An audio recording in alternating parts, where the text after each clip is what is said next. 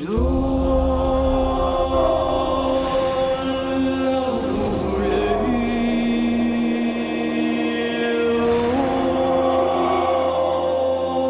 bell's been rung.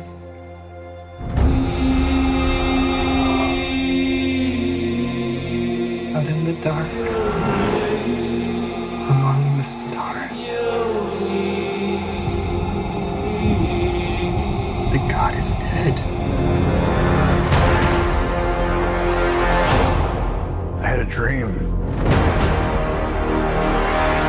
Almost like a premonition. I think there's an attack coming. My lord, this world will fall. I need warriors. I'm building an alliance to defend ourselves. How do you know your team's strong enough? If you can't bring down the charging bull, then don't wave the red cape at it.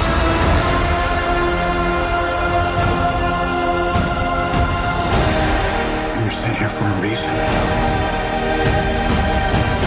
And even if it takes you the rest of your life,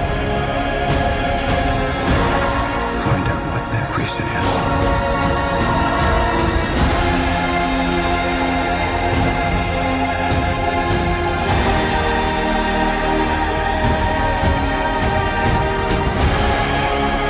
He said the age of heroes would never come again.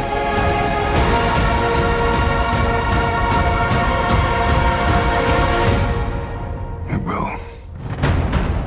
It has to.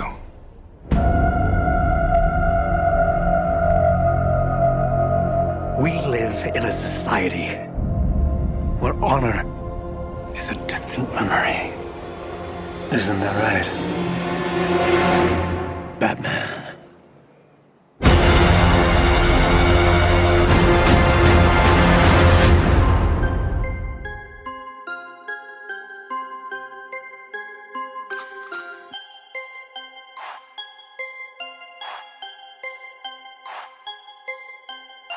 These are some crazy times. Got your vice, I got mine. Some people choose to smoke and drink. I choose to spit these rhymes. Just trying to make it through. Batman's gadgets won't do. Just need a hero to cut through all the noise. Now we have two. To the ladies and all the gentlemen. Good morning, good evening, good afternoon, my friends. Steve Van Dan wildin' out. Best podcast all around. Let's make some noise for the heroes of noise. Everybody, let's scream and shout. Hey, welcome to Patreon. This is a special episode. We are talking about the Justice League. With me, as always, is my my brother from another mother. You know what, Steve? I wanted to tell you that your name that you have here on video is Brumman Fifth Floor, and I get it. I know where you're coming from with that little Martin reference, right? Yeah. I think you should have went with Brother Box for this one. Brother Box? Yeah, you know the mother Brother box. You got the Brother Box. No? Box. No? All right, fuck it. You know what? Hey, so we're starting off with the bang. I was Starting trying off to with the bang, ladies and gentlemen. Yeah. Sunday, it's my day off. What the fuck you expect? Anyway, welcome to the show. We're not alone, and I promise I won't do any more jokes like that. But with us today is not first time, no, not even close to first time anymore. Kevin McKnight is with us today. How are you doing, sir? I'm good. Good to see you. How are you? Doing fantastic. Nice to see your face. We're trying the video thing now, and I don't know if that's necessarily good or bad on my side, but you look fantastic, sir. So welcome aboard.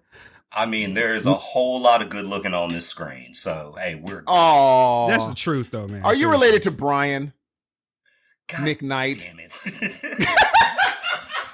Do you know how many times I've heard that joke? Oh, really? It seems so original. Brian McKnight. God. I'm glad that I said that like on Twitter and not on this, but I already made my mistake for the day. So moving along. Melissa Sloter, welcome back. How are you? Hello. I'm well. I'm so excited about this whole project that we're doing. Okay. I'm being 100% sincere too. No, that's good. But I wanted to ask you because you had told me originally that you really haven't seen any of the movies outside of, what was it, Birds of Prey? Yep. And I've seen the Aquaman movie, but not in a way that counts. Like, I don't know what happens in it. Uh-huh. We don't know what happened either. Yeah. So, and I've seen, No, that's it. I think Aquaman and Birds of Prey. Those are the movies in this canon that I have seen. Okay, that's good. See, because I'll get to it in just a second. I want to talk to everyone else real quick because I got this thing and I think I picked the perfect like panel. So I'll get to that in just a second. We need to get a slaughterhouse drop. No, what? We're gonna have to make a slaughterhouse drop.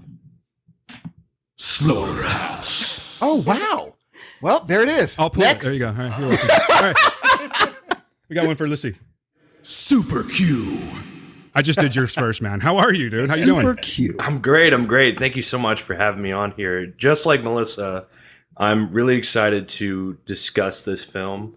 And I totally got your Brother Box reference, man. So thank you. I think that should put me above Steve, right? Technically, on my side, you're below what I can see here, but don't know that's what only that means. Visually. You're totally way up there, bro. I don't know what that means. I'm so glad you gave me that mercy acceptance right there, Q. Thank you. I was feeling bad. I would have been in my head about that fucking joke because it was so poor for like the next 20 minutes or so. So thank you. Maybe I shouldn't have said something then. You know, I don't want No. You brought the confidence back up, whether that's good or bad. And then I'm going to try not to forget that you're here because I don't see your lovely face. But Amanda, how are you? I'm wonderful. Thank you. It's a beautiful Sunday. Amanda Albert's first time guest to Heroes of Noise. It's been, you know what? I don't know why we waited this long to have you on, but I'm glad that you're here and welcome. And since we have both of you on, we should probably talk about the pods real quick, if you don't mind. Either of you want to take the role? Let us know where you're from. Go for it, Quentin. Oh, great. Okay, so yes, Amanda and I are actually, we do our own podcast called The Real Zodiac, and it's really nice that Amanda's on here as well, because I'll get to hear what she thought about the movie, because I really didn't want to tackle this film on our show, because I knew that I was going to talk about it on a show, and I wanted to just use all my energy on that. Oh my gosh. So it's nice that you have us both on because we're not going to be discussing this on our show, but we do a film podcast kind of like these guys. You guys do a lot of news too. We just stick strictly to films. The Zodiac. I mean, I've been on Heroes of Noise before, so some of you guys might know the gist. But like we take a genre and equate it to a Zodiac, and then month to month we basically just talk about a set of films, whether they're good or bad. Most of the time, the spoiler alert, they've been pretty good. And then we like to do bonus reels, like we did do Wonder Woman 84. So if you want to know how I feel about DC, definitely watch that one. I've seen that. I lied. Oh, look at that. I've seen both the Wonder Woman movies. There we go. Yeah. Oh boy, yeah. So check out it's Sunday, right? Like I don't have to. Yeah, no. That's why I feel like I'm struggling here with just like, giving you guys a lowdown. But The Real Zodiac, check us out on Facebook. And then also on iTunes, Spotify, wherever you get podcasts. That's REEL, as in movie reel. So I'm done taking the floor. Nice. Oh, see, we're starting to do this video thing. I should have done the whole REEL. You know how they do that shit and then they put it in. Yeah. I'll get there. I don't even like looking at myself on fucking screen. But guys, welcome, seriously. And then Melissa, just because, got to talk about the pod real quick. Please let us know where you're from. Yeah, so I co-host the Wild Pretty Things podcast, which is our tagline sometimes is a podcast about women in danger. So we started out as a Sharp Objects podcast and we recapped the HBO show Sharp Objects. And then we've got kind of I've been calling it a yarn wall of topics that we can kind of thematically or creatively connect back to that. So we've been doing that for like 2 years now. So we've got a bunch of stuff over there. And then I'm also working on watching Mad Men for the first time and recording my thoughts about it in public. And I'm doing that over at Still Great Bob, a Mad Men podcast. And we are about to finish season 3, which I've heard is pretty exciting because I hear that season 4 is very good. So it's an exciting time over in Mad Men land. Dope. Did you watch Mad Men, Dan? No, I have. Well, I've seen several episodes, but I never watched the whole thing all the way through. I hear I should. It's obviously something that I should have done a long time ago. But it's good. yeah. I mean, obviously, you can still watch it and enjoy it, as Melissa has proven so far. But we have a thing we have to do first before I get into any other series, Steve, and it's that whole For All Mankind thing that we somehow stupidly agreed to. You did that? You did that. That was your idea. Oh no, I'm saying you did it for this show? No, I'm saying that we have to watch that. Oh, I was about to say I didn't watch the episode yet. No. But anyway, that's a whole other Oh, story. and we haven't talked about Kevin and his podcast. Why are you putting him on the spot, man? I'm just saying Oh, it's I on thought its we were about way. to get an announcement. Come on. No, unfortunately, no. We're working out some things though. Okay. I'm actually taking steps towards, so it's a little bit more sincere than in the past. So hey, work with me. There it is. I vote the title should be Day and McKnight. That's dope. Wait, or what? McKnight and Day. You have to use your name, Sir. I get that. Sir. McKnight moves. Because that's you have a dope name. I remember even when you have to use McKnight. It's too cool. Oh man, because honestly, McKnight Fever. It's something. My there. name That's sounds it, like a McKnight fucking Fever. realtor. Let's be honest about it. What? I need maybe a pseudonym. I don't know. Get there. Don't worry about it, man. There's plenty of time for this shit. You got assholes like us to hang out with and talk anytime you want to on a podcast. But anyway, everyone, welcome aboard. I guess it's time to get to this, because there's like a 4-hour movie that we got to talk about. And thank you all for persevering. I don't know if everyone's like had to persevere through this one, if this is something that was hell for you to watch, or if it's the best thing you've ever seen. Getting back to what I was saying, I think that we have a pretty well-rounded panel, because if I'm not mistaken, I'll start off with Hudson. Now, you liked the movie. You enjoyed it genuinely. Like the first time you watched it, you were thrilled. Justice League. You were, and you were happy. Yeah. The original 2017. Yes. You were happy to be there. Totally. Couldn't ask for more, right? Yes. All right. Now, Kevin, Yes. I know you have a different opinion of this movie, which is exactly why I wanted you on. So please, we're talking about the original Justice League. Okay. What were your thoughts? My thoughts on the original Joss Whedon Justice League. First of all, I paid to see that movie, and I was upset. I didn't show it in my face, but I felt it in my heart. I was so upset by this movie because I convinced other people to go see this movie with me. And as y'all know, I'm from you were that Mississippi. guy. I'm from Mississippi. My town does not have a movie theater. So we had to go to another town to go see this movie. I felt so bad. I felt so bad. Now, So did you everyone did, think like- the same thing? Like when you came out of the movie theater? Everybody was like, "Oh, that was trash."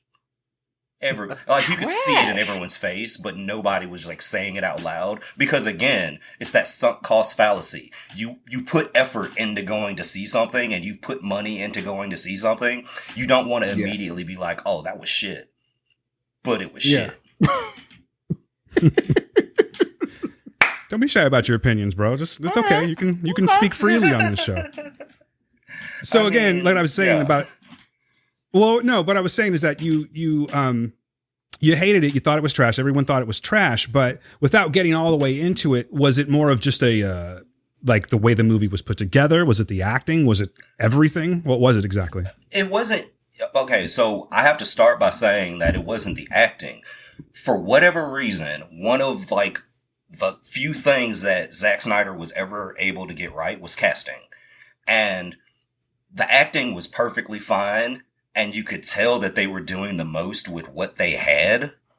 But the entire movie felt hacked to hell. It felt like it was created by committee. It felt like it was completely reactionary. Mm-hmm. Yeah, I can't argue that at all, actually. But Melissa, I wouldn't say novice to the DC, because you've seen 3 of the movies, but so did you just never have a desire? Well, okay. So I'm a novice to the characters of like Superman and Batman. Because I've seen the 2 Wonder Woman movies, even though I pretended I hadn't earlier. And I've seen the Aquaman movie, but it doesn't count because I don't really remember. And I've seen Birds of Prey, which is like one of my top 5 favorite movies of all time. But none of those movies include Batman or Superman. And I've seen the Christian Bale Batman movies, but I was very young and I didn't watch movies then. So it's like, that feels like it kind of doesn't count. And I had never seen a Superman. So from now until forever, the first Superman I ever saw was Zack Snyder's Justice League. Oh, wow. That's awesome. And that might mean something later on. We'll see. Yeah. I've got some opinions. Listen. Yo, Q. What's Dan. your story, man? You're the wild card. Actually, you and Amanda are the wild cards because I'm not entirely sure where either of you stand on the original movie. So, right. What do you think, brother? I'm not gonna spend too much time on this, but I just want to give you a little history of just like DC and me, if that's okay. Of course. And so like the big thing was I love Marvel a lot, but I have a really strong connection to DC because a lot of that is what I grew up with. I grew up with the 70, Superman movie, the 80s the 89 Batman. I grew up with all those and I loved them, So fast forward to The Dark Knight, love that stuff way more than any Marvel movie. Fast forward to, Man of Steel. I was like, wow, this is really good. I really enjoy it. I think that's a really fun movie. It's a little long, but whatever. So I was really pumped for BVS and all that. And then you watch it and you're like, oh, okay. All right. We'll see. So yeah, fast forward to Justice League. First off, the 2017 film, I watched it in theaters with my then girlfriend, now wife, and holy cow, I was sitting there I was just sitting there like, what is this? How is this a film? Is this supposed to, I thought I was being trolled. I really did. Just because, you're expecting this kind of big movie to have, everything that I guess the Avengers built up to is just, all these really good characters. I mean, they picked fabulous people, as the Flash and Cyborg, and Aquaman. I was fine with it. We'll get into that later. But yeah, overall, I'm just gonna say that DC has lost me a lot lately. Birds of Prey was a sigh of relief. I was like, okay, things are okay. It's like I finally grabbed a little gem out of a dumpster fire, and that was Birds of Prey for me. But everything else is just oh my gosh, and Amanda knows because we talked about on Wonder Woman 84. I went on, I don't know, a 15-minute rant on just how DC is kind of shit right now with everything. And yeah, a lot of it stems from Justice League. I was just not happy with it at all. So I'll leave it there. Okay. And excuse me, Amanda. Yeah, my history, I've watched all these DC movies and kind of echoing a lot of other people. The 2017 movie just left me disappointed. It wasn't great. It wasn't memorable. Definitely wasn't memorable because I couldn't even remember what parts were in this new one and which ones weren't. Well, definitely which ones weren't, I found out. But yeah, totally was not happy with that one. And I liked the idea of them doing the Snyder Cut and didn't think it was going to happen. But as word got around, word got around for sure. Did it ever? I'll say that,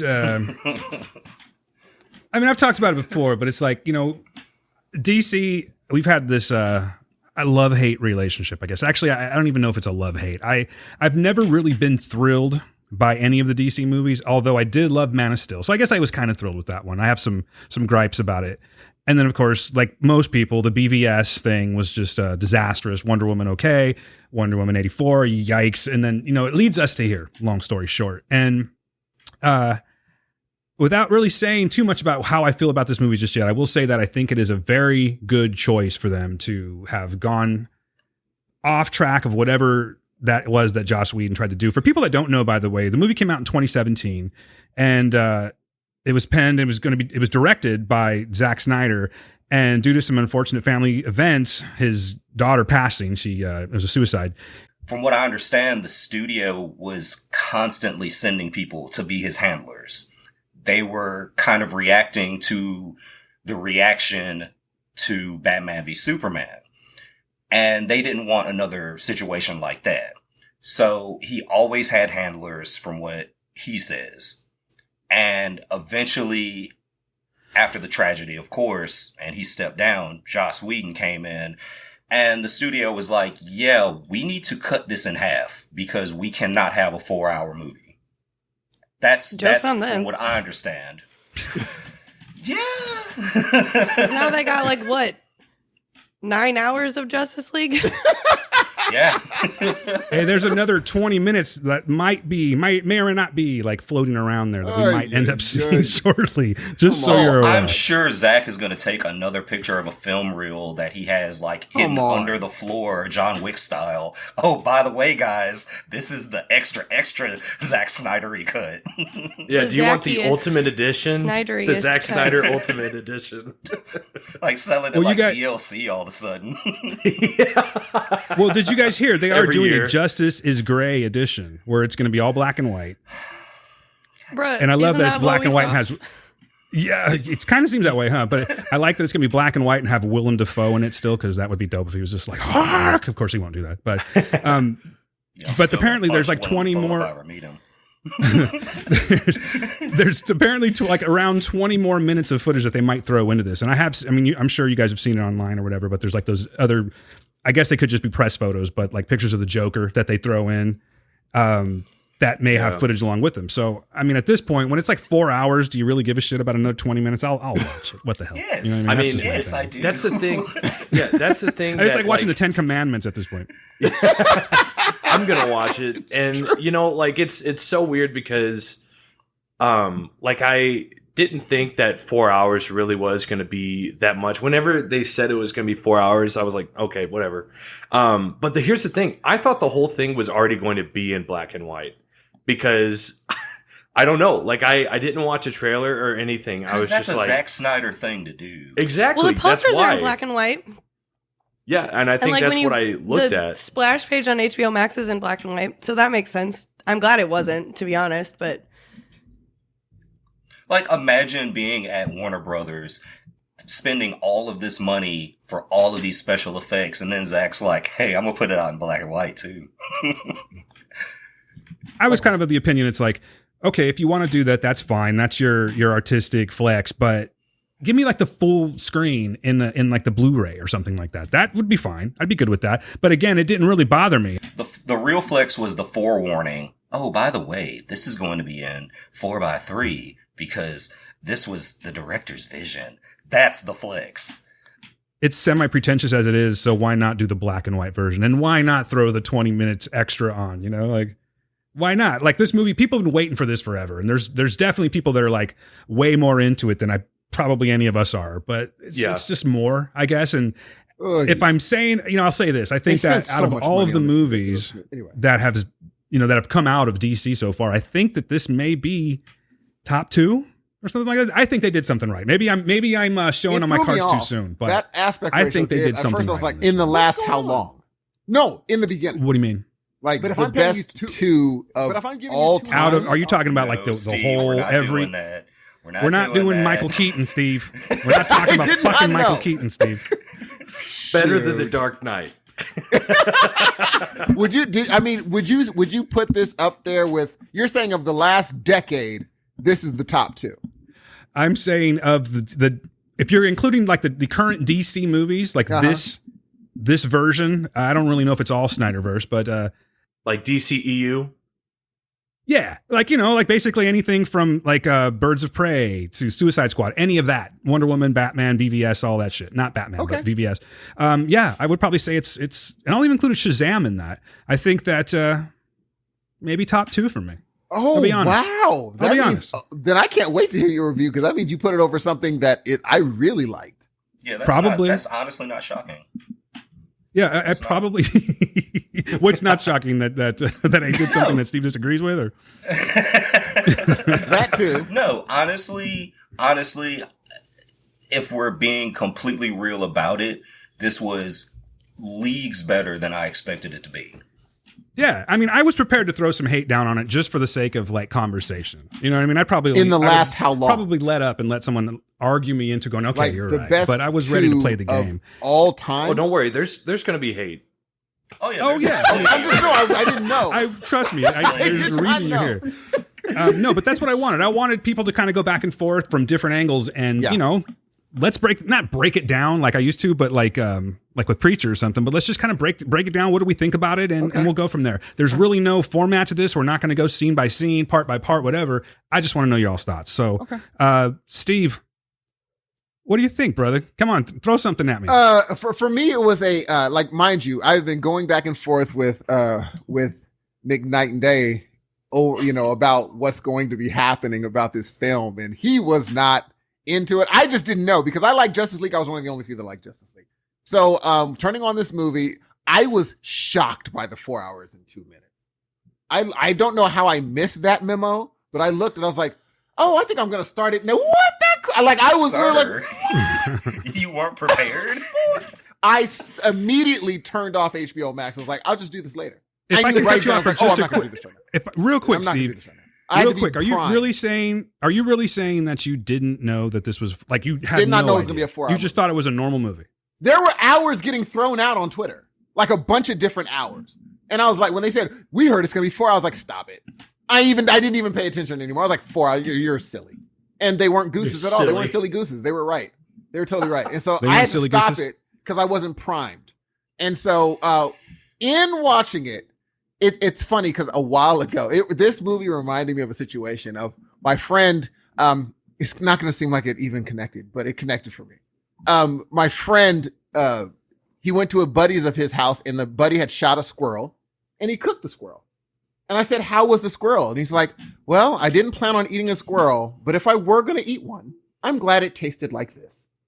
I'm like, that's what I think about Justice League. Steve, that did not want to really watch this, but if I'm going to watch this bull crap, at least it tasted like this. Fine. Bro, I've lived in Mississippi my whole life. I've never heard no shit like that. Yeah. I think Steve's making it up. No. Steve, who are you hanging out with that's eating squirrel? I will say he's in, I can't even tell you the department. Oh, so it's okay. You've met him. Okay. So, I think I know him. For me, I think I'm going to like it the least of everybody. Really? Because, I think I'm going to like it the least. I think it was everyone that's saying that this blew the first one out the water. I just was like, really? It just seems like it just made it longer. And I didn't need a 4-hour version of this thing. What do you have against miniseries, Steve? I would have done it if Slaughterhouse. If I'd done it like Slaughterhouse did, it would have been way more bad. But number one, you already know how I feel about Jason Momoa. Mm-hmm. Right on. I had to deal with more right on. Yeah, all right. My man. For another 3.5 hours, and then the whole shirt taking off. I was like, okay, this, and then the girl. It's just like, what are we doing? What are we doing? But I didn't like Momoa. Now, there's a part, we'll talk about it later. There is a CGI'd face in this movie that, while not as bad as the Superman in Justice League, it is pretty bad. But Kevin kind of clued me in that someone wasn't able to do reshoots or something like that. We'll talk about it later. But if Justice League was hypothetically, if I had it like at a 5, an average movie, this doesn't blow it away.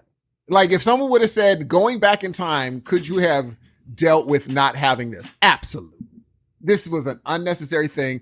And I don't remember in recent history where someone was given this much money to redo their own movie and make it double as long. And just be like, here's a such and such $1 million to just do. He pretty much did does he have that much power? Like, what are we doing right now?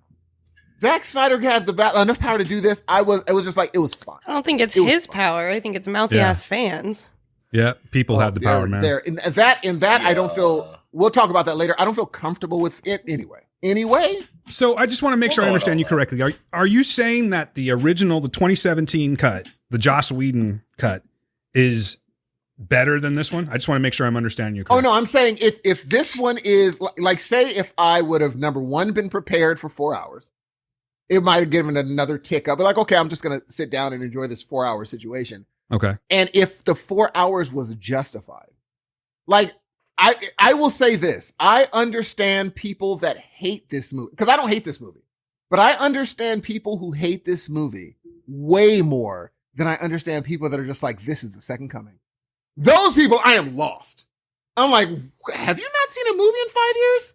Is this the first movie you've seen in the last 5 years? Because they are losing it over this movie. I understand the people that hate it way more, even though I didn't hate it, way more than the people who are just like, oh my God, Aquaman, Batman, Superman in the same screen. That no matter what it was. That's so weird to me. Like, I don't really understand people who spend time like hating a movie. Like, if you hate it, then like don't next, right? Have it in your life. But I get their feeling. Watching this movie, I get how they that's hated fair. it. Like, I guess I get their feeling. I do not get their Twitter persona, but that's a whole different. But that's what they do. Their desire to like throw everybody down to their like level of hating it. You know, like that's I understand. Like when they jump into other people's conversation, I'm like, how about just? I never want to dog someone for. I love the fact that people enjoy things. I let them enjoy things. Yeah, and I just rarely hate things, so that just doesn't like click for me.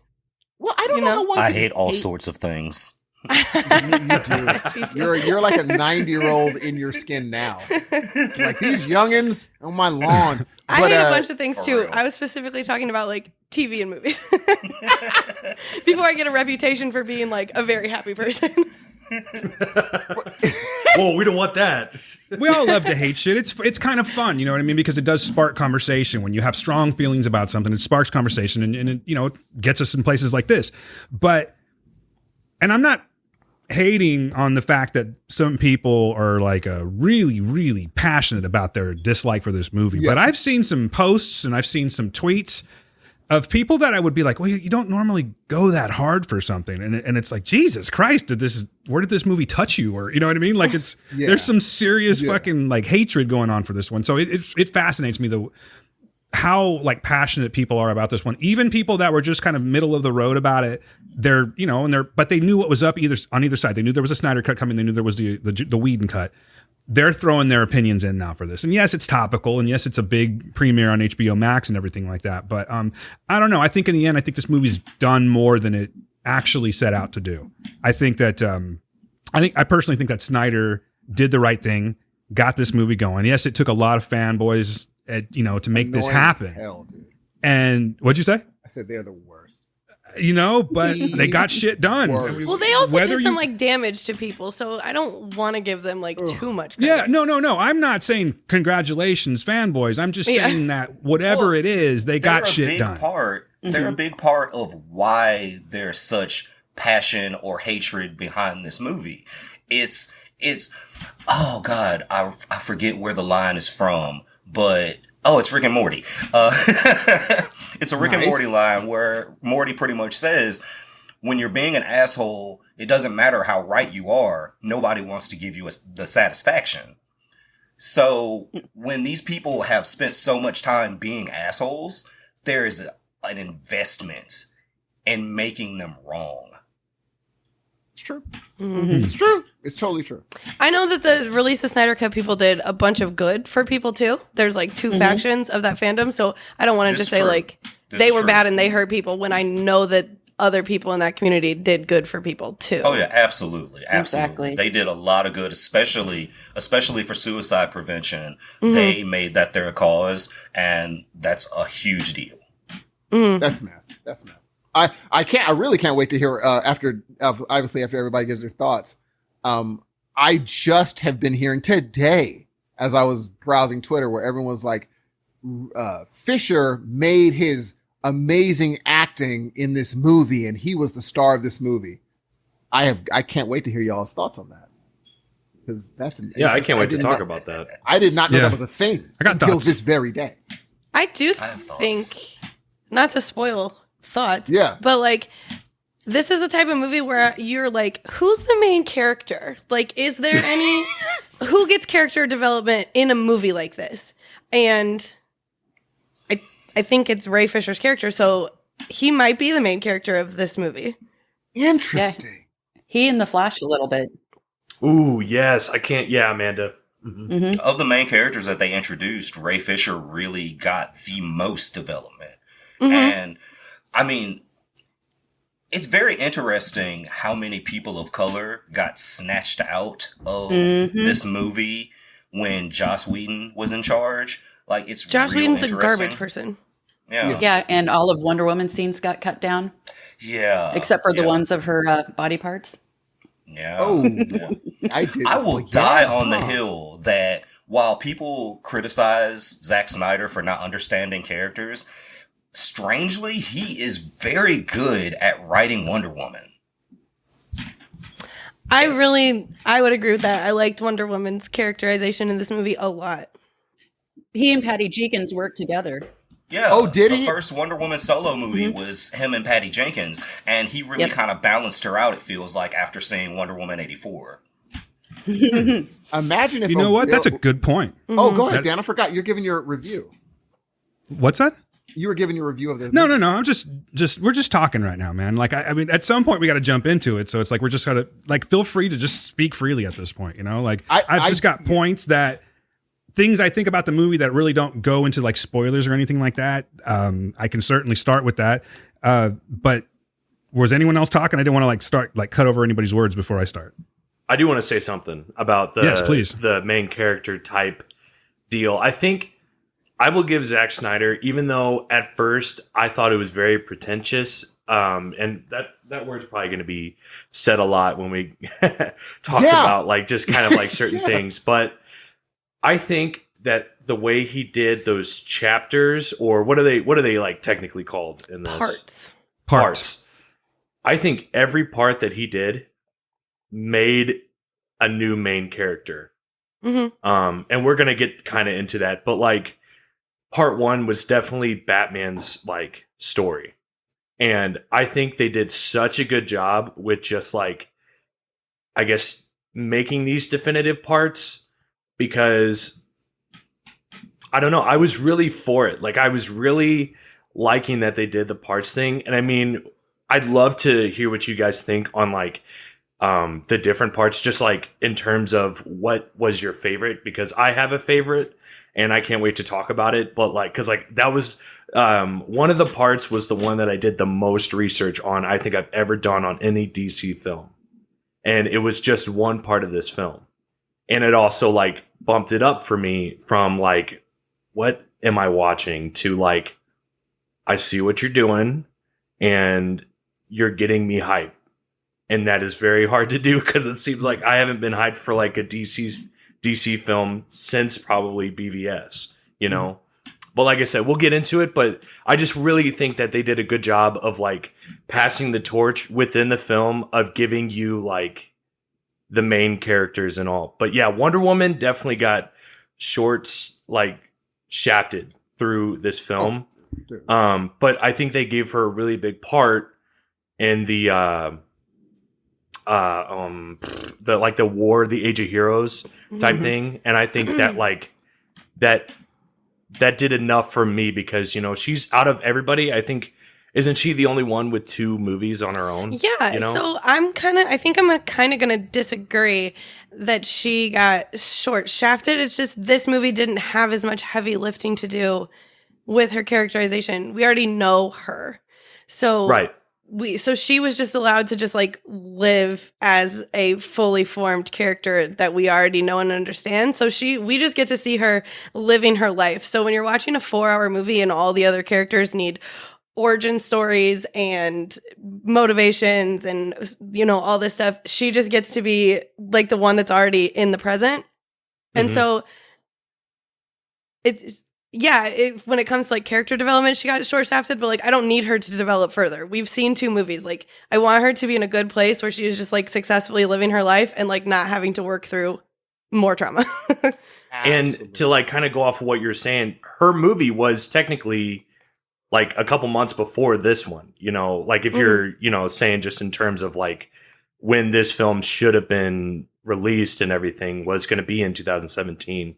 But also I just want to say, I think she probably had some of the most pinnacle scenes, but we'll get to that too. Yeah. But that's all I wanted to really say. I just think we should just start talking about it. But to answer what you were saying, Quentin, about you know, how we talk about it in parts or whatever. I sort of took my notes, obviously, by watching the movie and going part to part. They're not breakdowns, but if we want, we certainly could just go part to part and just give our thoughts on it quickly and move along. If everyone's cool with that. Yeah, I'd love that. Yeah. All right, cool. I took 18 pages of notes the first time through this movie. Does that sound familiar, Steve? And my good memories. So by my second watch, the notes are down to 8, but I took notes on. I took notes both times.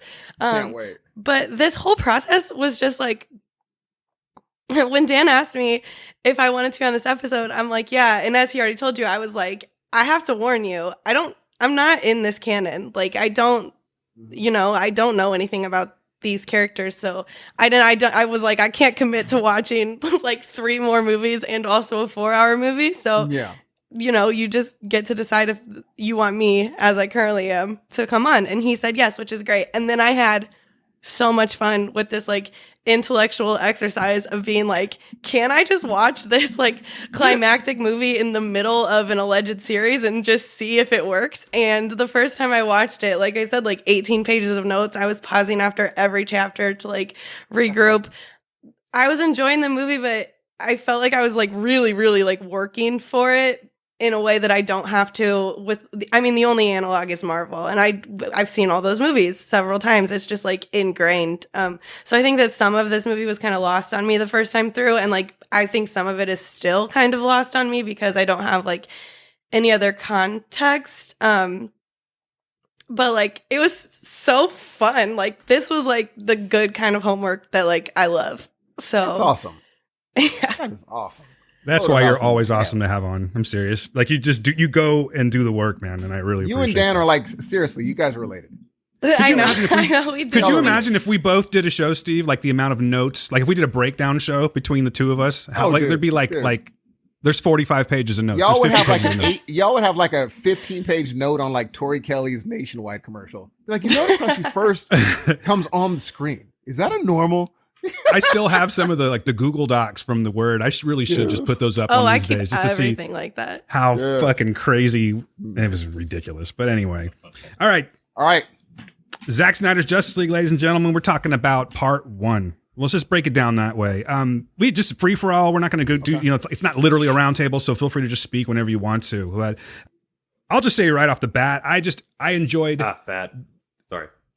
What's that? You just said right off the bat. No pun intended. You got me. Oh, snap. I know, right? We're It took me a minute. We're slipping. I know. Nice. I'm sorry. I have an excuse, Steve. I'm the old guy here. I don't know what your excuse is. That's really good.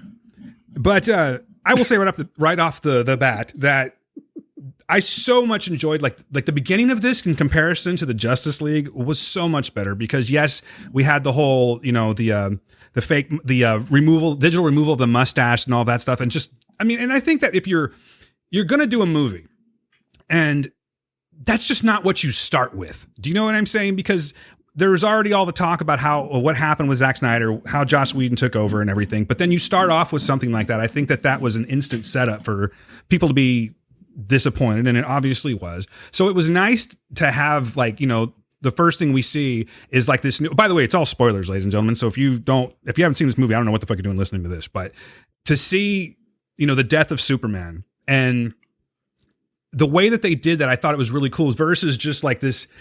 I don't know what the hell that was because I think the word Frankenstein might come up a lot in this, but that was completely Frankenstein, that entire movie.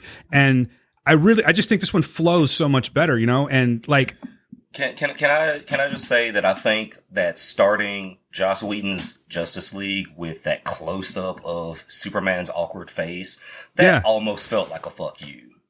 Right. That's what I'm saying. Like, why do you start a movie off like that? Like, put your best foot forward. And this is what you're getting. So it's only going to be either this or less going for, I just don't know why they chose to do that particular scene, but it was just really nice to see this, the end of like an epic battle. And how Superman, I just think that it was really cool how they tied his screams of dying into the activation of the mother box. I just think that was like a fantastic change in comparison to what we had before. I guess we'll save it for later, but I'm mad that they end up explaining that later because the explanation of like why the mother boxes woke up when they did makes no goddamn sense to me. And I feel like it's told really well visually at the beginning. So I'm like, why would you muddy these waters? Like, just let people fight about it in the comments. Like, they can figure it out. Like, also, I didn't know that Superman was dead. So we started this movie and I was like, oh, what the surprise. fuck is going on? Is this foreshadowing? Is this a flashback? Is this a nightmare? Like, what is happening? Yeah. I think that either way, I personally, I don't know. I'm mixed on the explanation. I was always gonna be like, well, why did his scream wake them up? But at the same time, It's like even an though they energy explained it, it's like, dispersion of like Superman dying. no, don't write their movie for them. No, just his. But that's what it death looked woke like up the visually. boxes, though. Oh, wait, what's that one, Amanda? I was like, his death in general woke up the boxes. It wasn't the scream. It was because the boxes never woke because Superman was on Earth and alive. So it was his actual death that the boxes then sensed that there was not a protective energy that could defeat them. Yeah, the ultimate I'm mad threat that was they gone. said the boxes were afraid of him. I hate that explanation so much. I thought that was dope. I'm sorry, proto-molecule does not have feelings. Oh boy, never mind. If you watch The Expanse, you get that. But Melissa, this is all like, this is a, like, the boxes are a sort of energy that has, like, it's unidentified. So, I mean, Then you don't know if it has feelings. well, yeah, that's what I'm saying. Like, how do they know to be able to, like, say, this is how the box feels? You know, like, they're going off of nothing, you know? I'm sorry, but, like, since we're going ahead and doing this part, like, let's skip ahead a little bit. I hate that explanation because you have an entire 5,000 years of no Superman. Right, exactly. No Superman whatsoever. So why didn't the mother boxes pop up then? It makes no sense to me. Like, I just, in my little headcanon, the death of Superman was like a dying star, so it released energy that the boxes were like, oh, I'm feeling this. What's going on here? I am awoken because I have been charged up by, like, Superman death power. That could work. I like that. Superman I like that. death power. I love that. Oh yeah, that works. But again, you're writing their movie for them. I think I might need to call the episode Superman Death Power, just for the record. I like that. Yeah, please. Here's what I think the part that made me laugh a lot when I was watching it, when I thought about it, is when they said, hey, we got to hide the boxes. So, you know, the Amazons have this amazing thing that they put the boxes in. And then the other people have this amazing contraption. And then humans are like, put it in the ground. I'm like, shit, that ain't dope. Humans' only idea. Cyborg does it too, bro. Cyborg does it too. He buries it in like a 3-foot hole, and it's like On his own grave, you weirdo. Go to therapy. I was like, dude, what are we doing right? Everybody else had this amazing thing, and the humans looked at each other like, look, G, we got a shovel and dirt. Let's just hope that they don't know how to dig.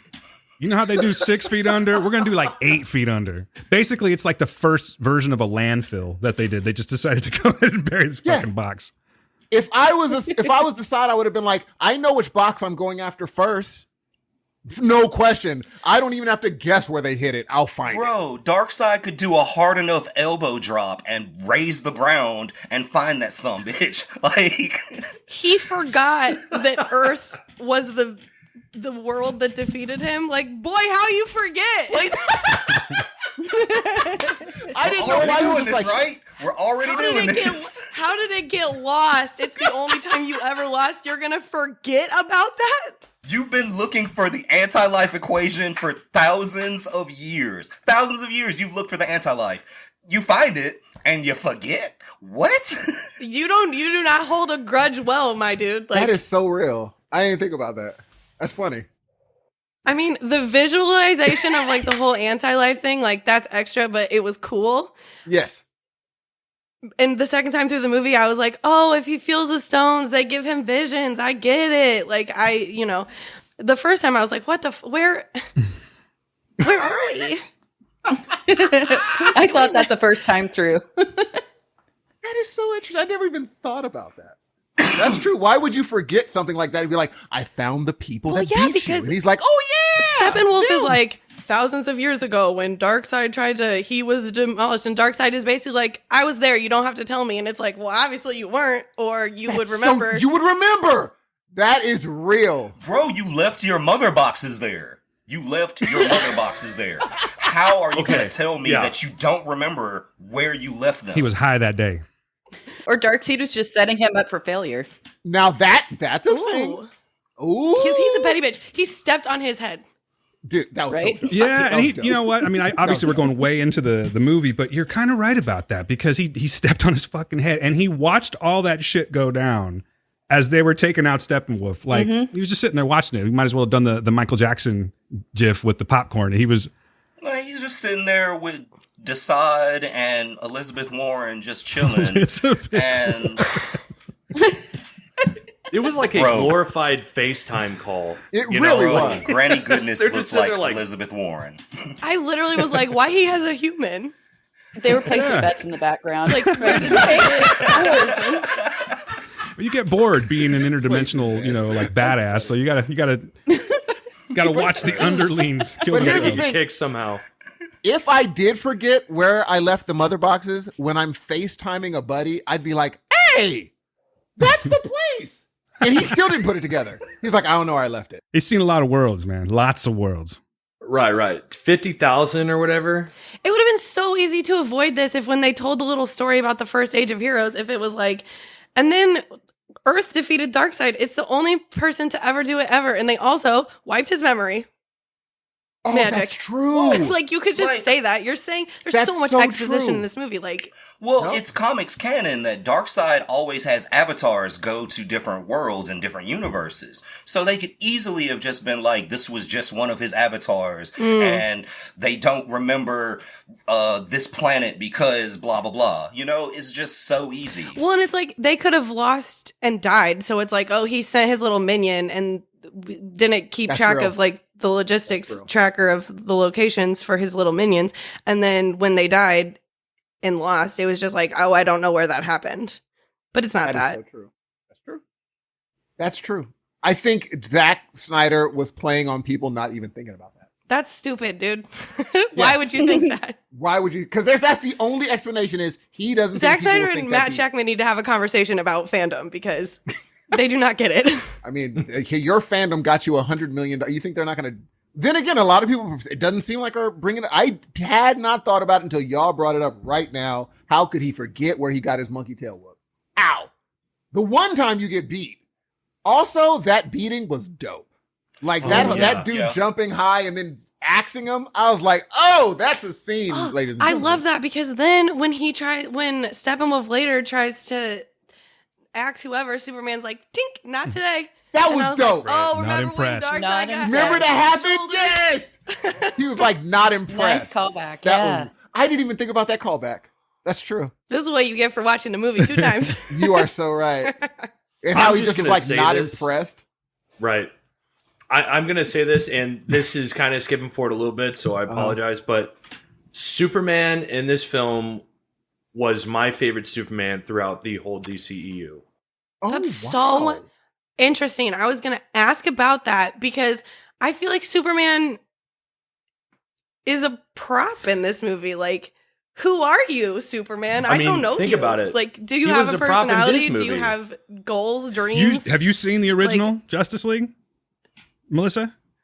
Watch that shit and think what there's such an improvement to what they've done. Well, I'm sure I know there's like Superman movies I could watch, but my question was going to be like, is Superman always this kind of like blank sheet character, like, or that's very Cavill. Somehow after. Let's be honest, somehow after coming back from the dead, he's less angsty than he was in the last 2 movies. Mm-hmm. Took a nap. Exactly. He took a nap. Calmed down a little bit. That usually works for me. Also, can I get the explanation? I know someone, especially, Slaughterhouse watched it twice. Well, then again, Danathan watched 2.5. 8 times. Why did he not have his memory when he came back from the dead? I think There's not really an explanation for that. Why didn't they like check to make sure he wasn't still going to be trying to kill them when he came back? Like, it's That's so what I'm wondering, like like, you just why? you were in public, sir, and you just popped off on everybody, and they're just like, "All right, Superman, see you later." And I'm like, I don't know. Like, I thought about that too. And it's like, well, dude's been dead for probably I assume 2 months, something like that, maybe a year. I don't know exactly how long that they had Superman being dead for, but dude just woke up. So, he flies to the spot where he dies. As a kind of like how they say in movies, like zombies will go someplace that's familiar, or they'll have certain things that they're drawn to. I know this is not a zombie movie, but I'm just it kind of is. It is a zombie movie. It kind of is. Kind of is. Superman zombie. Yeah, I guess so. I kind of like that angle actually, but I think that's what I took from it. Like there was something that was familiar that he went to, and then he was kind of. The way I took it is when they all land and they're like looking at him and they're trying to, okay, is this dude going to pop off right now or what's going on? He's doing the same thing to them. Like, okay, he's trying to familiarize himself with who he sees. He didn't just instantly react. He was more just like checking them out, scanning them again, probably trying to like fire the memory back up again. And then ultimately, without the whole explanation of the battle that ensues afterwards, Lois comes in. That's again, like one of the most familiar things to him. And that's what kind of calms him back down. And then he takes off again to figure shit out. Well, see, my thing is from here on, then no movie after this with him in it should have America or anyone else trusting him. After that scene, he was so dangerous to just regular people. No one should trust Superman anymore. If they go right back to trusting him, well, then this movie's for nothing then, because he was a madman. It's already been established, though, that the government doesn't really, they see him as more of a threat. Yes, they try to keep him on their side. But I mean, even if you go into like different shows, I know this is not what we're talking about, different shows, but like take Superman and Lois, for instance, like they're always monitoring Superman. But now it shouldn't be a question. There should be no, let's partner. It should be, he's a dangerous weapon. We need to call it a day. Because that whole scene, I was like, oh, it's even worse than I remember, unless he added some to this scene. I was like, oh, Superman's a madman. He woke up a crazy person. I think that we should roll it back just a little bit before I make a couple like just terrible Martian Manhunter jokes. Okay. I have two things. One of them's Superman related and one of them's Martian Manhunter related, and they're both things that I am confused about. So, at one point, Batman says, or they're like, Batman's talking to Wonder Woman, and side note before my other side note. Am I supposed to be shipping Batman and Wonder Woman because they touch hands in this movie? I believe there is a little bit of unspoken weird. sexual tension. Okay. Also, there's a look between Batman and Aquaman at one point, and I was like, oh, okay. That would be interesting. They're making some deep eye contact. That would be interesting. Deep eye contact during violence. We all know that is. So is Flash and Cyborg though. Oh yeah. Like when they're like doing their superhero pose at the end of the film, like close to the end. Flash is looking at Cyborg like this. Yeah. I was looking at him too when he said, "I'm always dressed," and he like took his little sweater off. I was like, they're just friends. You got. I think they. No, I'm just kidding. That's going to be the next edition of the Snyder Cut, where it's just everyone. It's what happens after they win. You know what I mean? They go and work that shit out. Snyder uncut. Yeah. Snyder cut. So we're gonna like uncut. I like the uncut. I'm going to take my Ezra Miller and leave. Oh, that's your boy. I forgot that. Yeah, he's still too young. You might want to take him out. He's also maybe problematic. Like he might not act right. Anyway, that is my problematic bae. I will hear no slander. He is a very cute boy. I will say that. The thing that I was originally going to talk about, so when Batman and Wonder Woman are having a conversation, she says, like, Lois is the key to Batman's heart. Every heart has one. Aw, cute. And then Batman's like, no, it's not that. It's something else. And then it never comes back. It comes back at the very end. It does come back at the very end. And I have this Explain. is like, I want to get to that because I have like some stuff I definitely think if you guys haven't done all the research or whatever, there's a lot that goes with it that I was really interested about. Like I'm I said, so interested. So we can do that later in this episode, or you and me can talk about that. It dives into the epilogue. And so I was going to wait till the end with that. And then. Okay, well, the epilogue confuses me too. I'm putting my tinfoil hat on during that epilogue, but we'll kind of get there. Hey, just so you know, like honestly, if it's something that you want to get out that you feels important, I don't care if we jump around. I'm not going to like just structure this. I was thinking it would be a good idea to kind of work our way down the parts, but if you have something to say, I feel that way too. I want to work down the parts because I feel like that epilogue it needs to be saved till the end. Okay. Because I think it'll like really help with the structure of just the conversation, what we plan on, like after Justice League, if we ever get anything. So that's all I wanted to say. But yeah, so there's definitely more with it, Melissa, and I cannot wait to hopefully blow your mind or, just make you think, what the fuck? So I do have a question for the panel. I want to know y'all's thoughts on the bank robbery with I hate Wonder it. Woman. Oh, wow. I loved it. I was fine with it.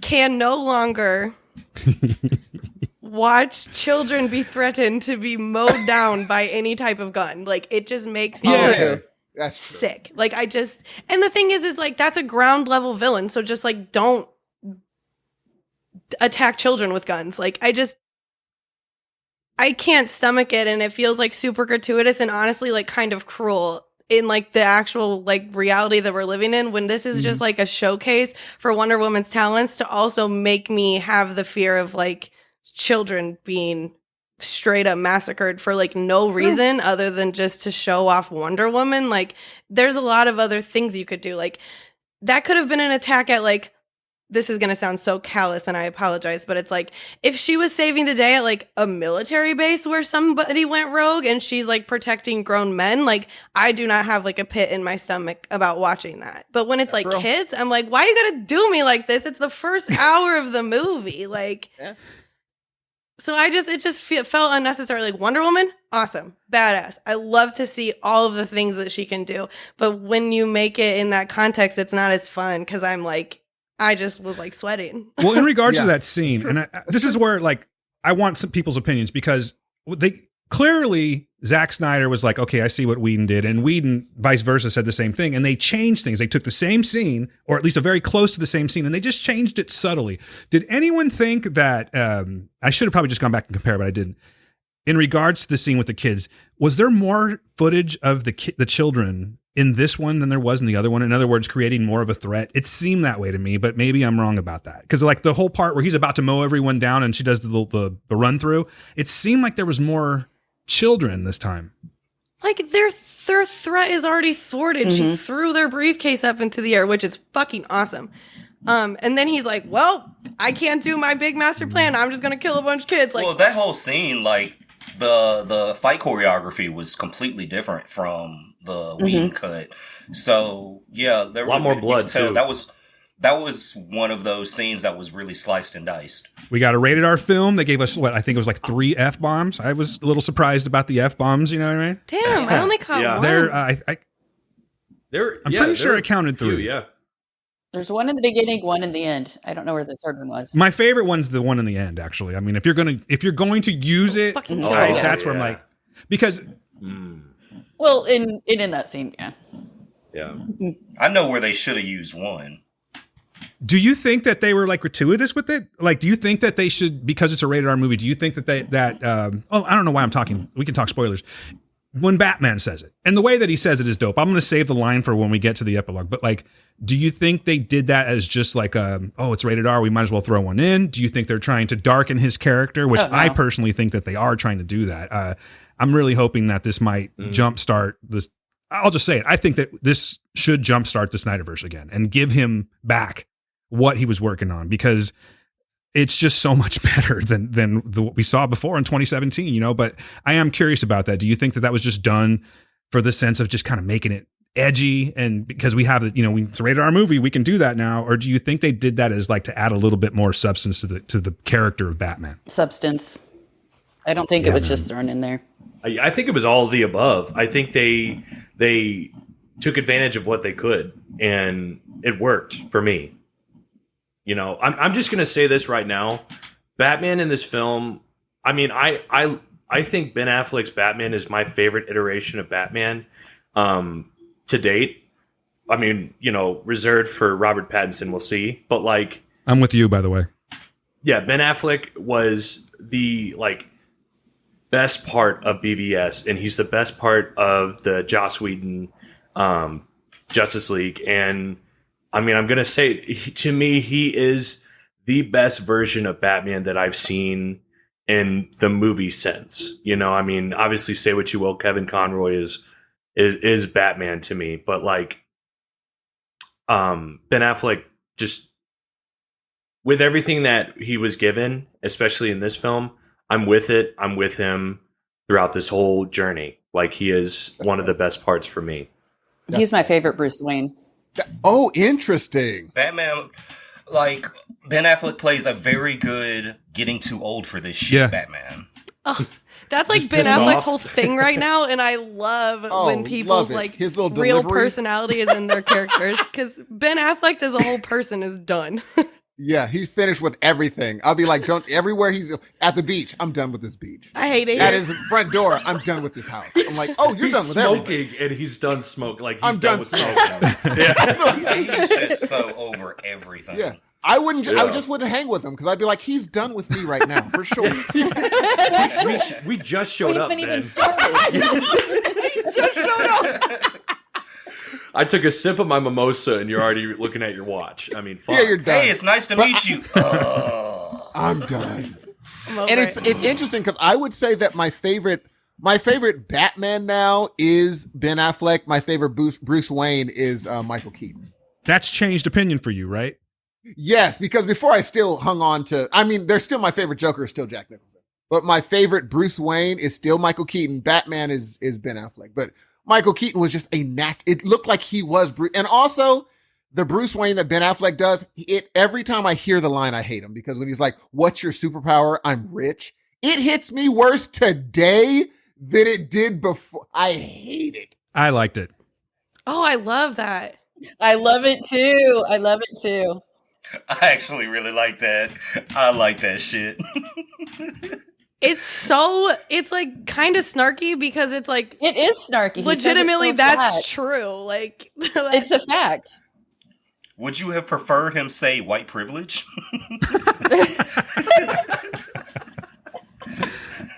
Ugh.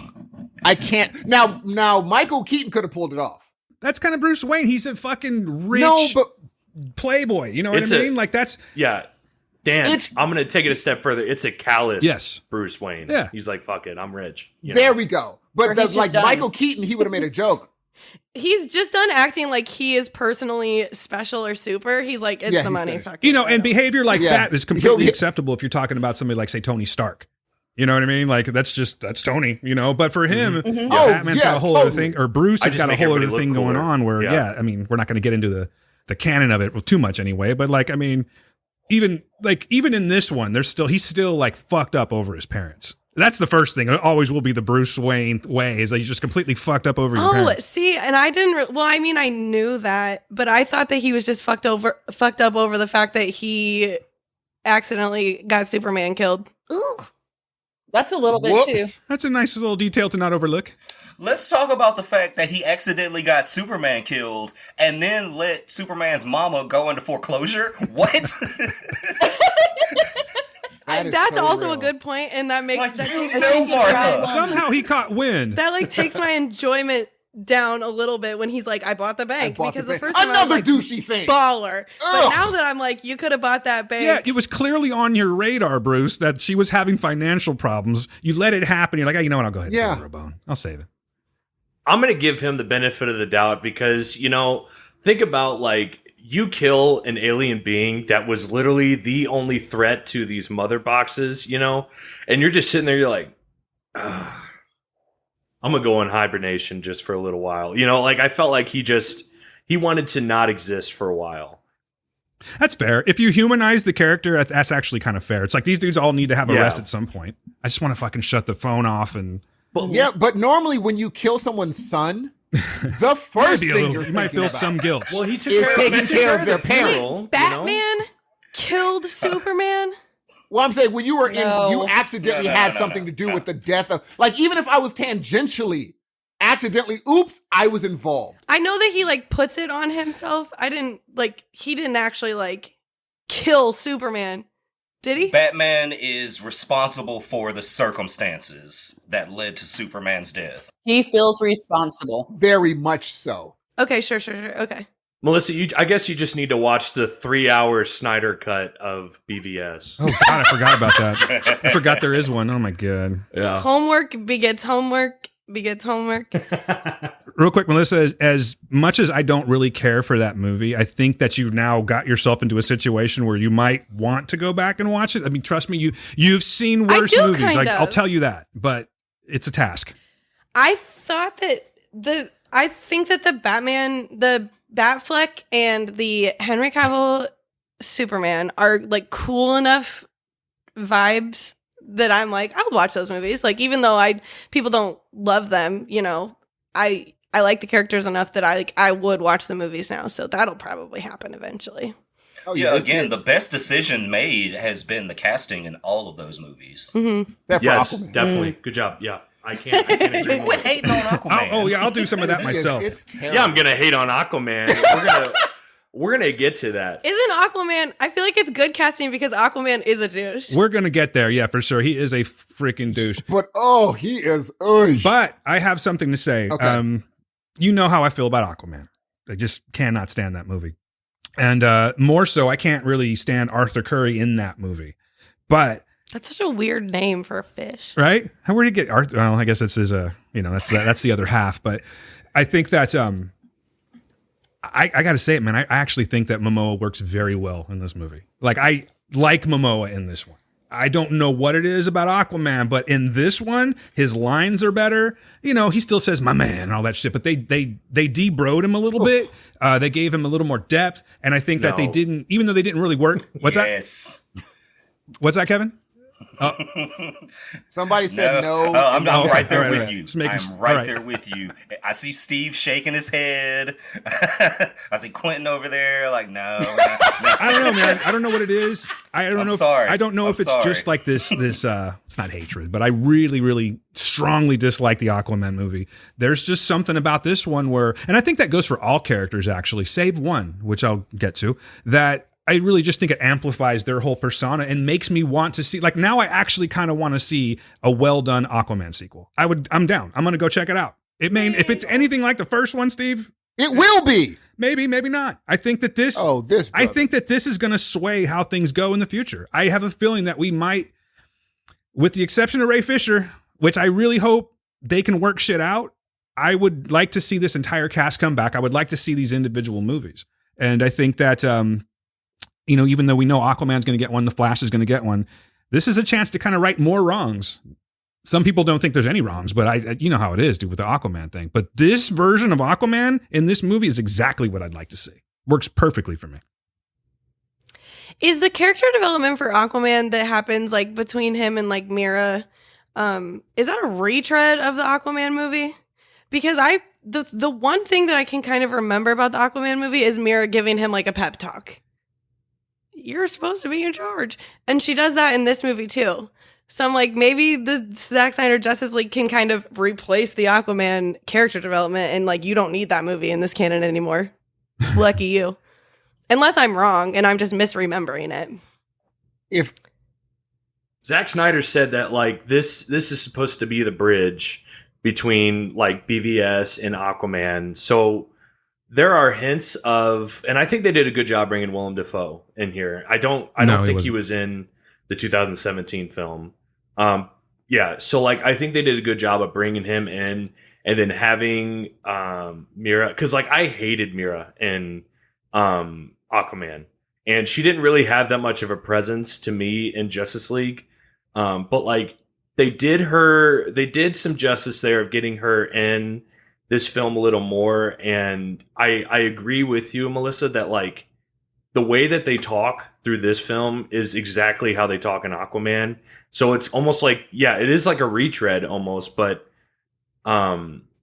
Zack Snyder, has gone on record saying like this was supposed to be a definitive bridge between those two films for those two. One more characters. Aquaman thought just at the beginning. This like first scene, the first scene of him like just popping up, like saving the fisherman, that's cool. And I was like, oh, hello, Aquaman, you are a cool boy. But he like takes the whiskey and he's like, it's on him. That's all great. They play this like weird, like light rock song with like very on the nose lyrics. And like the tone is like so just off to me. Both times I watched it, I was like, I do not think that this scene works. Like the Are drama we not works. gonna mention the singing white girls the first time he walks into the water? Oh, Yeah. And then it Why? cuts to Superman's mom, and I'm like, I get that you think everybody has seen all your movies, and so they know who this character is, but like, you just made it seem like that singing girl is now this girl in the graveyard. So like, the first time I was like, did time pass? Like, what is happening? But yeah, she's like sniffing his sweater and shit. What's it with Aquaman throwing a whiskey bottle into the ocean? Like that's his home, right? And he's just like, He's like, I'm Is that saving what it this is? for later. someone might need to write a letter. One of the funniest things to me. One of the funniest things to me is picturing him getting out of the water and like snatching somebody's shirt because he threw his last one away, and then right before he gets back in the water, throws another shirt. Like They keep like a chest of sweaters in his like He's probably got like a normal stash pouch under a box. rock somewhere or something like that, so he can just suit up real quick. It's a big old rock stash. Yeah, for sure. But really, like Steve, seriously, you just didn't like any. You just like, are you completely done with Aquaman now after the Aquaman movie? It's not that my thing is, I just think he, now that he's it, he's gonna be it. It's over. There's no getting around the fact that Jason Momoa is gonna be that guy. I don't think they're gonna risk, because here's the thing, if I made $50 billion on a movie, and then another movie comes out with my character, I'm still gonna use the $15 billion idea. I'm not gonna change it up because some dude decided to recut his movie. They're using the same Aquaman idea because it made so much money the first time. We are going to get a retread of the Aquaman we just saw in Aquaman, the movie. They're not going to change anything because they made a killing.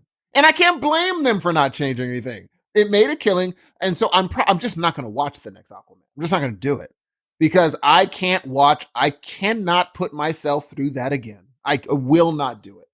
I'm going to put so much pressure on you to watch the next Aquaman movie. You'll watch it. It's going to be terrible.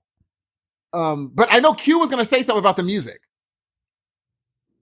Oh yeah, I was just gonna say, the one thing that I did like more, and the 2017 one is they used "Icky Thump" by the White Stripes. That's a song that they had in before Melissa, before this like that tone fits better to me because that song is very overplayed, and I feel like Aquaman would like to be introed by like a very it'd be on song. It'd be on his playlist. Like if he was a wrestler, he'd be like, there's like a to reason that song is So, in like, everything because it fucking rules. Yeah, but that is the only time I'll say that I like that music choice better. It just seemed like they had like a bass guitar, a rock guitar, and a drummer that did an 8-bar loop. And just said, hey, just use different bars of this whenever someone's walking out and looking cool. Ba-da-da-da. Like, oh, yeah, let's use another piece of that thing that we just did. I'm like, that's the same song. The whole movie. I kept thinking that they were like rehashing, because like obviously, I'm going to look at the music a lot. Yeah. But like, yeah, the music that they used for 2017's movie was Come Together, but it was done differently, Which works. It was perfect. And I kept thinking that it was alluding to that, whenever they were using it this time, especially when they were in that tank type thing in the sewer and they're all jumping out, which is a really cool shot, by the way. I thought that was such a cool shot of Batman, then Wonder Woman, then Cyborg, then Flash, like coming out. And they had that like 8-bar loop that it was badass, but then it just wouldn't go anywhere. Absolutely. It's almost like, well, who's the music supervisor? This is just an 8-bar loop that you're just going to continue. They're betting no one pays attention. And I was listening being like, oh, it's a loop. I mean, I liked the energy of the music in the movie the whole entire time. But I'm not going to get it. I'm not going to look at it as deeply as you two are. But as far as like the vibe, I thought it worked. Mm-hmm. But you could tell it was a general vibe there. That the same because in my opinion, it's like, I feel the exact same every single scene because the music's the same. When the music does change, you're like, oh, this is a new feeling I'm getting. But since the music is exactly the same, Momoa walking out of the a slow motion, ba-da-da-da-da-da-da. I'm like, okay, cool. Then Batman walking out of the tank, I'm like, okay, I got it. They're all, and then when Wonder Woman's doing the bank fight, same thing. I'm just like, okay, I feel like the music supervisor owes like royalties to whoever does the music for The Last Kingdom for the little chanting songs that they used for Wonder Woman. Wonder Woman's like limitation, like, oh my god, I was sitting there every time she pops on screen. That music comes on. I love the way it sounds, but I think like that is literally like a psychosomatic response to how much I love The Last Kingdom. It might be. Because I still that has to be just that. Because I still think we could have got a better Wonder Woman. Dan already knows I will never believe that. Like, you have to write an amazing movie for Gal Gadot to be able to be amazing as Wonder Woman. You just have to write it incredibly because she doesn't have the personality to carry it. Just real quick. Who's the name? Gwendolyn Christie. Okay, that's not fair. Okay, that's not fair. That's not fair. How? She's an amp. She would look because like she when was she busy like, when yep. Wonder Woman got started. She didn't have time. She was perfect. They were just itching for her. And if she walked in, people would be like, okay, she looks strong. Let's fight. And then she's stronger than that. You're like, oh, she's a god. That is a goddess I'm looking That's kind of my thing. Like, you don't want someone who looks naturally strong. But you do. That's just Superman looks strong. Hey, Superman man, some looks people just got good strong. genes. This Superman. I do. You know what I mean? I'm saying on right now. I have good genes on. But I think Superman, he looks buff and I'm like, yeah, that dude could probably be fight. Just as Clark Kent.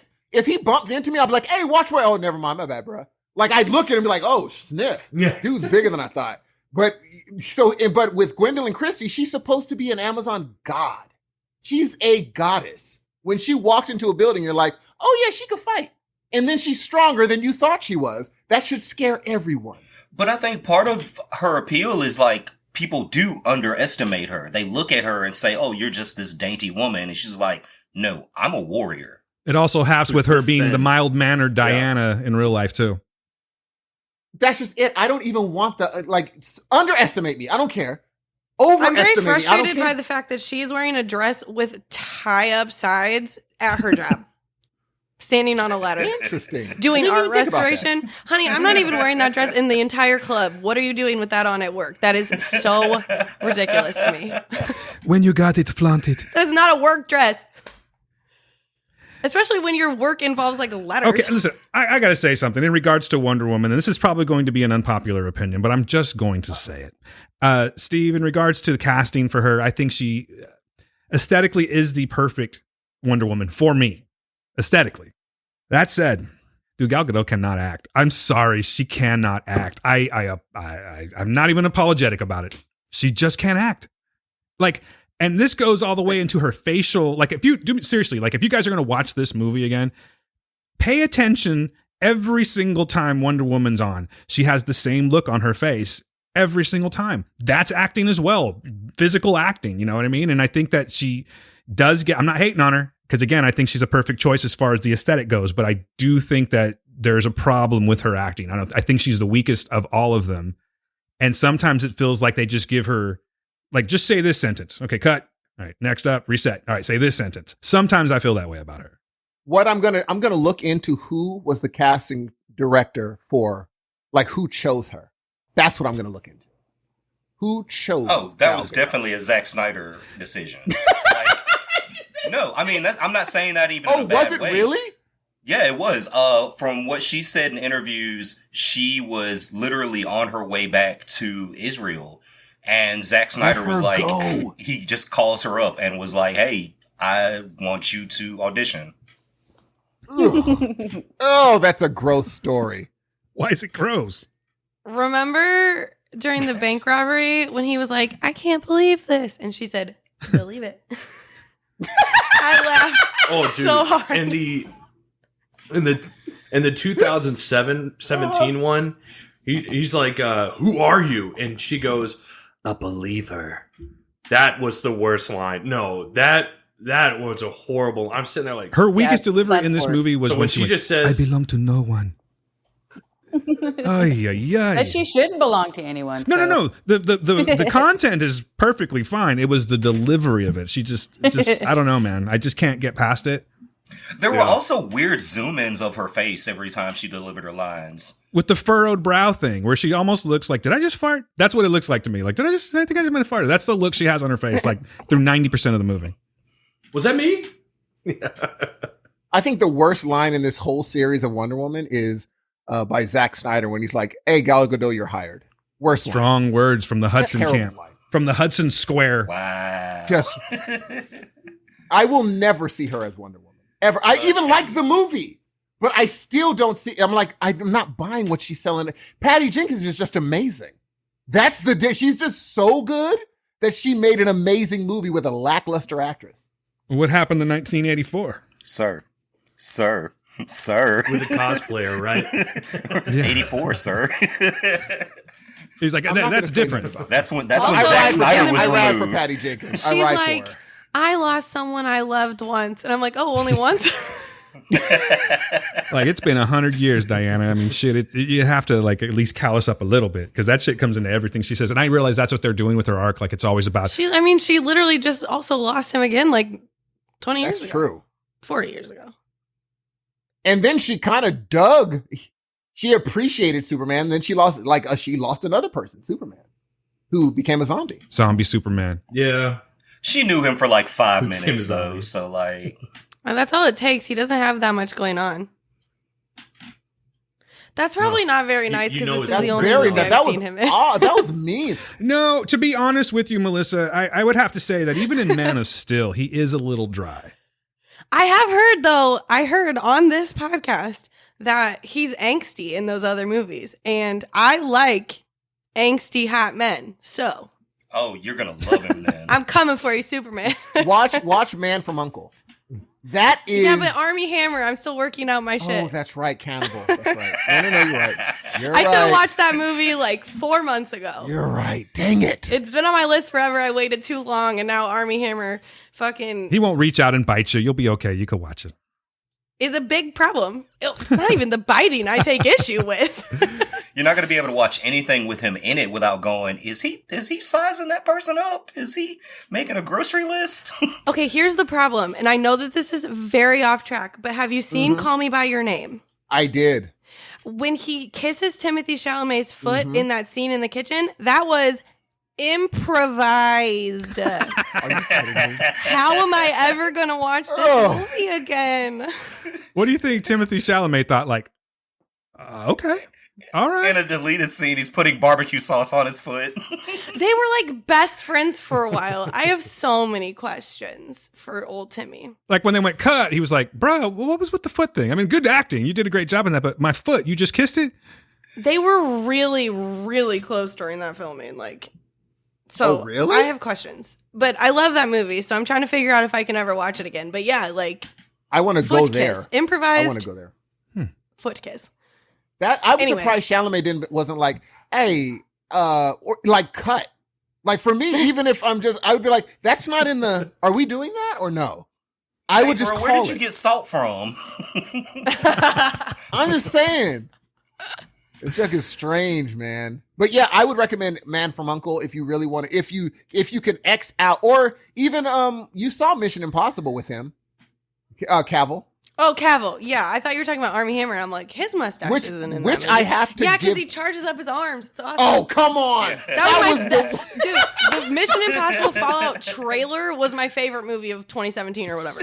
That trailer. So good. Fucking. Oh my god! Everyone talked about the arms. I was seeing like 3 movies a week that year, and the trailer's playing before all of them, and I'm just chomping on my popcorn. I love this shit. So good. Show me the trailer again. But yeah, sorry, I derailed everything. Fantastic. But I would say that also that just shows, in my opinion, how much of a movie star Tom Cruise is, because he took he still took the movie away from Henry Cavill, and that's tough to do when you're recharging your arms. Yeah. Do I remember what happens in Mission Impossible Fallout outside of the arms being recharged? Damn, that's a fair point. Yes, you do remember. That's a fair point. I do. Yes, the thing you about do. action movies is I rarely remember what happens in them. In regards to what you're saying, I had to think about that. And like, I don't know if I can remember the plot of that movie. Like with Mission Impossible movies, it really is like a big crash, bang, boom, popcorn. Yeah, it's always been that way with me for those movies. But yeah. So you're saying that if you happen to get beat up on a planet, you might forget that too. Uh-oh. Is that what Maybe you're I'm saying? saying that, Steve. I feel like I had less of an emotional response to Mission Impossible Fallout than I would have for my whole entire shit being destroyed and me being a complete failure for my whole life. That is. Oh, a question. The person who y'all would remember, who was it? A human that stabbed him in the, or was it one of the otherworldly people? What? That stabbed him in the shoulder. That stabbed the dark side of the shoulder. That was Hades. Oh, was it? I didn't know who it was. Okay, cool. I didn't know if it was a human or not. Real quick, to bring it back just a little bit, let's talk about that whole exposition, right? Because they walked really far to have Gal Gadot tell Bruce Wayne a story. Think about it. After the attack on Themyscira, they had the special ceremony for the special arrow. They fire into the air, and it lands at the temple of whatever. Starts a fire. Gal Gadot has to see that fire on TV, then go investigate, then go underneath the temple with the arrow, which happens to be a key to a room that tells all of Darkseid's stories on the wall, and then she travels to Gotham to go see Bruce Wayne. That whole situation took 10 minutes of this movie, which is why it shouldn't have been 4 hours. Like, how long do you think this movie should be? No more than 3 hours. 2 hours, maybe 2.5. I don't know if they could tell. There's just so much in this movie to me that seemed to like fill in the blanks of everything that I was missing before. Yes, you could cut it all back, but I think. Well, see, I'd be happy with a 3 hour movie. I think an hour is a bit. 4 hours is a bit much, but I don't think that they could tell the same story. Well, that's the thing with this movie, man. That's the thing with this movie. Zack Snyder put himself into a situation where he needed to introduce and make us care about 3 brand new characters and introduce a gang of villains all of a sudden. There was no way he could make this movie without it being as long as it was. Now, the excessive slow-mo shit that he was doing, that could have gone. Yeah, that's a bit much. That was a lot. The epilogue, whenever we get there, I feel like we could just skip that. Martian Manhunter. If there's no confirmation that we're ever getting any more of this, that's true. Don't confuse me at the end of your movie. I'm kind of mad about that. That's real. Who the fuck is Martian Manhunter? I think that's why he put it in, because he's not sure if he's going to be able to continue. He says he's not, but he put this epilogue in there to be like, okay, the movie part's over. Here's the epilogue, and here's where I was going. And this is where I was moving, and this is what I want to show everyone.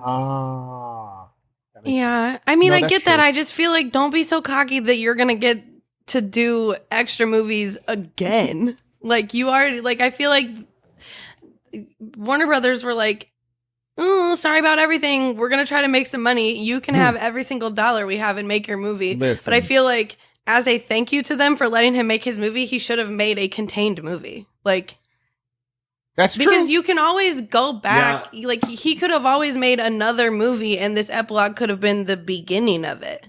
True. That's true.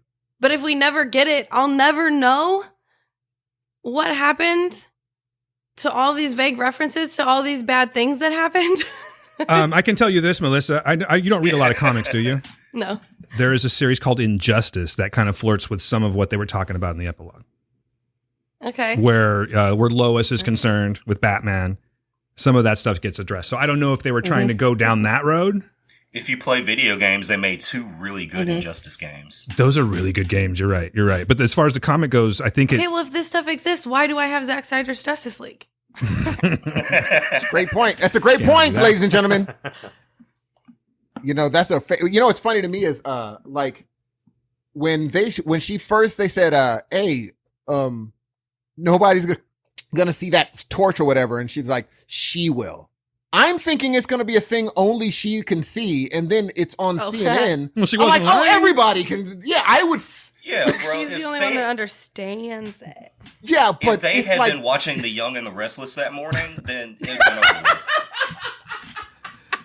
over with. That's true. She would have to see it on TV.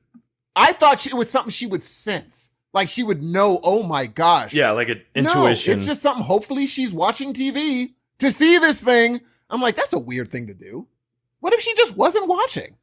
Well, it's pointless because she knows the story of Darkseid. Obviously, she has to know it. So why couldn't they just be like, hey, Darkseid's coming one way or another? Why does she have to go to the temple? Why does she have to go underneath the temple? Why does she have to use the arrow as a key? Like, just send the arrow and be like, Darkseid. I did not assume that she would have known that story, but I guess it's like, if it's the Age of Heroes, your people's whole thing is like this great thing you did when you saved Earth with all your enemies you joined together. I guess that's something you probably teach your children. Yeah, you grew up with that if you're in Themyscira. Mm-hmm. That's so true. Yeah. I didn't even think of that. Y'all are making me even. I'm not going to say this movie is making less and less sense. And I liked the movie. I was just about to say that too. I like this movie a lot. I had a really, really fun time with it. It's just like fun. Sure, of course. Like more fun than to be like, do you want to see the list of all of the very cool things I liked? It's mostly like people having Plus, cool if we were just all in agreement with this, it shouldn't be. Yeah, but if we were all in agreement with this movie, I mean, there's no podcast really. It's just going to be like, yeah, it was cool. I liked it too. All right, thanks for listening to Heroes. No, it's like this is the fun part for me. This is why I wanted this group of people for exactly this reason. But we probably should move forward. But I did have a couple things to say about part one real quick. Just questions. Maybe not even, this one's not a question. I just will say I think most people think that Steppenwolf looks way, way better than what they did before. 110% better. He was not even visually a threat in the other movie. For sure. Yeah, he just looked like some dude named Tom or something like that in a hat. You know, he's like a troll. Yeah, but like I like what they did with him. The fact that they turned him into more of a creature versus just like his outfit. The outfit was is alive metal, and then when you find out that really it's just clothes, I was like, what? That was a trip. Yeah, that was a trip. I was like, oh, he just turns a live metal suit is really just like a sweatshirt you got out of your class. But you know what was weird? The fact that they made him more of a creature, but still he had more of a story in this movie than he did in the last one. When Decide told him, oh, you still owe 50,000 planets, his face was like, bro, what? Well, no, but I want to come home. Yeah, he had sad puppy dog eyes. Like he was sad. Well, here's my problem with Steppenwolf. My issue, and it's a big one.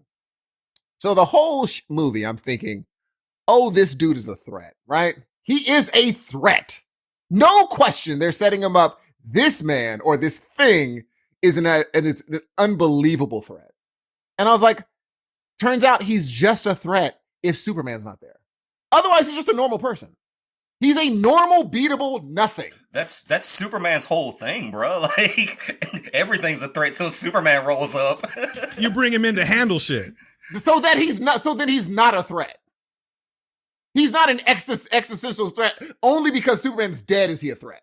That took me out of it. I was like, Superman should at least had a hard time with him to show, oh no, he's super powerful. Literally, it was like me fighting Superman at the end. I had an axe.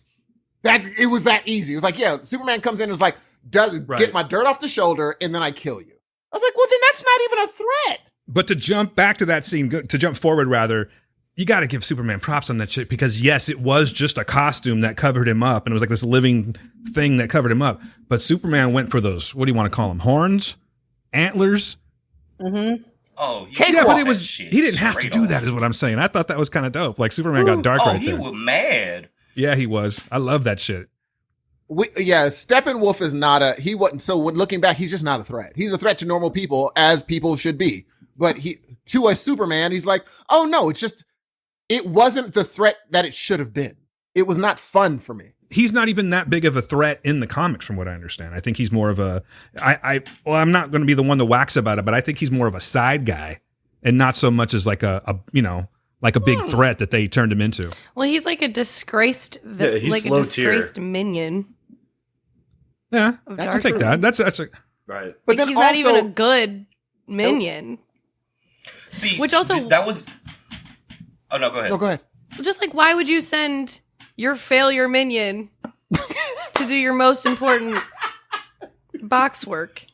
That's real. Because Desaad wanted to go, that motherfucker ain't shit, I told you. He just set him up to fail. We love a petty villain. That is so true. I think Amanda's right. He set him up to fail. That was the whole thing. I think that Steppenwolf ended up being so easy for Superman because ultimately they're trying to set up Darkseid.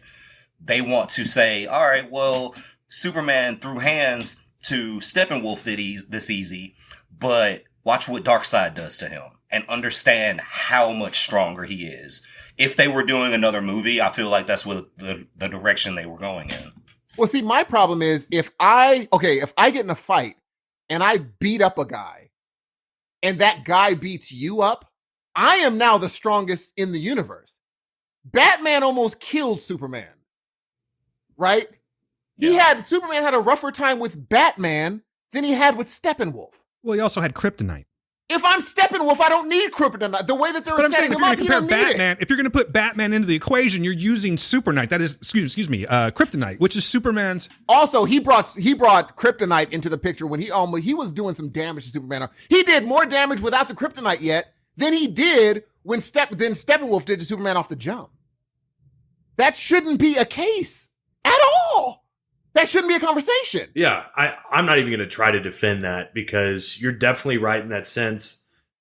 But I mean, it was weird because I think even Zack Snyder didn't know how powerful to make Batman or Superman in BVS, you know?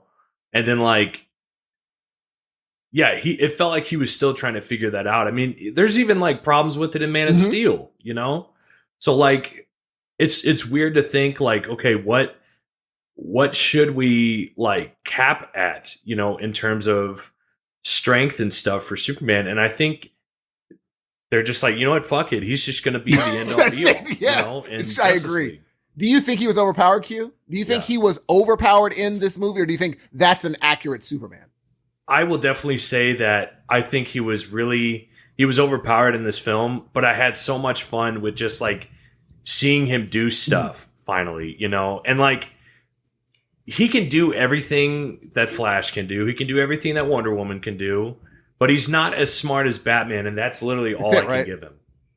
You know? I think that it was dope seeing them all fight, but it really made me think when he beat them, I said, fine. And I even I hit up Kev and I was like, should Wonder Woman have a better chance at him? But Kev was like, no, it's not even a fight with Wonder Woman. It's not even a fight. I was like, shouldn't it be? She's a god. It should be some sort of back and forth, but it didn't even seem like she was giving him any stress. I mean, it's gonna be a fight because, again, Wonder Woman's a fucking warrior. But at the end of the day, as powerful as they have made Superman within canon, there are very few characters who can touch him, except for Martian Manhunter. Really? Say more. Say more. No, in comics canon, Superman is literally if there's anybody who I don't want to mess with, it's Martian Manhunter. He would actually kill me. There is... In fact, in the Injustice comics, I think he takes out Martian Manhunter first because if he doesn't take him out quick, it's gonna be over with. I didn't. Now, Dan, we were just talking while you were away. Do you think Superman was overpowered in this movie? Or you overpowered? Even against Wonder Woman, it was just no cakewalk. Next. Do you think he was a bit overpowered? No, I was fine with it. I don't really have a complaint about that at all, actually. Did I miss a big old conversation? Sorry about that. I had to step away. No, it was just I don't find things fun when there's no stakes at all. That means he's literally a god. He's Thanos with the glove. He's I could just kill everyone. There is no threat to me. You have to show me there's some sort of stakes at this. He comes in, the axe doesn't even glint his he's like, oh, I'm not impressed. I'm like, okay, he's just and then when he beat all the people up, no one had a shot at him, not even Wonder Woman, I'll give you that. Goddess. I was I'll give you that, Steve, because now that you mention it and you put it into that context, I did recall when the axe came down, being damn, he didn't even flinch or anything. But at the same time, if we're just talking about an action movie that's there for the fan service of things, it's Superman. And he's supposed to be a badass. Yes. You know what I mean? So I didn't have a. Oh, did you like? You got to remember. You also got to remember before the fight, he went and straight charged up all his solar energy. Like he was ready to go. Oh, he did the Christ position. Like there was a big Christ pose there. I was did not know that was like a recharge. I thought that was just like a. That was a dope shot, though. Mm-hmm. That was a dope. Oh, it Christ looked so shot. cool. Yeah, for sure. They were definitely trying to be like he's the Son of Man. For sure. This doesn't happen in this part, but because I was just thinking like, oh, that was such a cool moment for me because it was the first time I've ever seen Superman like be cool. But I was like, when we get the part where it's like Commissioner Gordon, who I just know through osmosis, it's like Batman's friend. He was like, oh, I'm going to talk to Batman tonight. And he's like, oh, how? And he's like, how do you think? And I'm like, oh my God, I'm going to get to see the bat signal. Like, this is so cool. And then the second it pops up, Barry Allen's like, oh my God, the bat signal. And I'm like, that was so cool. This is really funny because I'm sure that this is like meta in a way because it's like, oh, everybody has seen the bat signal 100 times. And so it's not like cool to freak out about it anymore, except for me. Because this is my first time. But then it's like, oh, me and like loser ass Flash are just the two little dorks that are still excited about the bat signal. Yeah. I love seeing it. It's always fun to see the bat signal. I love seeing it. Ever since Michael Keaton, I loved seeing that bat. When it goes up, I'm like, we're in a real movie. This is a movie. That's really right how here. I felt though. I was like, oh my God, it's so cool. It was, you know what else I thought was really cool was when they showed the sheer, this is one thing Zack Snyder did really, because he loves slow-mo. Let's keep that in mind. And he found a reason to use it on this movie.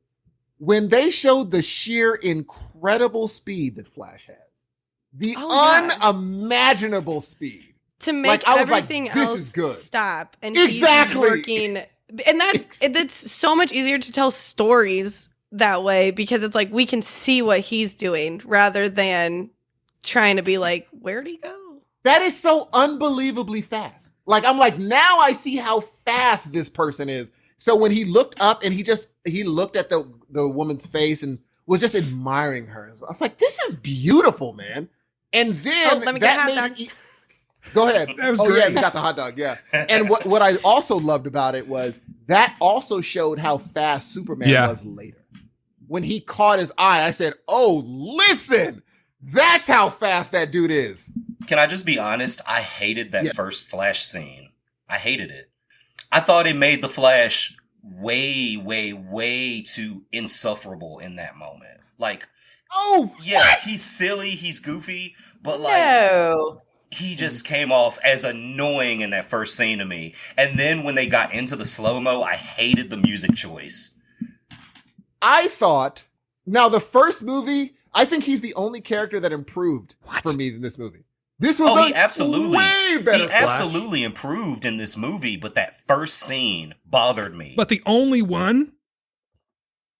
The only one. Mm-mm. Everyone else was worse or as good. The Flash, I was like, this kid, I could watch this kid's movie. Now, what I didn't like was his running style. Thank you. Thank you. I was going to ask you. I was going to ask you. For the fuck of it, if he's just going to go out for a normal jog, do you think he runs like that all flappy loopy noodle legs? Yeah. He runs like he's swimming. Well, it was funny. Like if you compare his I was talking about this with my son last night. If you compare his it's a bit of a flaw, but I'm totally willing to accept it. But if you compare the way he runs in comparison to the way the Flash runs on the CW show, who should have been the Flash in the movie? Agreed, 100%. Like I'm cool. No, I'm cool with Ezra. I'm super cool with Ezra, but I would have totally preferred that one. Absolutely, it's not even a question, dude. By the way, I did not know that. Oh God, what is it called? Because I don't watch CW. But you know you know how they would do those one-offs where it was like different characters from different shows. Crisis Middle Earth. Not Middle Earth, sorry. Infinite Earth. Is that what it is? Crisis on Infinite Earth. Yes. There's a scene that my son showed me where Barry from this movie shows up in that one. And they have this really funny like back and forth with each other. Has anyone seen this? I love that. Yeah. Yeah, I've seen that. Yeah, I saw it. Yeah, I didn't watch it either, I didn't but watch the episode or anything. It's kind of fantastic. I've not. Yeah, followed it's kind any of fantastic. It's funny stuff. because they're both doing their thing, and they're talking about each other's costumes and stuff like that. And yeah, you should just YouTube it. That is so. That's what I loved at this movie. I would watch a movie with this kid. Like when he got hurt and he had to run anyway, I believed him. Like he kept on talking to himself like, "You could do this. I think you could do this." There are so many wonderful moments that they added in for him that makes his character so much better to me. I liked him. Like I said, I was a little on the fence. I would have rather had Grant Gustin, but whatever. You can't have what you can't have. But yeah, he was better than Superman. He was way better than Aquaman. 1,000,000 times better than Wonder Woman. And even in Justice League, he did fine. There just wasn't a lot of backstory. And because they cut so much of it up, it seemed super choppy. And you really couldn't, I personally couldn't really, I couldn't really link to him. You know what I mean? I couldn't really sympathize with him or anything because it was just he was kind of like a goofy character that was in the background. The whole Russia scene in Justice League, which is so much different in comparison to what we have now, and is so much better because it makes Flash so much more useful in this. It shows his 100%. shows his strengths. It shows what he's capable of doing and how helpful he actually is to the Justice League. It's fucking fantastic. He's he is legit they even didn't show what he could do in this movie. Like when you watch the animated, you're like, this dude is a problem. Like he could do some, and what I thought they were going to do is when he started dipping, I thought when he touched the glass, he was going to go through it. I thought he was just going to phase through the glass. I thought that's what was going to happen, but they didn't do it. I love the way that they did it though, because it's like he's vibrating and moving so fast that the glass is like melting down and then shatters. It was so awesome.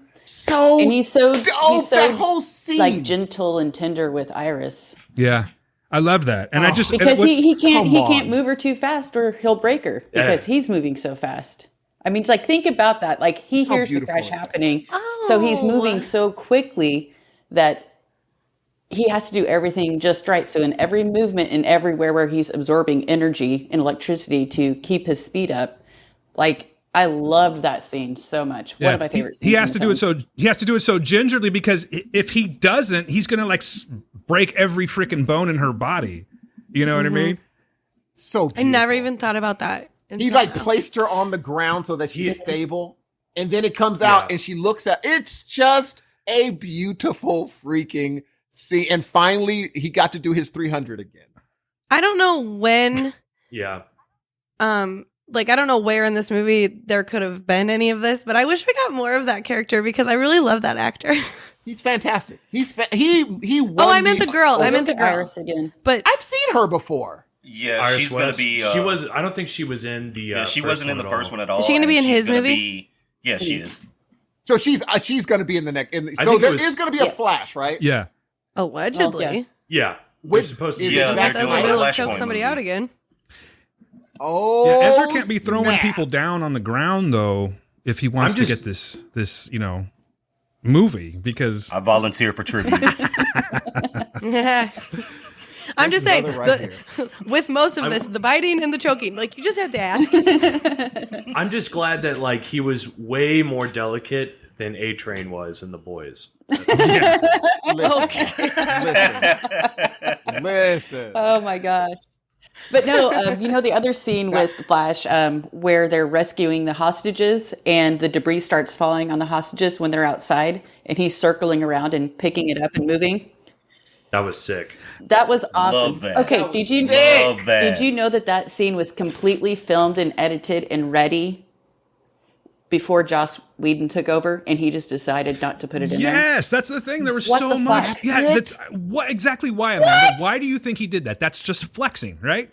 It's flexing, and that's why I'm just I'm all about this Snyder cut because when I keep finding out bits of this information, I'm like, Josh Whedon, I already was becoming majorly less of a fan, not a fan of you anymore, and just hearing these little flexes and it's just quit being a douche. That dude doesn't get to make I'm movies kind of anymore, fuck Joss right? Whedon, to be honest with you. Same here. But for multiple reasons, but this definitely solidified it. For multiple He's reasons. problematic and he's dangerous, but also he apparently is not good at making movies. Making choices. Yeah. And not since Cabin in the Woods. Got to give you that one. That's it. Yeah, but Drew Goddard wrote that, so like. True, and he discovered Thor. The first Avengers, so that was good too. He discovered Thor. But after that, Avengers. nah, I'm done with him. I don't dislike it, but we know how much creative control Feige has, so it's like, did he? But then also, I don't that's care a good who point. Feige is all over. I don't care like who he discovered. What he put a lot of the women through is not worth the discoveries he made. Avengers isn't worth it. Thor's not worth it. None of that is worth what he put his people through. I'd live without those movies. And someone else could have made those movies for Marvel.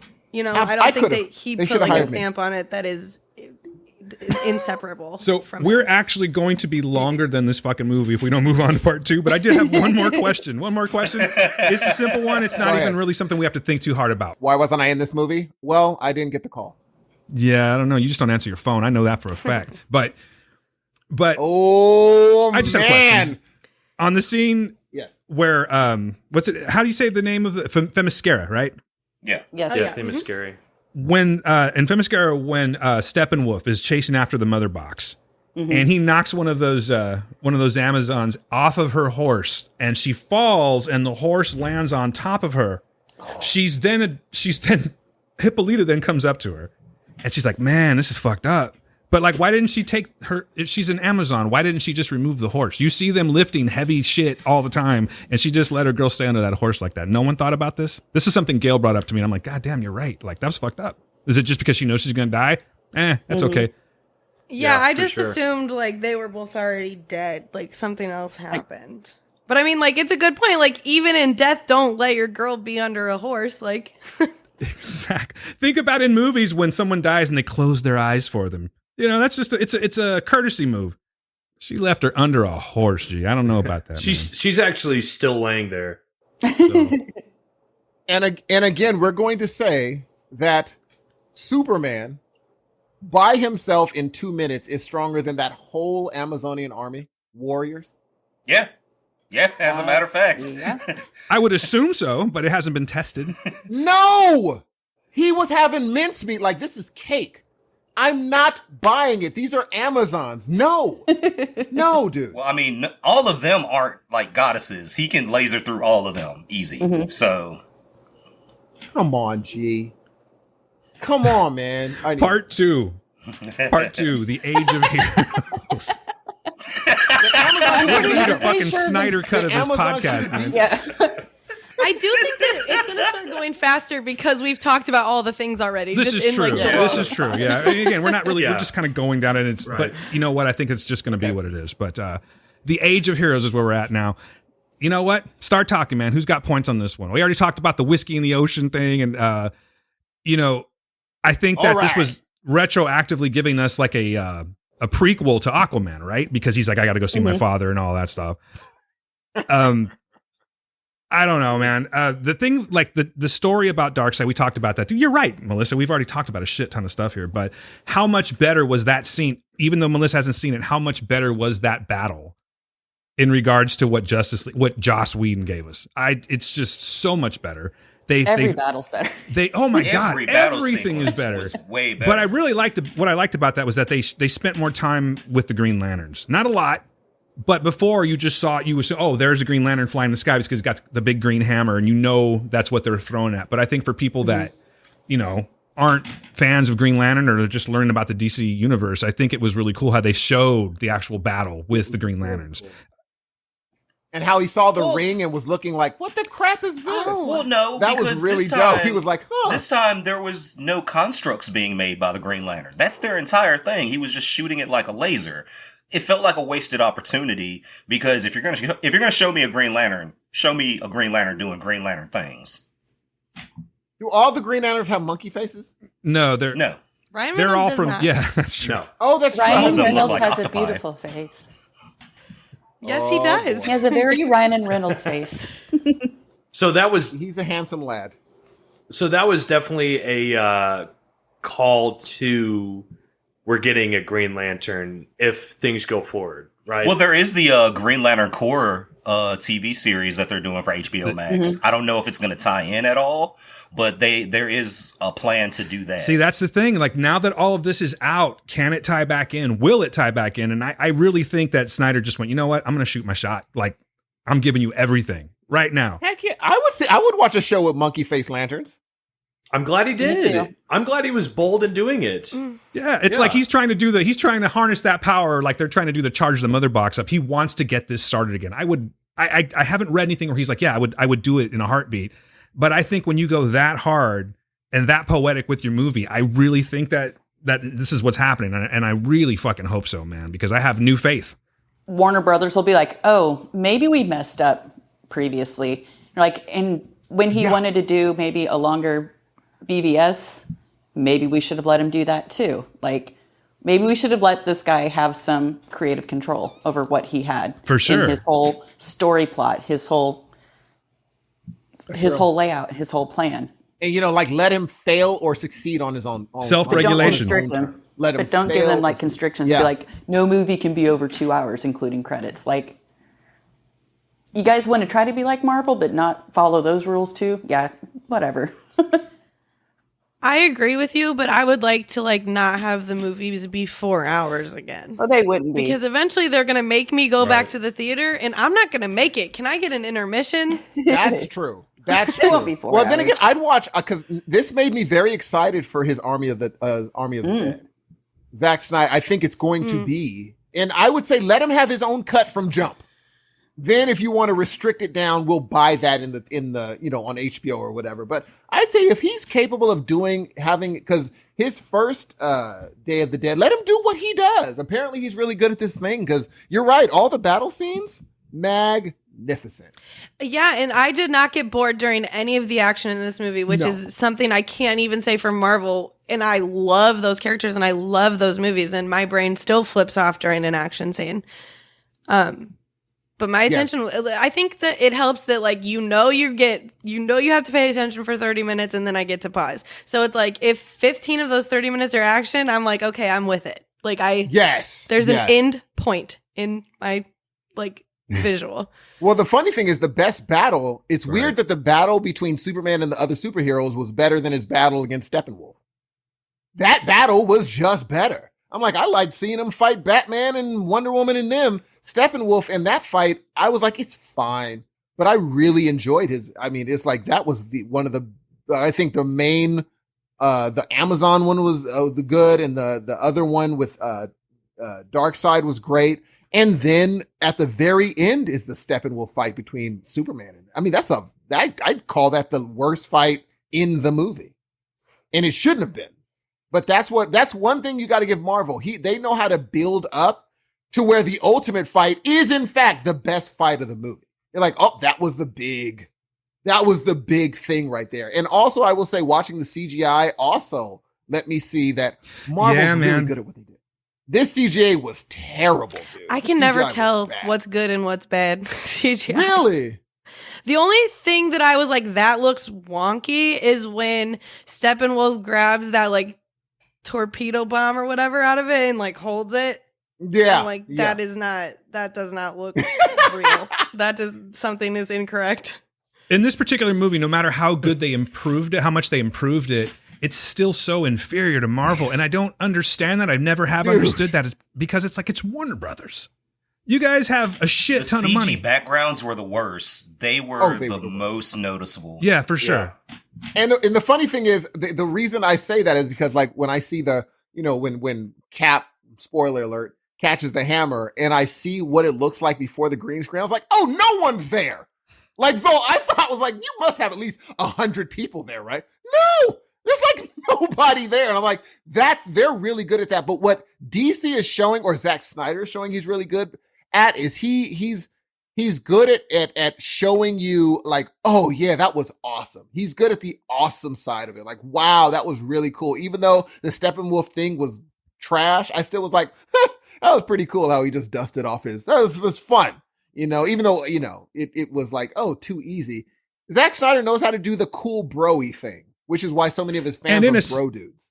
And in a sense, he's really good with, like, if you wanted to get a screen cap of something, you know what I mean? Like, for instance, the shot with Superman in the cross position, or, you know, he has these great what you hit it. Yes, slides that you can pull from there. Whereas like a Marvel battle or a Marvel, you know, action, anything like that, it's very well constructed all the way through. This one, you can kind of grab things from it and really complement it, but it just isn't as solid as some of the other things. And I can't understand why Warner Brothers does that. Is it just a conscious decision from whoever they have? Is there some other reason where they just can't put that kind of money into it? Because that doesn't make any sense to me.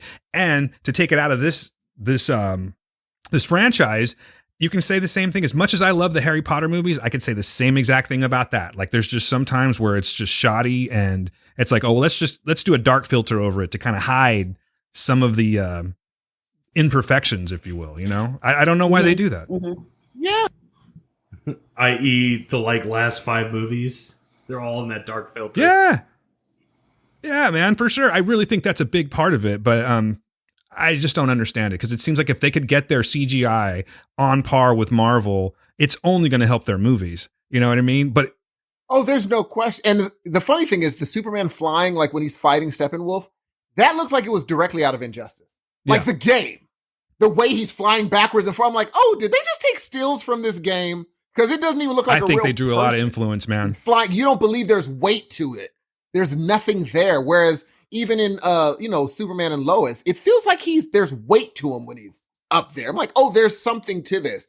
This one, it seems like just a video game. And again, it's not enough to make it a slight on it. I just think if Marvel didn't exist, we probably wouldn't even notice it. There it is. We wouldn't even notice it, but it's just, you have a monster outside that's so good at what they do that you can't help but being like, any person that puts on a cape, you're like, hey, this reminds me of a Marvel character. You know, you're like, hey, because anyone that puts on a cape at this point is going to be like, well, we've already seen a superhero. So now DC has some catching up to do. And I just don't think this one puts enough space to give them any sort of, oh, I've gained some ground. I don't think this gives them any ground against Marvel. None.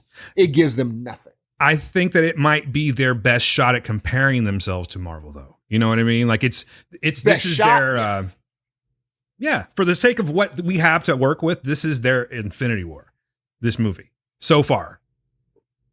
That's true. But, that reminds me of something.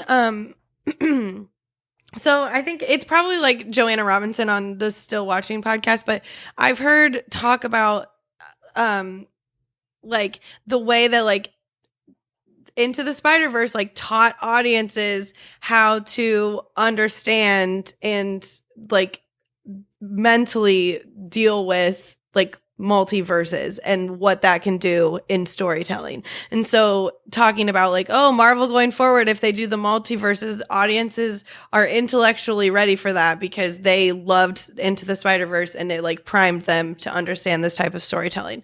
So I never had really thought about that until I'm watching Zack Snyder's Justice League, and I don't know any of these characters, and so I'm like overwhelmed by trying to figure out who these people are, and I'm like overwhelmed by the plot. But once I realized that Steppenwolf was doing this like go through the galaxy and collect the Infinity Stones thing, I was like, oh, I get it. That's amazing. I know this guy. I know what he's doing. Like, I don't have to be overwhelmed by the plot anymore because I have been taught what this plot is by Marvel. Is so interesting. That's the one thing Marvel taught is that. Another thing that's funny that you say that because I think patience, like what this movie did was throw everything at you. Let's just throw everything at you. And I think they do a really good job because like they introduce the characters slowly. Mm-hmm. They introduce the intricacies of like all the different levels of like how the plot works, and they do it pretty slowly. But I mean, jumping into this from nothing, I even put it on Twitter. I was like, I am. Yes. Overwhelmed. It was so much. And I got little sweats running down my forehead trying to watch this movie. Because look at the little things that like Marvel decided to slow down and be like, let's just build these people. When they're like, I could imagine like DC, in my opinion, I'm not saying that they do this, but I could imagine them using their equivalent Avengers symbol a long time ago. Let's throw it to them on the first movie. Whereas Marvel was like, hold on. We have to wait to use this special thing. how many years down the years down the road, because they're like, maybe we don't use it in this one, but when we use it, it's going. We'll know when to drop it, and it'll make sense. Bingo! They're like, not yet. Let's keep this moving. Whereas I don't know if DC knows how to be like, okay, some movies are going to be slow because we're building something. We need to build a thing. They don't have a Feige. They clearly don't have a Feige. That's why these movies are so chaotic and just all over the place. They don't have this master brain that has this shit mapped out. Because if they did, we would not be in the situation that we're in right now. No, and I guarantee, like, the Russo brothers aren't like, oh, but wait till you see our 5-hour cut of Infinity. Like, no. We've showed you everything we wanted to show you perfectly. We don't have some master cut that's like, oh, but watch. It's like the Marvel Kevin Feige wouldn't let that happen. If he saw it and it was crap, he'd be like, it's not we're just not releasing that. It's just not going to happen. But they released it anyway, and then they have to release this 4-hour cut. It's in shambles. Whatever happens with this movie, this cinematic universe is in shambles behind the scenes. Where do you go now? What do you do when you don't even know if you're going to have, like they said, Wonder Woman might not even be a continuation of this movie. Nothing's going to be, like, a bunch of them aren't going to even be connected to what you saw in this movie. That's a shamble of a universe. I think that would be a mistake after the relative success of this movie. Because, I mean, I had never, ever thought for 5 seconds about going back and revisiting these Batman and Superman movies. And now I'm going to, probably, whether they decide to continue it or not. So, like, if you're trying to have people trust your storytelling, somebody around there has somewhat of a vision. Like, I don't know if I exactly want Zack Snyder to have, like, no constraints. Because, like, I do not need to see the life and times of a fucking sesame seed, but okay. Are you sure? Now, have you guys heard anything different about, like, anybody else heard something that said they're going to try to connect it to this or that? Because I heard it's already, like, Patty Jenkins is like, no, our movie's not going to be connected to that at all. Yeah, I mean, it's just so, like, nobody's like playing together. They're all in the playpen, but they're doing their own thing. And I think, with Marvel, like, they just, and I hate, like, and this has nothing to do with you guys or anything, but I can't compare the two because they're just so You're right. different. I know they're based off of comic books. I get that, but like, But they're two different comic universes completely. That's true. You're right. Yes, yeah. True. And so, like, I want Me too. DC to be successful for doing its own thing, though. I don't want it to, like, have to catch up with Marvel, which it feels like it had to do, with BVS. BVS was just so, like, jam-packed to the brim with trying to be like, we got to get the Avengers, like, level, thing going. But anyway, like, what I was saying is, yeah, like, it just seems like the movies, they want to pick apart what they liked from a previous movie and make that work, and then everything else they put to the side. I mean, it sucks because you're supposed to have this, like, connected universe, the DCEU, but then they want to, like, go back and say, well, I mean, technically this one is just kind of, like, on its own, because, like, Suicide Squad and Birds of Prey, I mean, people like to say it's kind of a sequel. Well, I've never seen Suicide Squad, and I love Birds of Prey, so. Yeah. And so, like, it's just, it sucks because if you have, like, any kind of, like, OCD when it comes to your franchises, you just can't look at this and be like, oh yeah, this is what it should be. No, I mean, it's not. And so maybe we can get on the right track and have BVS and then this happening Justice League. We're going to get the Suicide Squad with James Gunn. I mean, it just all depends on how the perception or the reception is received by the mass, and I guess we just got to go from there. Yeah. Erase some stuff if you have to, but just, like, make something happen here, because this one obviously is doing really well in terms of the fans, critics aside, but you got a lot of fans that are in love with this film. And I think for me, this is way more likely for me, other than Aquaman, for me to watch whatever DC puts out next. Like, what they do next, I'm very, like, maybe they'll connect. Like you said, I'm pushing for them because here's what I do want. I want Marvel to have competition. I want there to be a lot of different things you can watch where it's just not one massive conglomerate that just owns everything and they have the run of the. No, I need someone else there where it's just like, ooh, this is coming out this month and then next month this is coming out. I need that. I can't just sit here and wait for 2 years for Marvel to put out something because they're the only good superhero film. I can't do that. And I think this is their chance. You're right. Patty Jenkins, I have no question that she is gonna, whatever happened with 1984, I think she's gonna rebound right back up. No question. I have no worries about them. I'm worried about all the other ones. Affleck's gone. He's not coming back. He said he's coming back for Flash. And then they're gonna explain why he's not there anymore. I'm like, I don't want to. What kind of bull crap is this? We're gonna get another Batman? I'm really just concerned with the fact that I think that they're gonna use Flashpoint to reboot everything. And I don't know that that's a good idea. I really don't. Really? It's not. You said, Amanda, you were saying that you're okay with Ben Affleck leaving? No, not leaving. No, like I said, I'm a fan of the Batfleck, and he is my favorite Bruce Wayne. Not my favorite Batman, but I just love this casting of this group for the Justice League that I just want to see more of it. And then after watching this film, like, I'm jonesing for more. Like, I don't want this universe, this collaboration of actors together and the stories that they have now created for some of these, because, you know, we did not have the backstory for Cyborg and for The Flash. They have not had their individual movies yet. So I was so excited to get their stories or get to know them a little bit better in this film that I'm like even more amped. Like, I don't want it to end. When before the Snyder Cut was released, I was just like, the DC just needs to cut it and just like reboot, like take a breath and just restart it all. And this film has totally flipped the script for me to where I want more. 100%. I feel exactly the same way. Do y'all think there's any possibility then, since like I'm sure a lot of people feel like Amanda does? Does Affleck? That's what I was going to just. I was just about to say that. I hope so too, and I think COVID's going to play a hand in this in a weird way, because it's like we can't get everyone out to the theater. If we had people out in the theater right now for this shit's going big. It's probably not going to do. Oh, by the way, Steve, congratulations on the Avatar thing. I forgot to mention that to you. But I was going to say it's not going to be an Avatar versus Endgame kind of situation. Congratulations. I'm giving it to you, man. No, fuck COVID for that. Yeah, man. And it's like I was pissed. Fucking COVID. It's just fucked everyone. Karen, God damn it. Yeah, you know, but it's like, you know, props to him, I guess. And you know, for the people that really did, like, I'm going to go off on a tangent. I don't want to, but for the people that were really pushing for Avatar to do that, hey, congratulations, you got it. You know, I have a feeling we're going to just do it's going to be like leapfrog. Sure. Yeah, it's going to go back. It's going to go back and forth. Yeah. What I was saying is, we're not going to get that kind of reception because of COVID right now. Whether maybe they do a re-release in the theater, which I think a lot of people would go to see it.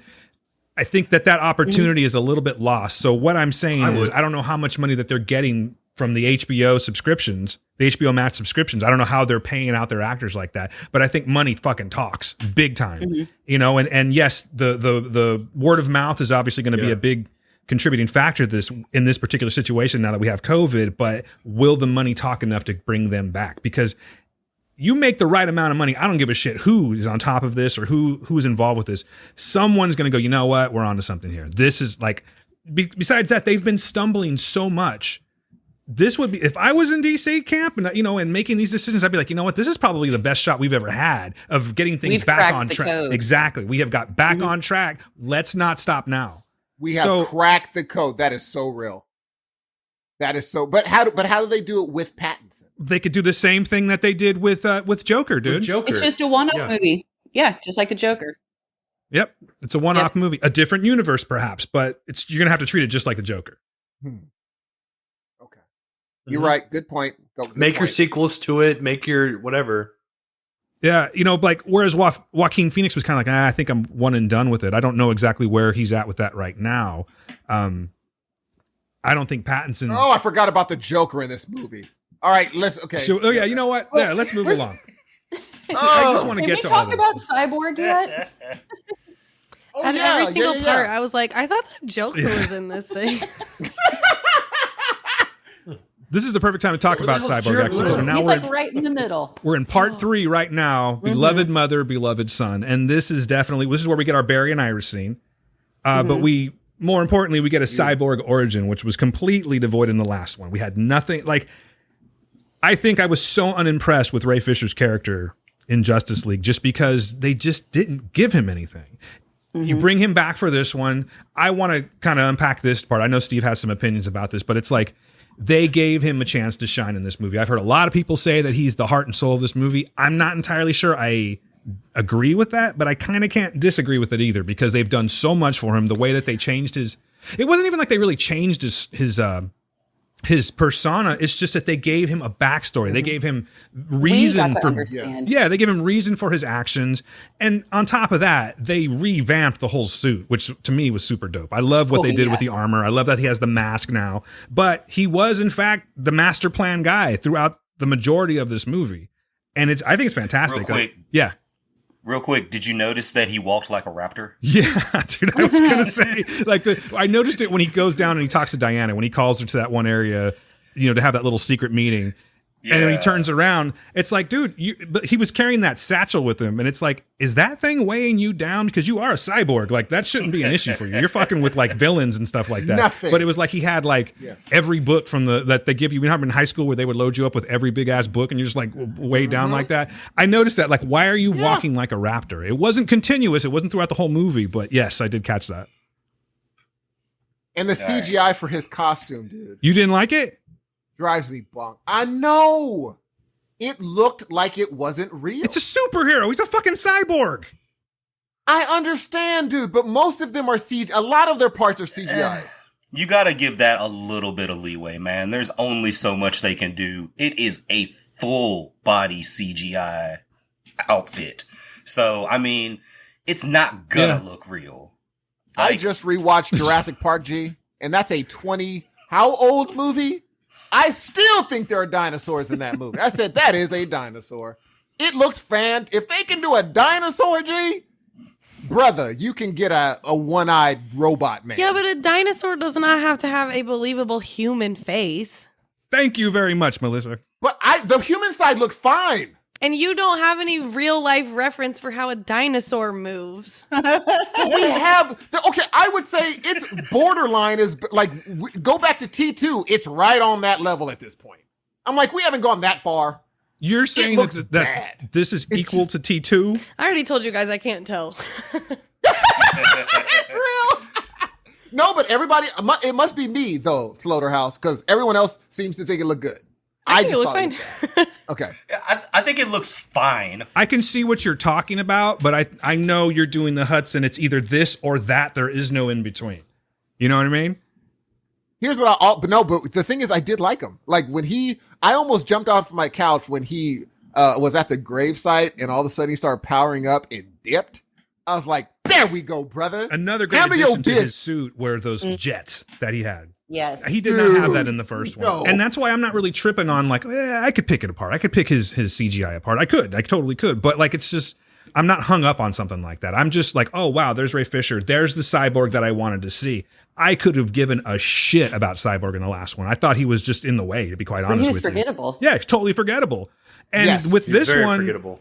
Yep. And like with this one, they like actually show you a visual representation of his abilities. Him like envisioning all the nukes and the bear and the bull fighting as they're talking about the financial markets. I thought that was a really good way to show the audience kind of his perspective. It seems crazy to me that they gave someone gave all of that access to like a traumatized teen. Yeah, his dad put a whole. It definitely rolled through my mind. I was like, I'm like, this is. I'm like, I hope he grows up the way we all hope he grows up, or we're gonna have a big old problem. Well, we're good because he wasn't really, his dad wasn't there all the time. He was raised by his mom, who seemed to be like a good, compassionate human being. But his pops is like, hey, look. You know what? Died, so he's probably fucked up. Dr. Stone is like, hey, you awake now? You good? All right, listen up. I've given you way too much fucking responsibility. I have given you way too much access to everything in the fucking world. By the way, you could pretty much rob any bank. You could pretty much manipulate anything that you want to anything you want to. You can start wars, whatever. How old is he? Like 19 at this point? That's a lot. I couldn't even handle a job at fucking Taco Bell at that age. Too young for the world's nuclear. Yeah, I couldn't even just be trusted with money at Taco Bell when I was working the drive-thru and shit. They're giving Victor Stone like every single responsibility and every single power within his reach, I guess, like just way more than he's prepared for. That was a little bit. Well, I was a sucker for that. Right. Dude. It touched my heart because for me, again, it might be I wrote like, oh, you're writing another movie then. No, in my brain, it was just like he told his son all these things he could do because he's like, you're a good person. I'm not even worried about you. He was definitely on the honor system. You can do all. I believe you were raised right.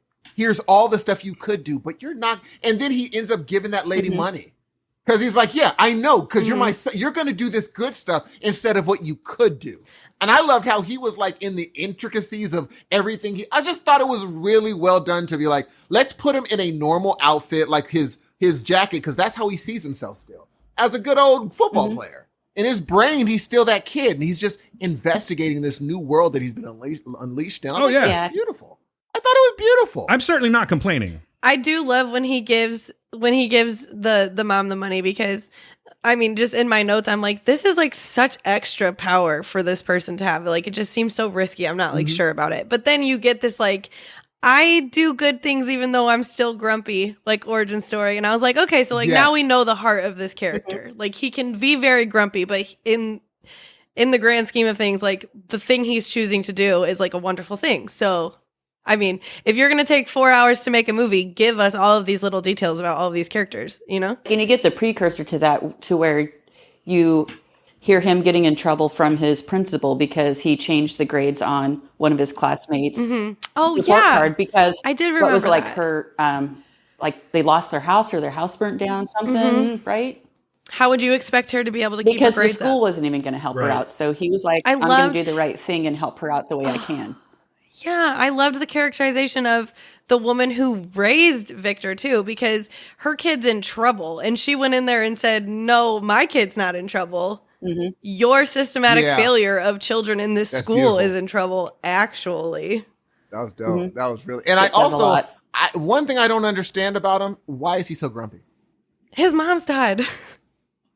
That's a sad thing, but why is he so fucking mad? lost Because he's a teen boy and his mom is dead. He is grumpy. And now he's a robot. Yes, he's got like 85%. That's fine. He's an overpowered robot. He can't feel his dick. I was just going to ask about his dick. Is it an attachment? Can he switch it up if he needs to? That makes sense. 'Cause I was just like, it seems like he has life going his direction. Seems like things are going well for you. You're never going to die. You're fine. I was going to go all scientific and shit, and I think Kevin just hit it right on the nose. He can't feel his dick. That's it. He hit it right on the head. Yeah. So to speak. I'd have a problem if I couldn't feel my dick. Well, for me, the cyborg being mad at his dad part was a little bit forced, but I get why he's grumpy. I get why he's mad. Yeah. I feel like I they still don't get resolved why- that dad stuff. Everybody in this movie's got daddy issues. Mommy issues. Oh, all of them. I mean, this That's is what how happens. superheroes are like, born. we could have avoided this whole entire Zack Snyder's Justice League if these people would have gone to therapy. But, Glad they it just didn't, doesn't so they work could like save that. us. Right. But I did love, like, at the end, Cyborg putting the tape, the like cassette tape back together, and then That was really the very cool. first thing his dad said was just like, "I'm a father of you," like 2 times over. And I might be projecting a little bit, but I felt like Cyborg was just like, "Oh man, you're such a dick for breaking this cassette player." Like, if you would have listened to just 3 more seconds, you would have just felt so much less grumpy for like 3 hours. Yeah, extra. no, you're on it. You're totally on Yes. point with that because you kind of tell like that's why he went back and put it back together again. He's like, I was being a dick. I was a grumpy dick. And then he hears that and he's just like, "Oh man." Yeah. And I love the little thing they do with, I thought that box was going to disappear when the dad killed himself, but he's like, no, he just tagged it. I said, that's really smart. And they had set up that science. I love movies that tell That was you really a real cool. I was story. like, that's really cool. Oh my gosh, I want to talk about that because I was like yelling at the screen, like saying, why the fuck is he evaporating? Like, I was just sitting there like, what is going on? And then like for 30 seconds, because, I forgot that like the box loves heat. Like it takes in that stuff, and so I'm just sitting like, what the fuck was the point of that? Second they're like he heated it up, you're like, that is so dope. That's so smart. And like my wife laughed because I was like, all right, okay, yeah, I'll give you that. Okay. But why did he have to be in the room? Like, I apologize. Like, was the remote connected to the device?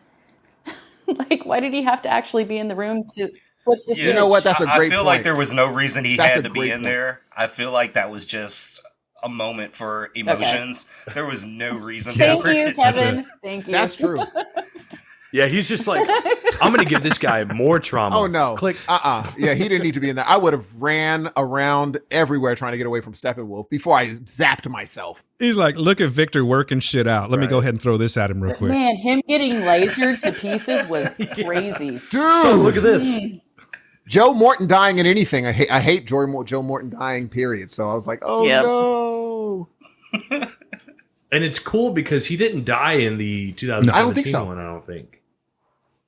Yeah, because they had that like scene where he turns into like the comic accurate cyborg. So I thought that was really cool that they went in that it was direction. a smart move. That tagging it. I was like, oh, your dad, even though it turns out didn't really need to, but the fact that he sacrificed him, just to say, I want to give you a fighting chance. I don't know if you're going to win, but I want to give you a fighting And with chance. this scene too, it's not like my favorite scene, but like one of my favorite shots in the film, and maybe a favorite moment, is right before that when the dad's trying to like, he figures out that it's like a fake breach or whatever, but then like the door opens and his son is like leading the group of the rest of the Justice League. That's my boy. I have goosebumps right now. My eyes are watering up. And then he like sees his son and he's like, it's like just this unspoken moment where I'm like, oh my God, I love this so much. I'm crying. Like, I'm proud of you. like It's beautiful. On like a less emotional and serious note, when they're like biohazard like breach and they all run out the building, I'm like, hello, that's how pandemics happen. What are you doing? Just run towards the fire. Stay in the building. Like, Yes. I think it was also smart. You saw the sheer size of Steppenwolf when he walked into the door and bent down. I was like, Jesus, that's when I was like, that is a big dude. I didn't realize it until he bent into the room. I was like, oh, and at that point, I still thought he was a threat at that point. I was like, oh, look how big he is and also a threat. And then, Superman happened. I don't know, Steve. Maybe it is just me, but like I understand why he like evaporated himself. Because he's like, I'm not going to get out of this alive. Seeing that, but wasn't there a table in the middle of the room? Just go run around the table comically. Just keep going. Just do that for a while. Yeah, exactly, Melissa. Yeah, which way? Fucking Steve. God damn it, Steve. The That's table great. in the middle. I love Shoot, it. I ain't gonna evaporate myself, G. That's one thing I'm not doing. Steppenwolf better not get smart and crawl I'll under run the around that table and table get to me. Superman. his little Listen, horns I'm would like, get y'all, and I'll be screaming, being like, y'all resurrect Superman yet? I'll just keep on running. God damn it, that's good. Shoot. I really Gotta wish ask we would have gotten somebody. that scene, man. Listen. But I think, That's what we're getting? Awesome. It's, I can't it's wait. the extra 20 minutes. and that's the what we sucky got. part. Like now that Ray, Yeah. that Fisher's out of the period, he's not doing any more movies. He's Well, again, gone. money talks. But I think something happened. talks, Didn't yeah. something I like mean, happen? Yeah, with that whole circumstance, they still have an investigation going on with Oh boy. what happened during the whole reshoots with Whedon and all that. So, I mean, and he's called out Walter Hamada, who is the head of DC, I do believe. So, It's I over. do not Never see mind. him doing That's not anything happening. with them for a while. It certainly looks that way. If I mean, I would like to stay optimistic and think that they could get past it for the sake of the dollar, but And I don't want Ray. I don't well, want Fisher to give it reputations up are either. at I stake don't want him to be though, like, and just you know, give- there's a lot going on. So it seems like tough. it's not going to happen, but I have my fingers crossed. I don't know, man. And I don't want him to give up the lawsuit just because I want him in another movie. He should fight his fight. I think he has valid reason for fighting Yeah, that fight fight, your and it's fight. just a matter of now. How ugly are the suits going to be? Is it going to be something he can legally do now? You know, Oof. I don't know, but it's a shame because we should have seen this in the first place. And had we seen this in the first place, I don't know. I mean, he still has a valid case, but it's like, would he have been so vocal about it? You know what I mean? Is it something where it's like, you know what, that guy was a fucking dick, but at least I'm getting paid right, and the character's the way it's supposed to be, and I don't know. There's just a lot of like personal decisions I think that need to be made that should have been made. And he was proud of what Zack Snyder did. He's like, this is the movie. He's got to be happy seeing himself on screen this weekend and just happy. being like, oh, look at me looking all dope like that. Totally. You know, look at me looking like a and weak sauce CGI robot. We talked about this a little bit earlier, but like if I had to pick a protagonist of this movie, like it is him. It's Victor. Absolutely. Totally. Totally. You're totally right. If I had to pick a, like, before we go, because we're at the stage 4, right? We're going to part 4. Before we continue, if each one of you could list your favorite character in this movie from worst or from bad, your favorite to worst. Oh, Jesus. Dan, you're making me think. This is going to take like 20 minutes of the show. I think all of y'all are going to have the same favorite, probably. Okay. It's going to come down to 3 because I really liked Ray Fisher's arc on this one. We've already talked about that. I've explained why, and I think we all kind of agree why we like him in this movie. But that said, the comparison between Batman and Superman in this one versus the Justice League is like leagues. They're just so different. And I love how dark they went with Batman. He is my favorite DC Batman. Affleck is. And the line at the end of this movie, for me, even though, yes, it's an F word thrown in. But Steve, I think I may have already found my quote of the year. Like just dope out. You know, when he says, when I kill you, and make no mistake, I will fucking kill you. That's dope. I've always wanted to see Superman be real, Batman. Everybody has wanted to see this line, hear this line. Yeah. Because he's a real guy. He's a human. He doesn't have any powers or anything like that. And he's got all this fucking angst and trauma built up. And, you know, and it's like, happy people say fuck all the time. I'm not saying that you need to put the F word into a movie to make it better, but it just hit so hard when he did that. You know what I mean? And for me, not just that scene, but I just think that whole, like the way that he's played out in this movie, he's a little more stoic. There's not those jokey lines, you know, like when he, I'm bleeding all over. Something's bleeding. I can't remember what he said, but it was just like, there was no comic relief in this one. And I don't need comic relief with Batman. I want to see a dark vigilante. You know what I mean? So that said, I really love Batman. But what they did with Superman at the end of this movie, or towards the end of this movie, and especially how he would like even his script, like his lines rather, were so terrible and so choppy in Justice League that at least they like made it flow. And I've never seen a more badass Superman ever. Like, I don't think on, you know, let's not count like animation and shit like that. But I think as far as just on a live action movie, I've never seen a more badass Superman. And then the whole dark suit just makes it even better for me. So I don't know, man. I feel like it's like a 3-way tie. All 3 of them at the same level. They're just dope. I just really, really appreciated what was done with each character. So Wonder Woman's the lowest. In this movie, for me, she did I loved what they did with her action wise, but like I just think that the lack of, I don't want to say lack of talent, but like you could just see her acting is inferior to the rest of them in this one. What about you, Kev? I mean, I guess as far as this movie goes, I would have to put Ray Fisher at the top because they screwed him so bad in the last movie. So much of his character was actually shown in this movie, and it was just great to see. And lowest would be Gal Gadot, just because she didn't do much. She fought, but like there wasn't a whole lot of heavy lifting for her to do in this movie. Slaughterhouse. I mean, I just have to agree. Like, I already said that I think that Wonder Woman is just kind of like living in her existence now. So she doesn't have to do a lot of character development, which is fine because she's the one that got 2 movies. So that's fine. But as far as like, I will say, I enjoyed this movie. I liked all the characters. Nothing really in this movie got me like super emotional. Like I don't feel emotionally connected to any of these characters. So if I'm going to put them on a list, it's going to be Cyborg, Victor at the top because I like to watch an emotional storyline. So if anybody got me emotional, it's like him working through his issues and trauma.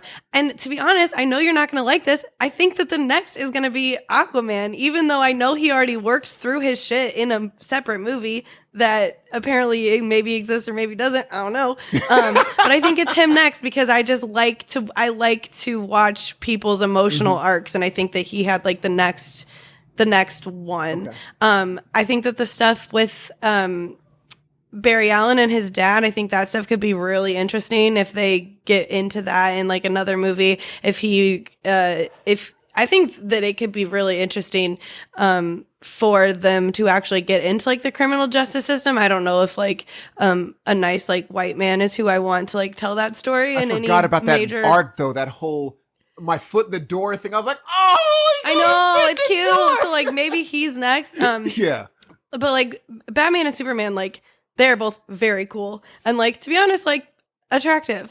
Like I think that Ben Affleck is hot in this movie, and that feels concerning to me. But okay.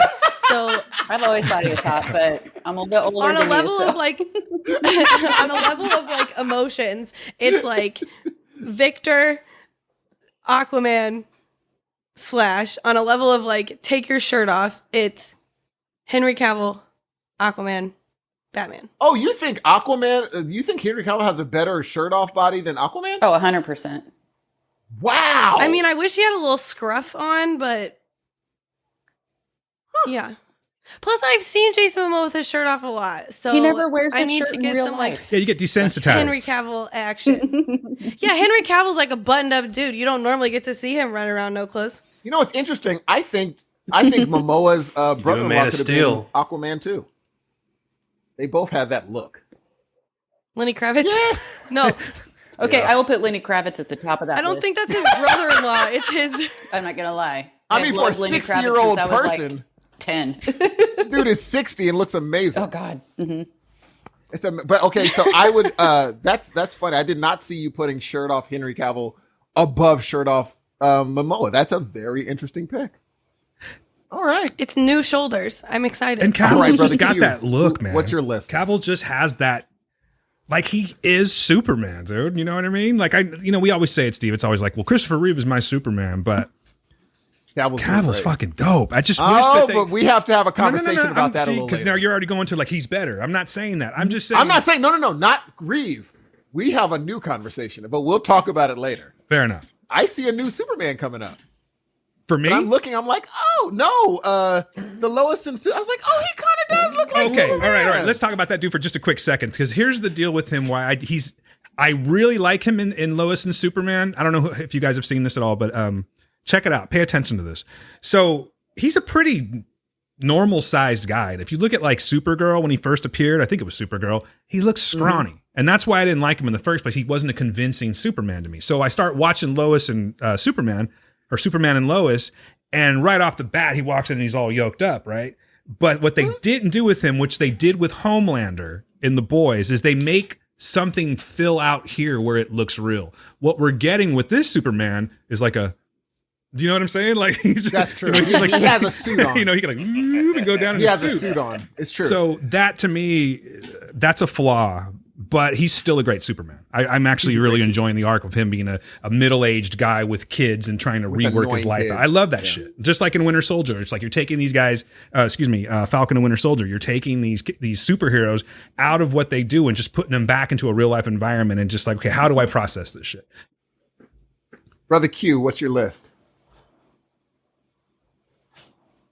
I'm going to make it real simple and real quick. I'm going Batman, Superman, really? Flash. I left out Flash. I feel bad about that. You should feel bad, Dan. Yep. And the only reason Flash is in there is because of the last chapter. Yes. So fucking. That's all I'm going to say because we're going to get to it. How about you, Amanda? Top 3. It's Flash, Cyborg, and Batman.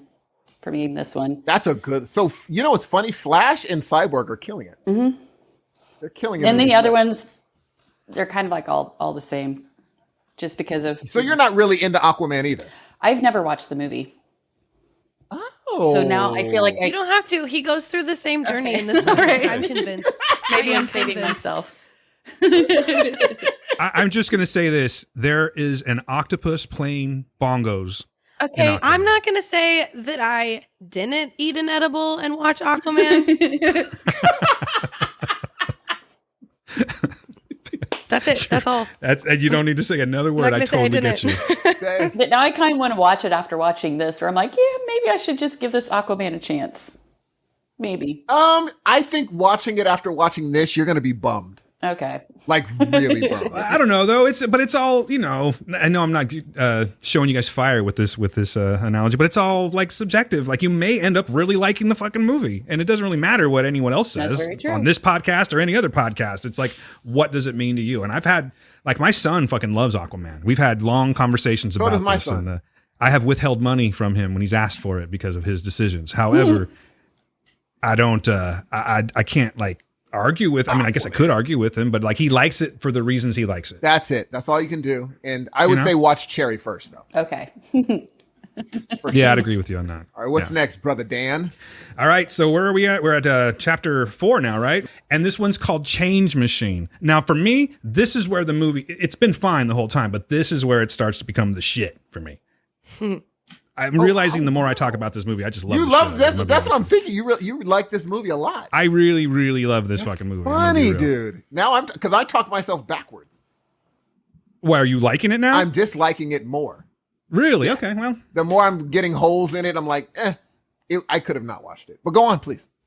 All right. Well, I mean, I'm not going to like just take the floor. I just really, all it is what did you like about this movie? What didn't, about this part? What sticks out to you? For me, it's going to be like some of the lines that were used in it, like when they're explaining things and I can't remember exactly where it was, but Flash is like, okay, yeah, aliens, bad guy, sword lady. He's got to get back in there and fight, I thought that was really funny. When he taps her sword and she's like diving to get it, it looks so cool. It is so amazing.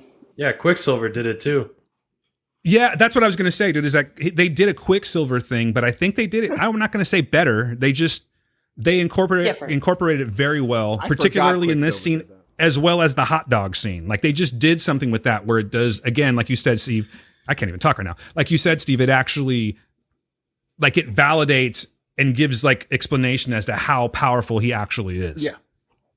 And this is where the Flash really starts to do his shit. So I like this whole change machine. I like the explanation of like what it is, why they call it a change machine. There's something they say, like if a house catches on fire and it just becomes smoke, the elements are still the same. It's just now smoke elements versus the house, something like that. But yeah, it's that theory with the Yeah, creamer I know and the exactly coffee. what You you're can't talking undo about. it, but this thing can. Ugh. And they're like, reinstate, you say. Yeah. Let's have a round table, and we are all going to say one line. Yeah, Let's say the word on three. It's like... That is one of my least favorite tropes in a movie is when they do the round table and they finish the sentence. It's so fucking stupid. It's really cheesy, but they didn't do like the finish the sentence in the typical way. They did like here's a holograph of motherfucking Superman. And you're like, I will say that the change machine, like actual scene that we got there where they're discussing all of that was the best part of that whole part for me. I liked how, because when they open it up and they just said change machine, I was like, what does that mean? And for it to be like the title of the part or whatever, and it made sense. I think that was really cool. It was kind of badass because you're like, oh my gosh.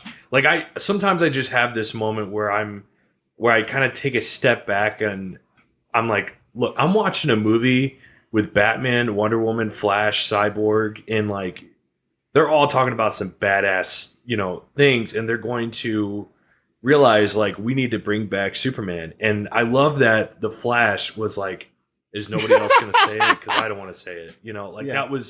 That was really well done. That's like another one of those things. I really feel like they use the Flash to do these like funny lines that like.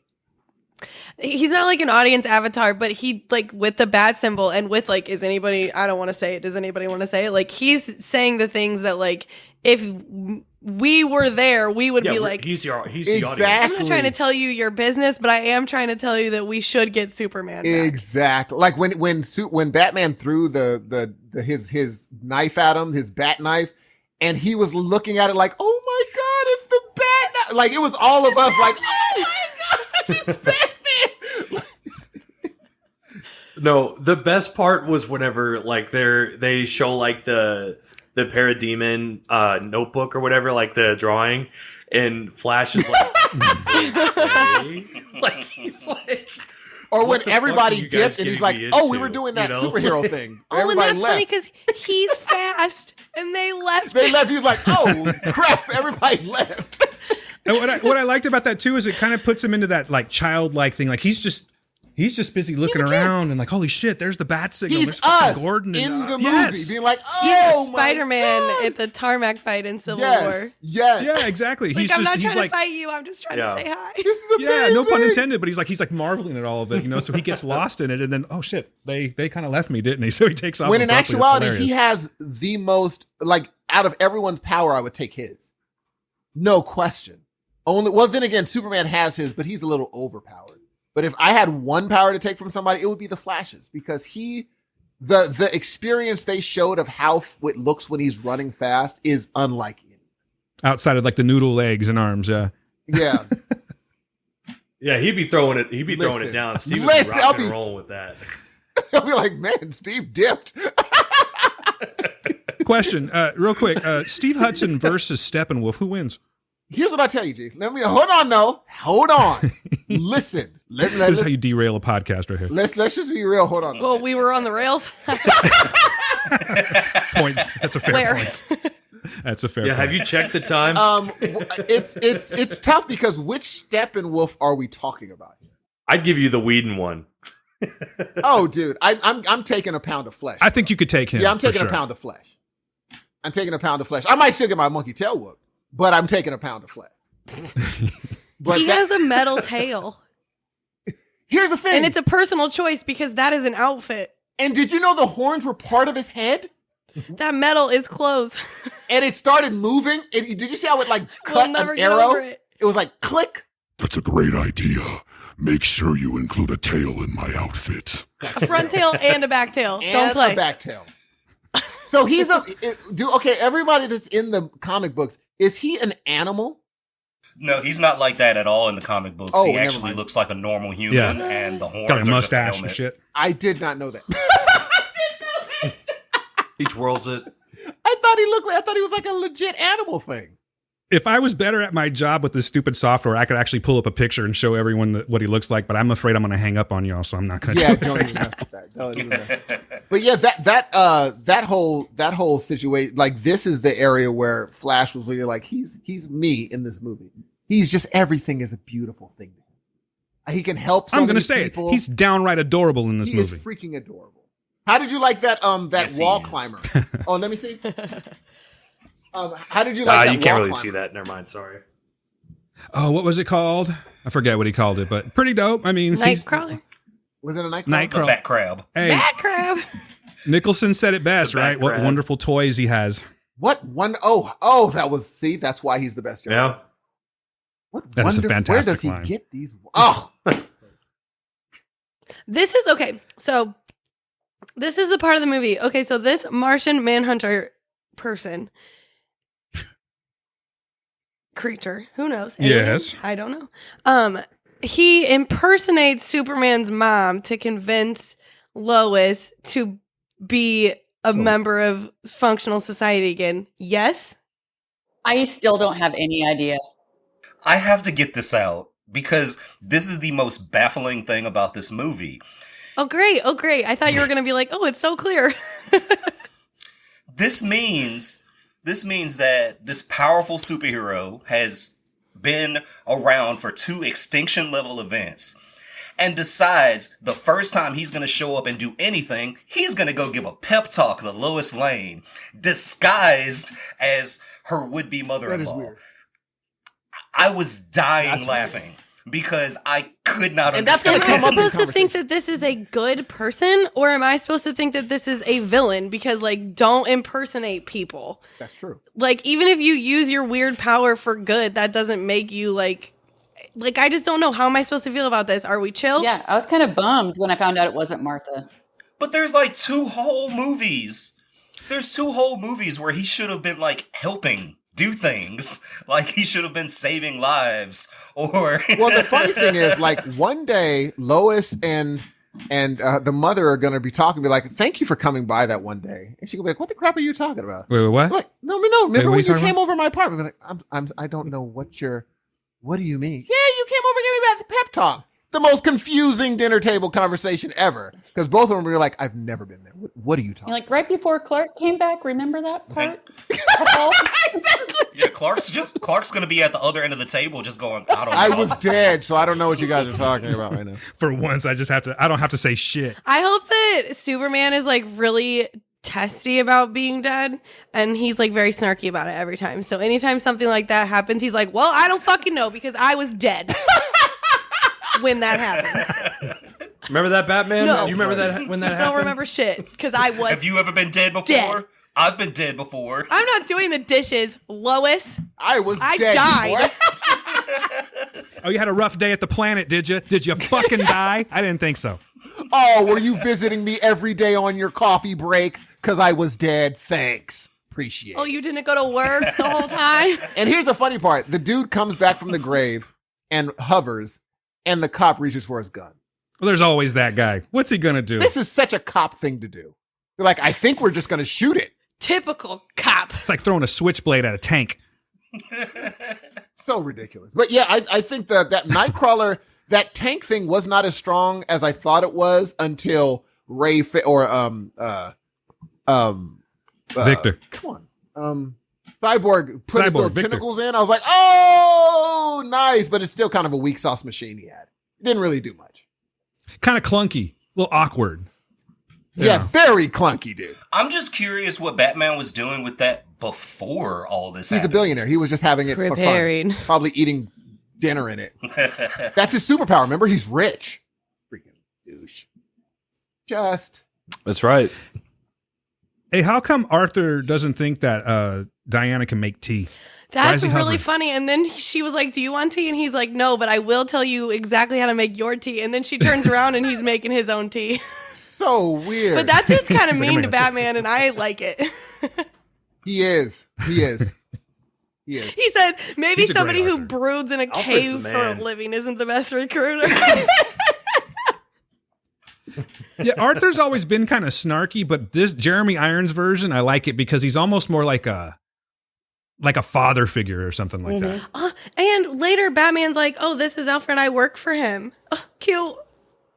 That is, yes, it is. It is. You're right. I like this Alfred.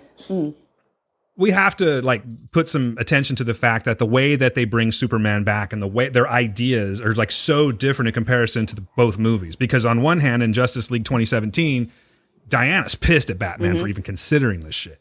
Like she's downright disgusted with Right. him, and it almost puts a wedge in between them. Where in this one, He's down. you know, again, yeah. Well, in this case, though, Cyborg sells it. He sells it to him. Yeah, she's like, we need to do this. I have another question. Is there a reason why Wonder Woman calls Superman Kal-El? I know that that's his real name, but like his motherfucking wife calls him Clark. I feel like you're being there was no presumptuous. reason for that. Like, you don't get to give men pet names if you're not their fiance. Like, that shit is so weird to me. Again, she had only known him for maybe like 20 minutes. And she's calling him by a name that nobody else Not even ever his calls him. mother. Except for his She's all hologram fucked up, dad though. in a spaceship is the only person who calls him All that. right. She's all fucked up though. She hasn't had a solid relationship in over like 100 years or That's something just, like like, that. And she's she's flirty. inappropriate. It's inappropriate. She's got some hormones. She's flirty. She just doesn't know how to reach act. is all. him and trying to use a different Yeah. name, trying to be like, well, maybe if I go back to his roots name, like. Look at Amanda making all the sense over here. I know, and that really does make sense too. And it's just like the way that it was like written and the way that I'm sure that you're right. It just wasn't set up like that. The way it was set up made it feel like Wonder Woman felt like she had like a proprietary relationship with Clark Kent, and that's why she got to use his like other planet given name. And I just thought that was like weird.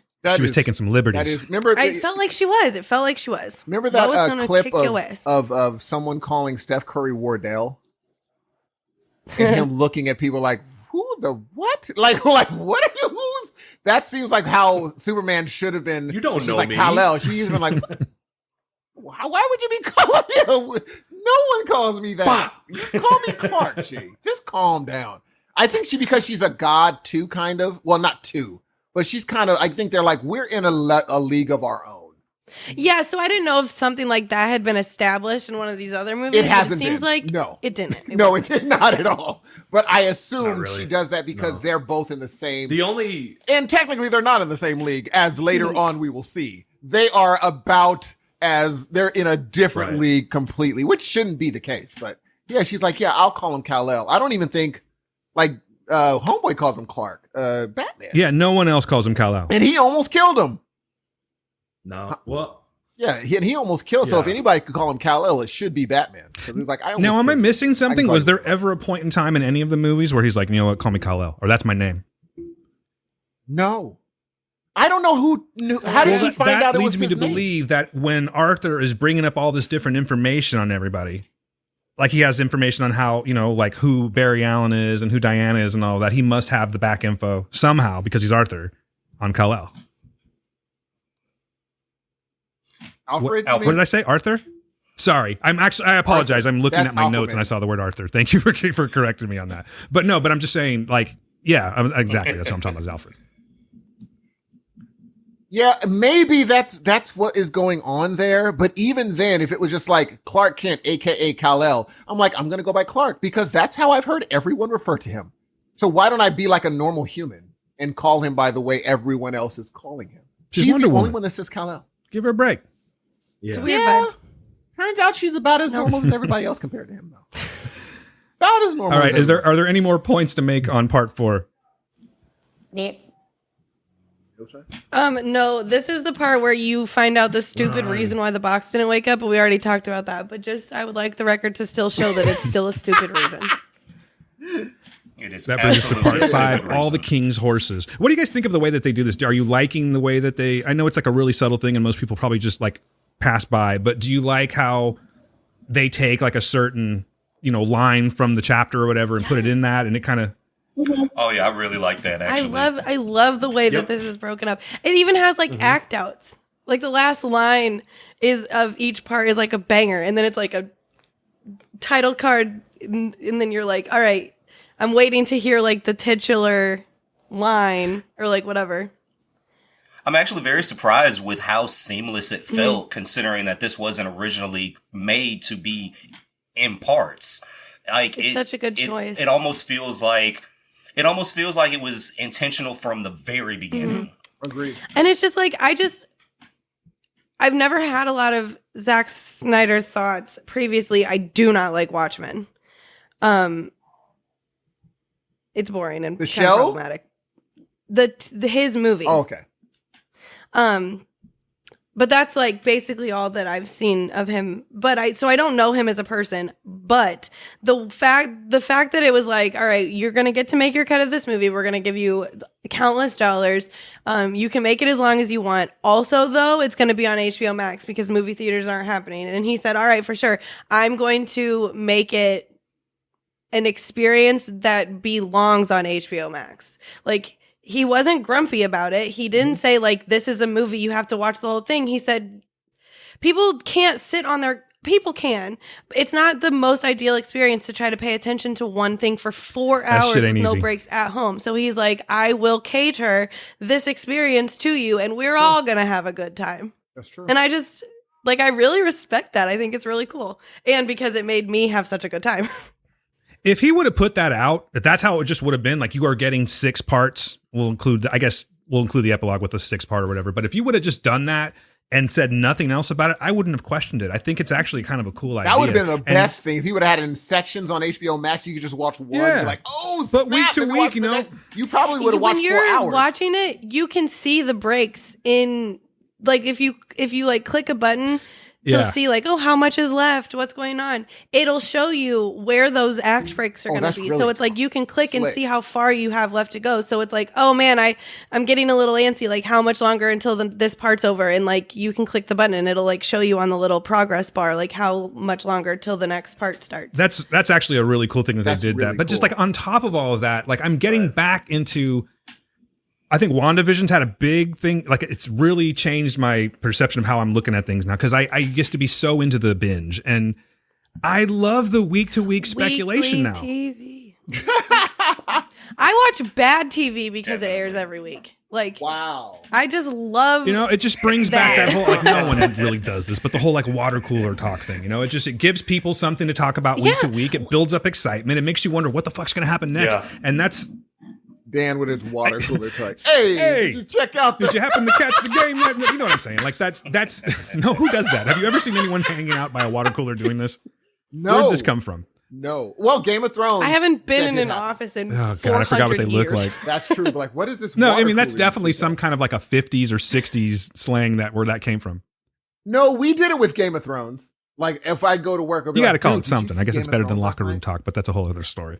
You know, but seriously, I think that it would have been just fine that way. I personally sat through the movie for 4 hours and it wasn't easy, but I did it. And I think I did take some breaks, of course, but like there's just something to miss now. Like I actually really enjoy this week to week thing. It even happened again with Falcon and Winter Soldier. I was like, I'm totally down with this. It gives me kind of a chance just to process and draw from it and like talk with you guys about this. What do you think's going to happen next? And then seeing how wrong or right we were. That's all part of the fun of it. But you can digest this movie either way, and I think that's what's great about it. I do like Melissa said, that they did give you those little dots on the timeline, so you can just go, okay, I only got this much more to go. Stop it. Come back to it when I'm comfortable with it.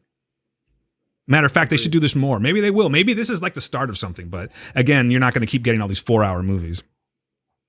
It just makes me feel like, and I don't know if this is like too nice of like a reading. It just makes me feel like Zack Snyder was such a good sport about this whole thing. Like, movie theaters are closed. It's fine. We'll just make it a miniseries. It's all good. I assume it wasn't exactly that because there is a reason why everybody went crazy and he ended up being able to make this movie in the first place. So I wouldn't necessarily call him the best sport. But as far as like this rollout has been, I'm like, I like it. Yeah, I will say this. As soon as D'Elia got into those problems, he immediately recasted with Tig Notaro. It wasn't a question. He took him out of the movie and put him right into put Tig Notaro in as a replacement. I didn't know he was going to be in this movie. No, not in this one. D'Elia is going to be in his next movie, Army of the Dead. And he literally just took him out and be like, we'll just reshoot. Because apparently he has no problem with reshooting. He'll be like, we'll reshoot everything we've done so far. Let's do this again. So I'm like, you know what? He could have been the guy that's just like, I don't care what you say. Guilty, innocent until proven guilty in this country. He didn't do that. He didn't play that game. He's like, no. We'll get Tig Notaro. Well, it also brings problems for him. You know what I mean? Because he's making the conscious decision to keep him in the movie. If he was to do that. Oh, it's not like it's just a D'Elia problem. This becomes a Snyder problem if he allows that to happen. You ain't even. It's like, I don't want to fucking deal with any of that. Oh, and also, even if it's not a problem, you get a bunch of support. Your support is now different than it was before. You have a brand new crew of people. Let's just put it on a whole different scenario, though, Steve. Let's just, I don't even know what their relationship is, but let's just say D'Elia and Snyder were like homies, right? Look, dude, you got to understand, like, I can't do this. You know what I mean? Like, be my friend and understand that I can't do it. I understand where you are, but come on. Don't fucking put me in this situation. I don't think Zach even gave him that conversation. He's just like, you got to definitely live your life in a way that people are not going to think that you are inappropriate with children. Like, it shouldn't be that fucking hard. That's a situation. I wouldn't be surprised if D'Elia got a call from like Zack Snyder's manager or something. It's like, yeah, we're not even going to have this conversation. You're just not coming into work tomorrow. If there are two rooms that are empty, but one of them has a sound, and I'm standing in the room that doesn't have the sound, but the other sound that's floating around is pedophilia, pedophile, whatever, I'm going to go in the room that's quiet. You know what I mean?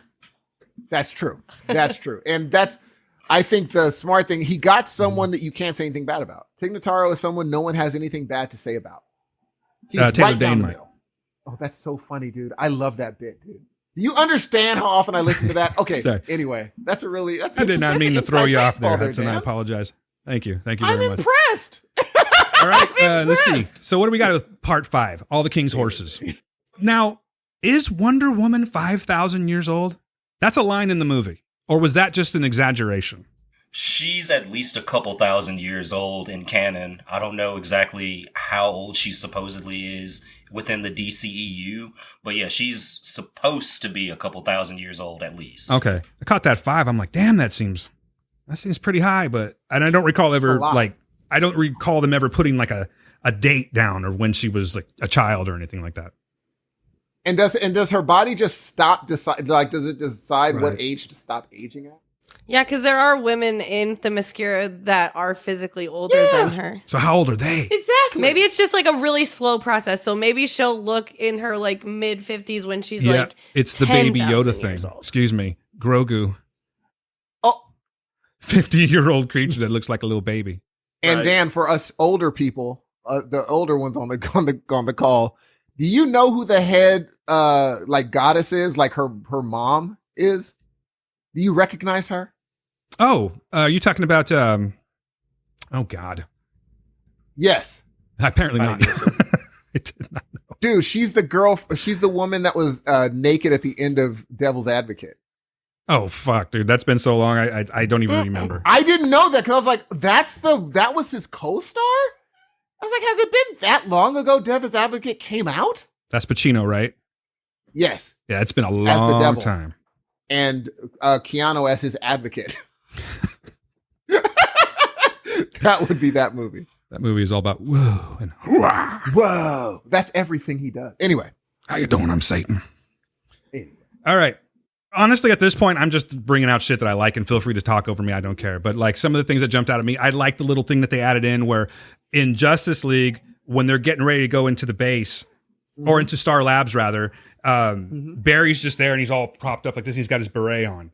We actually see him making the choice now with Aquaman. He's like, hey, A or B. He's like, let me see B again. Yeah. I just think it's little things like that made this movie. Little things. Just, they actually do have relationships. They do joke around a little bit. They do ask each other's opinion. Yes. Little subtle things like that made this movie for me so much. You know what I mean?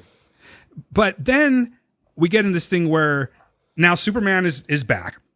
We kind of glossed over that, but anyway, he's back and he goes to the Kryptonian ship, and he's walking in the Kryptonian ship, and then you hear Jor-El start talking to him. Right now, all these, I'm hoping someone gets this. I'm hoping Kevin, you're gonna be the one that answers this question for me. But like, all these little wall pods open up, and then like various suits start coming out.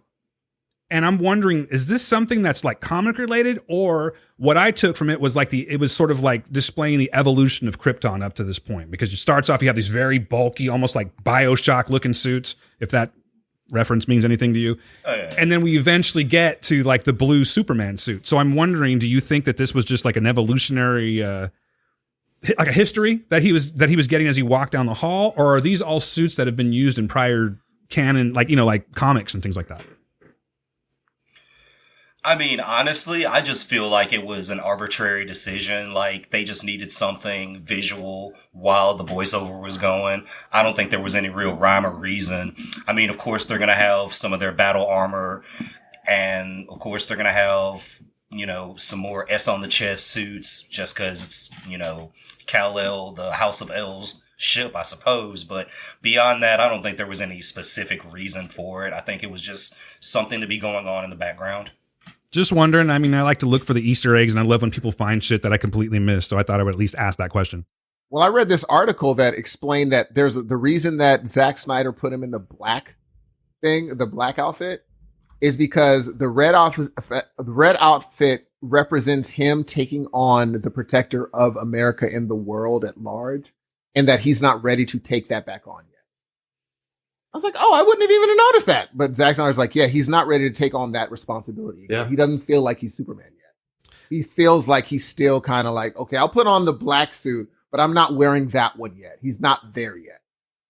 So apparently he's still kind of he just died. So the last time we see him, though, in the epilogue, when he actually goes into the alleyway and does the classic Superman reveal, he's still wearing the black suit. Yeah. So he's still not there yet. He's just So they're practicing. like, it was purposeful for him not to wear the almighty red. I take on the sins of the world, so to speak. They did the Christ-like Son of Man thing in front of there's a lot of those little drops, you know what I'm saying? He's like, I'm not prepared to take on the world yet. I'll just be this normal man that saves, whatever. And I didn't even recognize that. I just was randomly reading the article. I was like, oh, I didn't even notice he had the black. I just thought it looked dope that he had a black suit on. I mean, I thought it was dope, but Zach was like, no, that was on purpose. I can get down with that. I can dig it. Yeah. So speaking of armor and suits, okay, again, this is like a comic thing. What the fuck does Batman have on his forearms? Because he's taking the laser beams out of his eyes like it ain't no thing. It is not even burning him on the other side of his gut. Like, this is new, right? This is not something that Batman's had before. No. I know this is nerdy shit. Oh no, they established that for whatever reason, Alfred was able to. They got do it from that. Atlantis, didn't they? And okay, it works. But, Oh, word. No, this is from something else. I didn't know that it was. Like he said, I think it was from the Atlantis, and used it to soup up that armor to absorb the energy or something like that. How do I watch a movie 2.5 times and miss it? Okay, I might have missed that part. I could be wrong, but I thought that's what he said. Because there's a lot of movie. It's a lot of movie. Yeah, there's a lot going on, Dan, so it's okay. That's why we are all putting it together right now. Yeah. My thought about the Superman voiceover stuff was just like, oh look, all of Superman's character development for this movie is happening in this hallway with this voiceover. Yes. So there's that. One of the things they said was the voice says, "Love them, Cal, the way that we loved you," and I'm like, oh, you're Jesus. That's it. Superman's always been that way. Give your only son. Superman's and all that. always been that, though. I You love died that they for their sins. Well, this is my first Superman. He died and he has risen. Wow, there really are a lot of parallels, aren't Your there? lesson for today. Your sermon for today. But yeah, I loved in that bit too. Like you get the voiceovers from like all of his different fathers. That is cool. I like that. This is also the section where they finally have a plan, which I think is funny because the plan is just like batshit. Because they need the Flash to like run the fastest ever so that he can poke Victor into the synchronicity or whatever. And I'm like, all right, whatever, do your thing.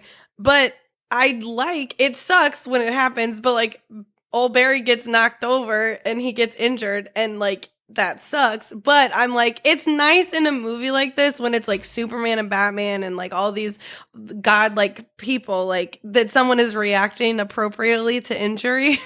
Yeah.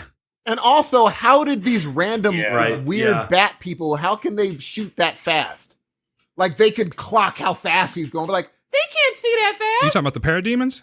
Yes. They're just shooting everything and hoping for the best. But you saw him, it was like a you shot saw in the him dark. like clocking them Yeah. and shooting. I was like, wait a minute. What are we doing? Oh, I don't want to give him that much credit. I think it was a shot. That's a in the dark. heck It was of a... just lucky. Yeah, I mean, it's just like with Space Invaders. You just shoot where they're going to be. That's true. And you just keep going. That's You'll hit that's him- a heck you'll hit of a him lucky eventually. shot for a bat thing. Oh, and I also liked, how did you guys like that whole, it looks like Batman's kidnapping people because that's what they're drawing back in the beginning. They didn't really do a lot with it, though. Yeah, that's what I thought. I was like, what was I that? don't think he saves lives for 20 years. Then goes and kidnaps 8 people. They throw that in, and you would think that they would like come back to it, or like, No. oh no, it I wasn't think him. they It was just the did it so parademons. that we could give Commissioner Gordon being snarky. Mm-hmm. Oh, you know what? That might be it. That's true, because I like watching them. They had to give J.K. Simmons That's something. true. J.K. Simmons is wonderful. Put him in everything. Every single Yeah, thing for on earth, sure. put J.K. Simmons in. Then you get the future Adam asking Silas, like, do you think Batman has anything to do with this? And he's like, no, not at all. Dropped. No. Right. So I guess part 5. Part 6. Is this where the big Something fight is, or is that darker. part 6? We could go there because we're. All right. Guess Oh, what? okay. We're Let's do it. almost done. Believe it or not. All right. Oh, and then somebody's going to explain to me what that means.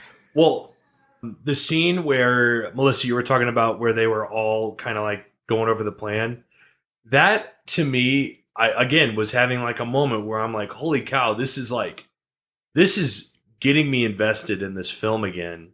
And I loved when they're like planning everything together and you see all of like the heroes together, like figuring out what to do. Also, Batman is probably like the most badass he's been. And like, I know that some of that stuff we saw in the 2017 Justice League, but damn, him and his Batmobile and just like everything, like they showcased the Batmobile so perfectly.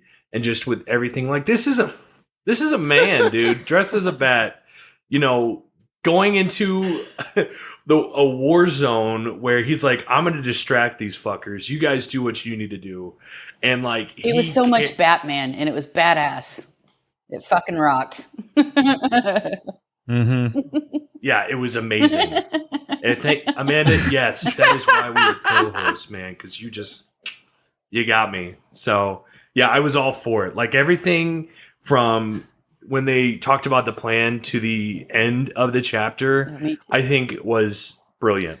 Definitely my favorite Batman. It just solidified it. All this extra shit that he did this time just solidified how fucking good the Ben Affleck Batman is. I don't think I can put the Batman up against anyone else, man. Like this is the one for me. I don't know. Like I Christian Bale, forget about it. I didn't really care for that one. Robert Pattinson, you were looking forward to that. I still am, but like I'm just saying, so far he is at the top now. It's just there's just the way he looks, everything, his attitude, everything. It's fucking great. I love the modified voice so much. Like when he puts on the suit and just like that microphone he uses. It's just badass. And Quentin, is it me or did they? Okay, he was there the last time too, but it was a little bit different this time, right? Yeah, like it just. I don't know, like it definitely seemed like it was clear, you know, like with what he was saying, but it was just brilliant, dude. Like you will never hear me bash Ben Affleck's Batman. Why does he need the voice modulator when all of them know that it's Bruce Wayne? Maybe he just forgot to turn it off, man. It's a part of the suit. He's got shit to do, Steve. Vibes. Yeah, bro, just get with it, Steve. I was like, why do you have the voice? I would have asked him, like, bruh, what's up with the voice? I know you're Bruce Wayne. Or you ask Cyborg, you're like, Cyborg, can you or Cyborg just turns it off at some point. Yeah. Oh, that would have been great. Awesome. That would have been fucking so awesome. dope. All of a sudden, you hear it just go, and he like looks down. He's like, "Oh yeah, that was me. He's like, Sorry, I you couldn't must have left understand that what on." you're saying. That was exactly. I couldn't understand what you were saying. Now, what again? That would have been amazing, dude. You know, you sound silly talking like that, right? Without your cowl on. That would have been so dope. Missed opportunity for sure. That would have won the movie for me. I'm like, oh, it's over. It's a great movie. I have to tell you, if we're on chapter 6 or part 6, that I am so fucking grateful that they took the cornfield scene and actually turned it into something that seemed like real. Like, again, in 2017, when Superman comes back, he says like half sentences for the most part of this whole damn movie. Like, and he's just terrible, and it feels like it's just like phoned in. Yes. And it feels like Cavill isn't really a good actor to me in that.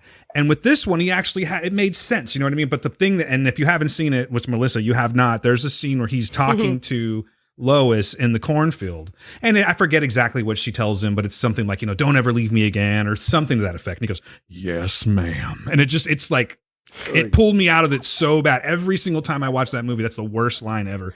And he actually does something with this time. He actually has thoughts of like, you know, I'm not done. This is my second chance. I have to go back and do this. And it just made so much more sense that they did that. And again, that was already filmed from what I understand. So I have no idea why Joss Whedon wanted to go and just completely change it. It just makes no sense to me other than the established flex that we've already talked about.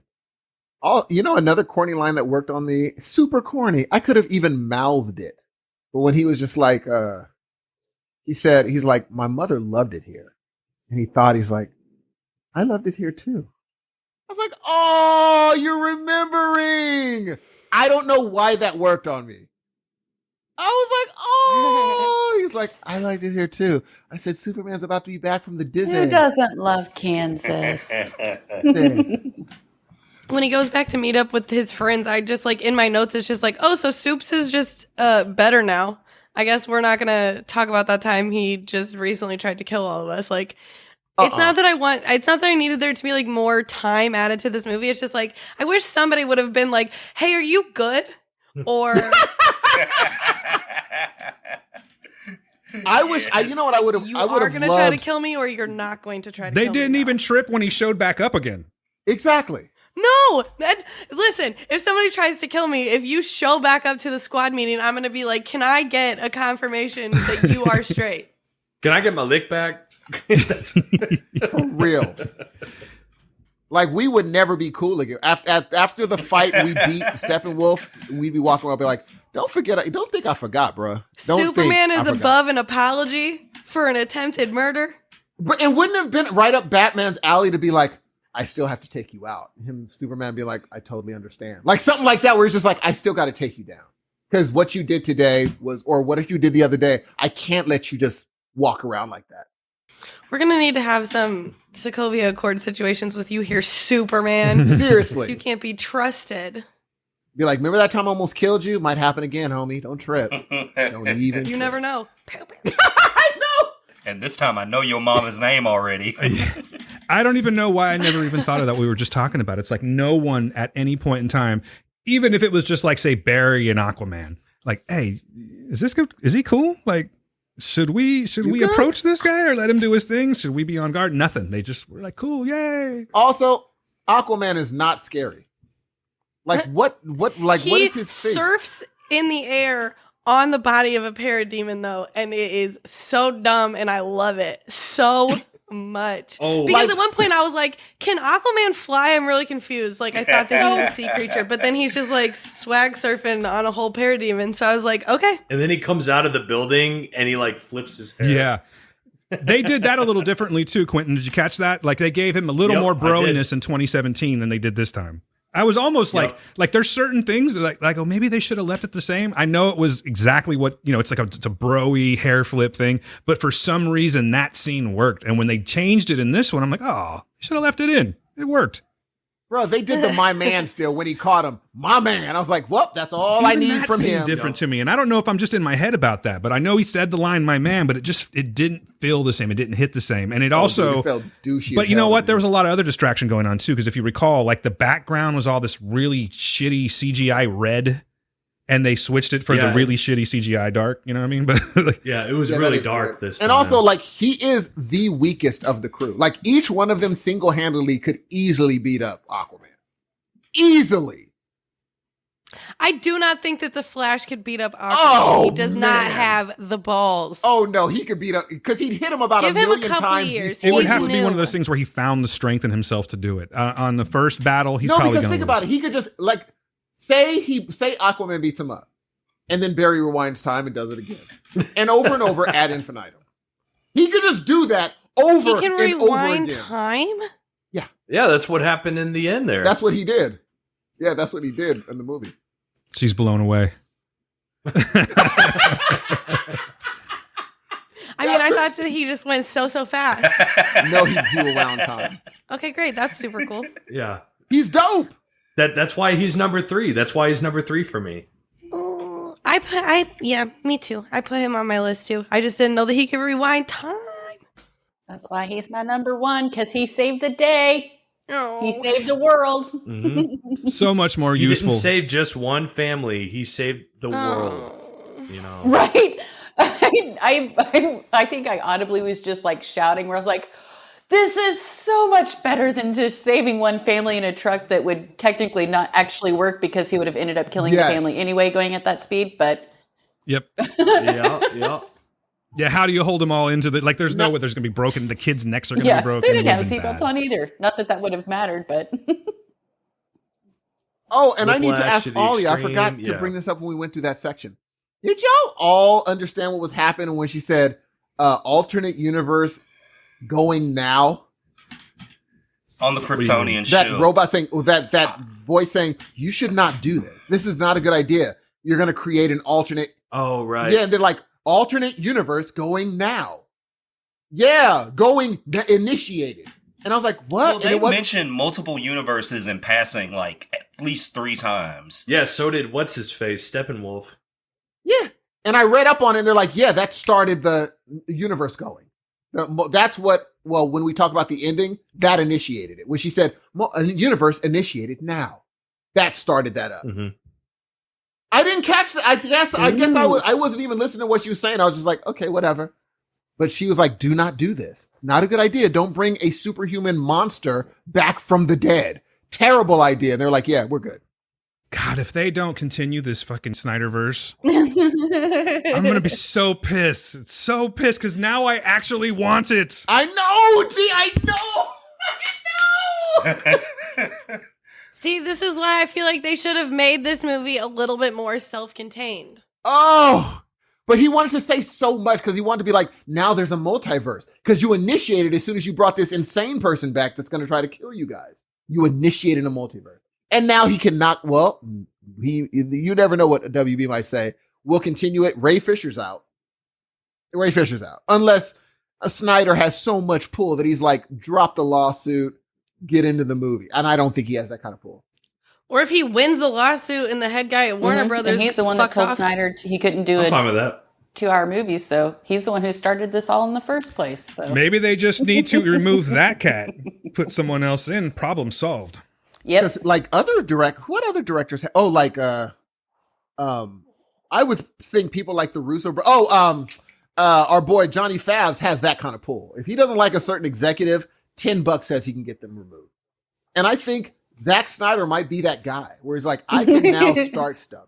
You guys, this is so doable. It's doable if they allow it. And I can't give up hope on this now because this is the very first time that I have looked at DC movies like this where it's like, just fucking give it to me now because I'm ready. It can happen. Imagine Zack Snyder walking to the office and saying, I want my movies or I will drop the name of the executive that is saying no. On Twitter. Game, set, match. Everything changed. I mean, you should just drop the name anyway. You shouldn't get a reward for it, but okay. Well, I would say that if someone told me no and is about to say yes, I'd be like, I won't drop your name if you stop acting crazy. But if you say no, I'm gonna have to tell who did all this stuff. And I guarantee they're gonna be like, we'll greenlight it. We'll greenlight whatever Zack Snyder wants. Because he got Day of the Dead or Army of the Dead with a ton of money. A zombie movie greenlit for millions, and he got a reshoot of his own movie done. This is going down. You watch, it's going down. I'll make a few calls. Do it. Thank you. Use your connections. I'll make a few calls. I'll call Ray. I mean, we're getting close to the end of the movie, but is there any other little points you like? Like, there's just little things. Like, I just loved how it. Go ahead. When Vic finally goes into the Unity and he sees like the manifestation of his parents and they're like trying to convince him. His mom calls him like, oh, my broken boy. Like they're trying to obviously the manifestation is like trying to convince him to stay there because then Darkseid would win. So but he's like, I'm not broken. I'm like, you're not broken. You're a good boy. And Wonder Woman was concerned if he would be able to handle it inside, and he just kind of gives her that look like, like I got this. Trust me. And he knew what he was doing. Yeah. He's a good boy. So are we saying that these boxes are sentient then? I mean, yeah, they're whatever the plot needs it to be. They are change machines. I love that their images when they're being broken apart turned into that's a better way to put it. Which kind of goes into like old school mythology and so many different stories that we've grown up with. But I thought that was just a really cool visual. Yeah, it was an interesting choice of visual. I like that too. Line of the movie for me, though, is when they're talking about destroying the defensive dome in Russia, and Wonder Woman's like, so once they tap into the Unity, with Barry's help, they'll break through the Unity's defenses, and Cyborg's like, how's that again? And Barry's like, power, love. That was funny. That was funny. Oh, his jokes landed so good. Oddly enough, my quote of the movie, even though I complained about the fight, is not impressed. Yeah, for sure. I was really hype about that because I was like, oh shit, our good boy Superman. I want to say that I love the fact that it looks like they lost. Like when it does like synchronize or whatever. Yes. I'm sitting there like they did lose. Yeah, that I'm was sitting such there a like, great part. Like what the like what's gonna happen? And so like then we get that scene, which Melissa, I'm really curious. What did you think was happening? I guess when Flash was quote unquote going back in time. What, like, I want to know what your perspective of the situation was. Like, I just thought that, like, they were wrong about how much time they had. No. They weren't clear about it. Right. Make no mistake. They were not clear about. You would have to really be. And then watching. he was just like, I'm super very fast enough, and we're going to make it anyway. But... Well, that was another thing. They mentioned him messing up time in passing again. Mm-hmm. Like, they mention a lot of important things that you wouldn't just necessarily get. Yeah, and it's like, I feel like I will probably see all of the seeds for this if I watch the movie again, because it's like every time, it gets easier to watch every time. And I, like, my instinct would be to be like, I shouldn't have to watch your movie a bunch of times to, like, get it, but, like, I was willing to do it for Tenet, so, like, okay. Oh, wow. Yeah. I'll just watch Zack Snyder's Justice League every time. That's true. This is way better than Tenet. I will say that. But we had like the seed per se planted when they were on the ship trying to get trying to touch the cube, or Flash was trying to touch the cube to the point where the cube went into the water and he realized that he was too late to get it, and so he brought it. Yeah, he brought it up again, you know, and I felt like that was bringing back time or whatever. So there's two. So probably I just wasn't aware that, like, time manipulation was even on the table. So I just, all these, like, hints and clues just, like, missed me. And also, I'm very susceptible to, like, action sequence fatigue. Like, if you're dropping exposition when it's an action sequence, I might miss it because I just can't. Like, I do not have the attention span for just straight up action scenes. I think the interesting thing also that we have to keep in mind is, even though Barry rewound time, in theory, that timeline is still existing. They lost. And that timeline is continuing. Timeline, So there's so much like that. That's what the computer voice is referring to. That would be so dope. Because it's like, yes, they lost, and that line continues. You're just epilogue. You're right. Say more, Amanda. No, Amanda's going to talk us through this. Go ahead, Amanda. No, I love timey-wimey stuff. Yeah, so you are correct, Steve, in saying, like, yes, in that moment, that timeline, it's now split in my head because of the epilogue. We see what Cyborg had the vision of when he was first getting the information of what the future would be, the end of the world. Yep. Yeah, with Wonder Woman dying and all that. Yeah, with Wonder Woman dying, which that was like epic funeral. Can I have that, please? Yeah. You know? Yeah, please. Will you guys make sure? It's better than Padme's. Right? Oh my God. Everything is making so much more sense. Like, literally, my notes on the epilogue, I watched the epilogue the second time through, but it just, like, I knew that whatever I had missed to understand it, I missed it again. So, like, I watched it, but I didn't take, like, notes on it the second time because I still didn't know what the fuck was going on. But, like, all of the notes for both times I'm watching this epilogue are like, what the fuck is going on? Why is this what the fuck is epilogue? going on? And my Harley Quinn would never give half a fuck about this dumbass. Like, goodbye, never. Not one time. None of us would. I know we're... would. Another thing about the epilogue is that the Joker straight up says to Batman, how many timelines are you going to break? Because 100%. That's right. So the question is, how many times has he tried to fix things? And had flash. By the second time watching it, I was thinking that maybe we were experiencing, like, Batman's, like, premonition, because he says that thing about, like, having a premonition of Barry White. Or Barry Allen. Barry White. Barry That's Allen. even better, actually. Whatever. I think we all have a premonition of Barry White. Saying the thing about something darker. And so I was like, oh, Batman has visions. That must be what this is. All right, whatever. Yeah. No. But they weren't clear with the... Next, I'm not going to They were not clear with the time. Like, if someone didn't know that Barry could do that, you would not have... That's a totally normal thing. Like, what the crap is happening right now? So, yeah, they didn't make it clear. There's just so much in this movie. Like, and not to, like, toot my own horn, but I feel like I got pretty up to speed with the Zack Snyder canon just from watching this movie. And, like, that's pretty impressive because there's a lot going on. I feel like this is the only thing that I missed which feels like a biggie. No, it's not. No, To be considering what honest. you took in, that's a lot. You took in a lot from one movie. It's impressive. Yeah. It's really impressive. I will say, I know we're going to get to the epilogue in just a minute, but I have like a whole thing about it. And obviously I don't want to take more time than, is necessary, but like I have like I said, I did the research and everything. Man. Do it. They're going to be doing some cool stuff if they do get greenlit. So, yeah. We could totally move to the epilogue, but we really didn't give any attention to Darkseid, who's supposed to be a humongous part of this movie.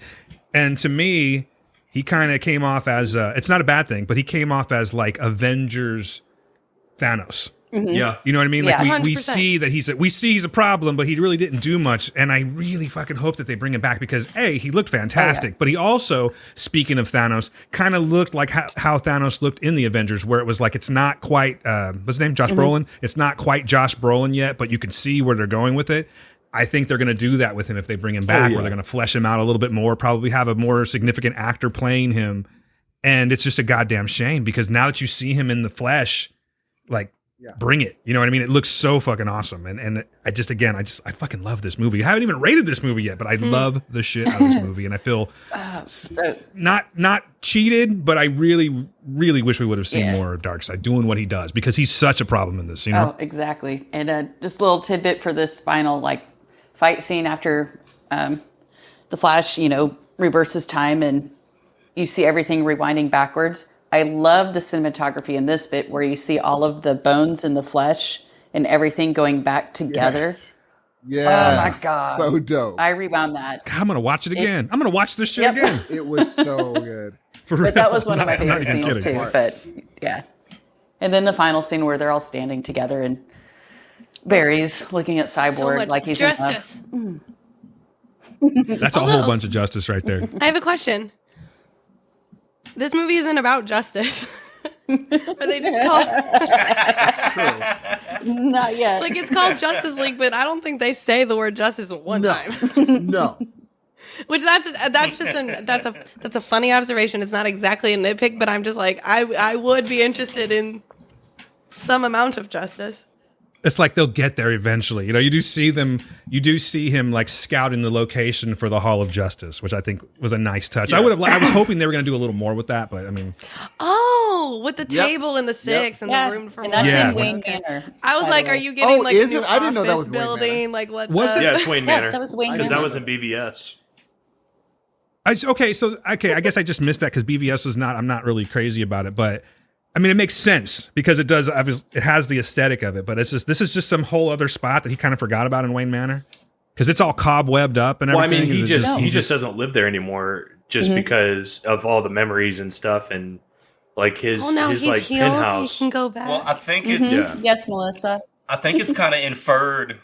I think that it's kind of inferred that the Joker had something to do with like destroying Wayne Manor because it does seem like a little burnt down. It had to be so- after Robin. It had to be after Jason Todd.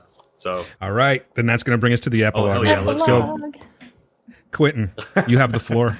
So, like, the big thing with it is that, obviously, as Amanda was saying, this is definitely an alternate timeline, but it's, like, used as a dream, like they did in Batman v Superman. And so, the big thing is that Superman is the one that obviously, I mean, I don't know how much you guys want me to, Everything. All of it. Do it. Okay. All right, Say so the basically the big thing, and Kevin, please let me know if like I'm overstepping because I don't know like how much you've also looked at because you're pretty well versed in all this stuff. So take the floor whenever you want, and Amanda too. But in like a draft or script, they were gonna have a thing where Lois Lane and Bruce Wayne were together, and it wasn't really that like fleshed out in this film, but there are hints that maybe this could be a thing, as we saw with Lois Lane, because we haven't really talked about her too much, and I'm okay with that because she was kind of a weak part in this film. Anyway, but like Amy Lois, Adams is so good. Oh, I know She didn't do a lot, but the things that she did, I was like, my heart. But she had a pregnancy test, and I don't. Did you guys? Yeah. That's supposed to be Force Bruce majeure? Wayne. That's supposed to be. That's supposed to be Bruce's baby, maybe? I do That's- not think it's- that pregnancy plot lines are cute, so I'm glad that was not there. Yeah. Well, not in this timeline, but in another timeline. And another timeline, Bruce and Lois, like, she's pregnant with his kid. So this thing where Bruce does this. Look how happy Melissa is. What we're thirsty. supposed to see We all know this. what we're supposed to see in Justice League 2, if like it was ever going to happen, is a lot of what we're seeing right now in the epilogue is what Justice League 2 is, where Lois is dead. Darkseid kills Lois because of a conflicted Batman. So Steve, Batman basically gets Lois killed too. That brings Superman from the basically to do Darkseid's bidding, and he's he gets the anti-life inside him, and like he's the embodiment of the anti-life that Darkseid is looking for. And so he then kills Aquaman, he then kills Wonder Woman, and that's why Mira and what's his name, Deathstroke and Joker and all of them are with Batman and the Flash and Cyborg, because like they're the last remaining ones. And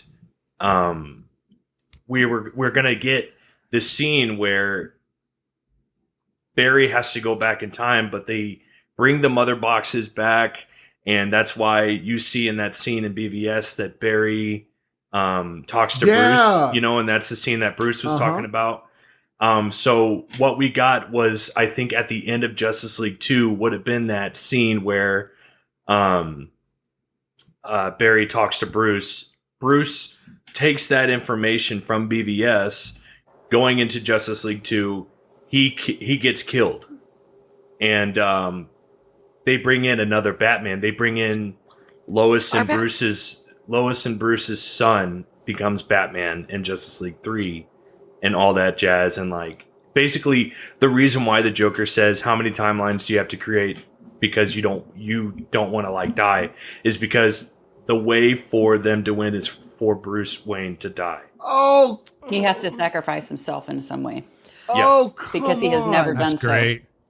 That's so good. So I love that. This is all that I was reading, and like I could see that. I felt bad because my wife is like trying to talk to me about the film, and I'm just on my phone like looking at this. I'm like, no, I need to know more. Yeah. You know? And so like that's kind of like the cliff notes, if you will, of what Zack Snyder wants to still do. That was his storyboard. Yeah, there was. It was he had everything mapped out from Man of Steel through Justice League 3 or whatever that they were all planning, and like Justice League 2 was going to be the darkest superhero movie that they ever came up with because of like what we see in the epilogue. Love it. Give it to me. Yes, into my veins.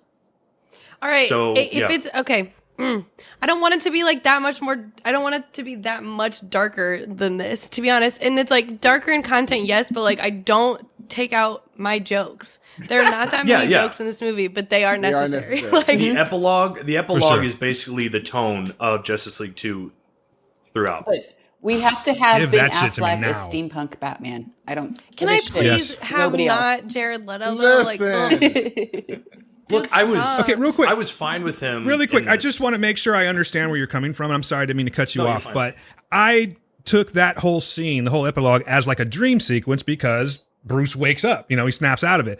But I like where you're going with that. So am I to believe that that scene is actually they're more like a rogues gallery, like a motley crew of like a Suicide Squad almost put together? Because that's not really Suicide Squad, but you know what I'm saying? Yes. It's just like a bunch of people that are put together in this situation because that's really all they have left to work with. That's all. That's it. So like when Bruce is having that conversation with the Joker, they're together, but he's like, I fucking hate you, but we have to work together for this. Is that what's going on? enemies to lovers. No.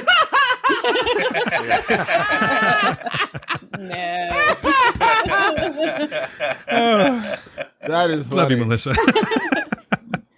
But is that what's going on though? Is that what you're saying? So basically, Zack Snyder said, "This is your peek into what I can get, or what you can get if we bring this damn it, forward. I love That that. would be so good. Yeah. That I want to see. So and then I fucking love that they're forced to work together, but they hate. I just love that shit. Oh my God, give it to me. And they're not work. It's not so much that Joker can bring anything to the table. Isn't it just that I don't need to be fighting you at another front? I need you here so I do not even have to concentrate on you. Yeah, I got to keep your little Exactly. dumbass in my Exactly. eyesight. It's not like you can bring anything to the fight, but I cannot deal with you shooting at me and wondering what's going on with Superman. I don't need that. Yeah, but like we've seen this in a bunch of different settings and movies and stuff like that. I just like that it's these particular characters that are in this situation like that. And of course, Soups is the big threat because he looks scary as fuck when he's carrying that the cowl when he's like floating That's off gonna be camera. so good, dude. That's just. Dude, please, whoever's listening, I know you're probably not listening to this, but please make this movie. And the reality is that as soon as Superman lands, it's game over. Yeah, that's game over. He smelled us. He goes, he smells us. Yeah, when he lands, you're going nowhere now. It's over. It's over. And it's cool because he's got the red eyes, and that's supposed to be the anti-life course. Yes, it is, Quentin. Yes, it is. And so right then, Flash has to get and make a brand new storyline because it's over. That storyline's bombed. And why does he have the dope ass armor I on? love that armor. What's going on there? That's his Flashpoint armor. Dude, it's gonna be so good. Why am I going to have to watch this movie again? I know having it playing on and get in the background during all of this. And I'm like, I truly cannot believe. Yeah, and it would be about to end. Right. Yep. I'm just gonna say this. I know we're gonna rate this thing, and Amanda knows me just from like how I am with these kind of like moments, but this was possibly like from the moment that we get the nightmare kind of like scene in the epilogue with Batman, steampunk Batman, and everything. I'm telling you right now, that was probably the most exciting thing that I've seen on screen of any superhero movie ever.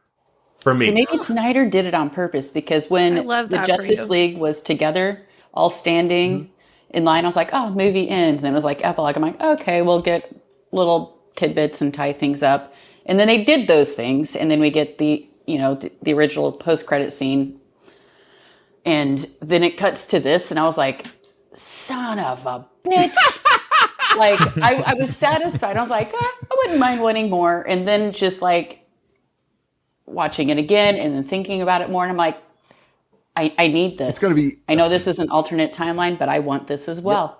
I need all I'm watching it again as soon as we get off here. I'm just watching that epilogue. I also like, I recommend Dan watch Flashpoint on HBO Max.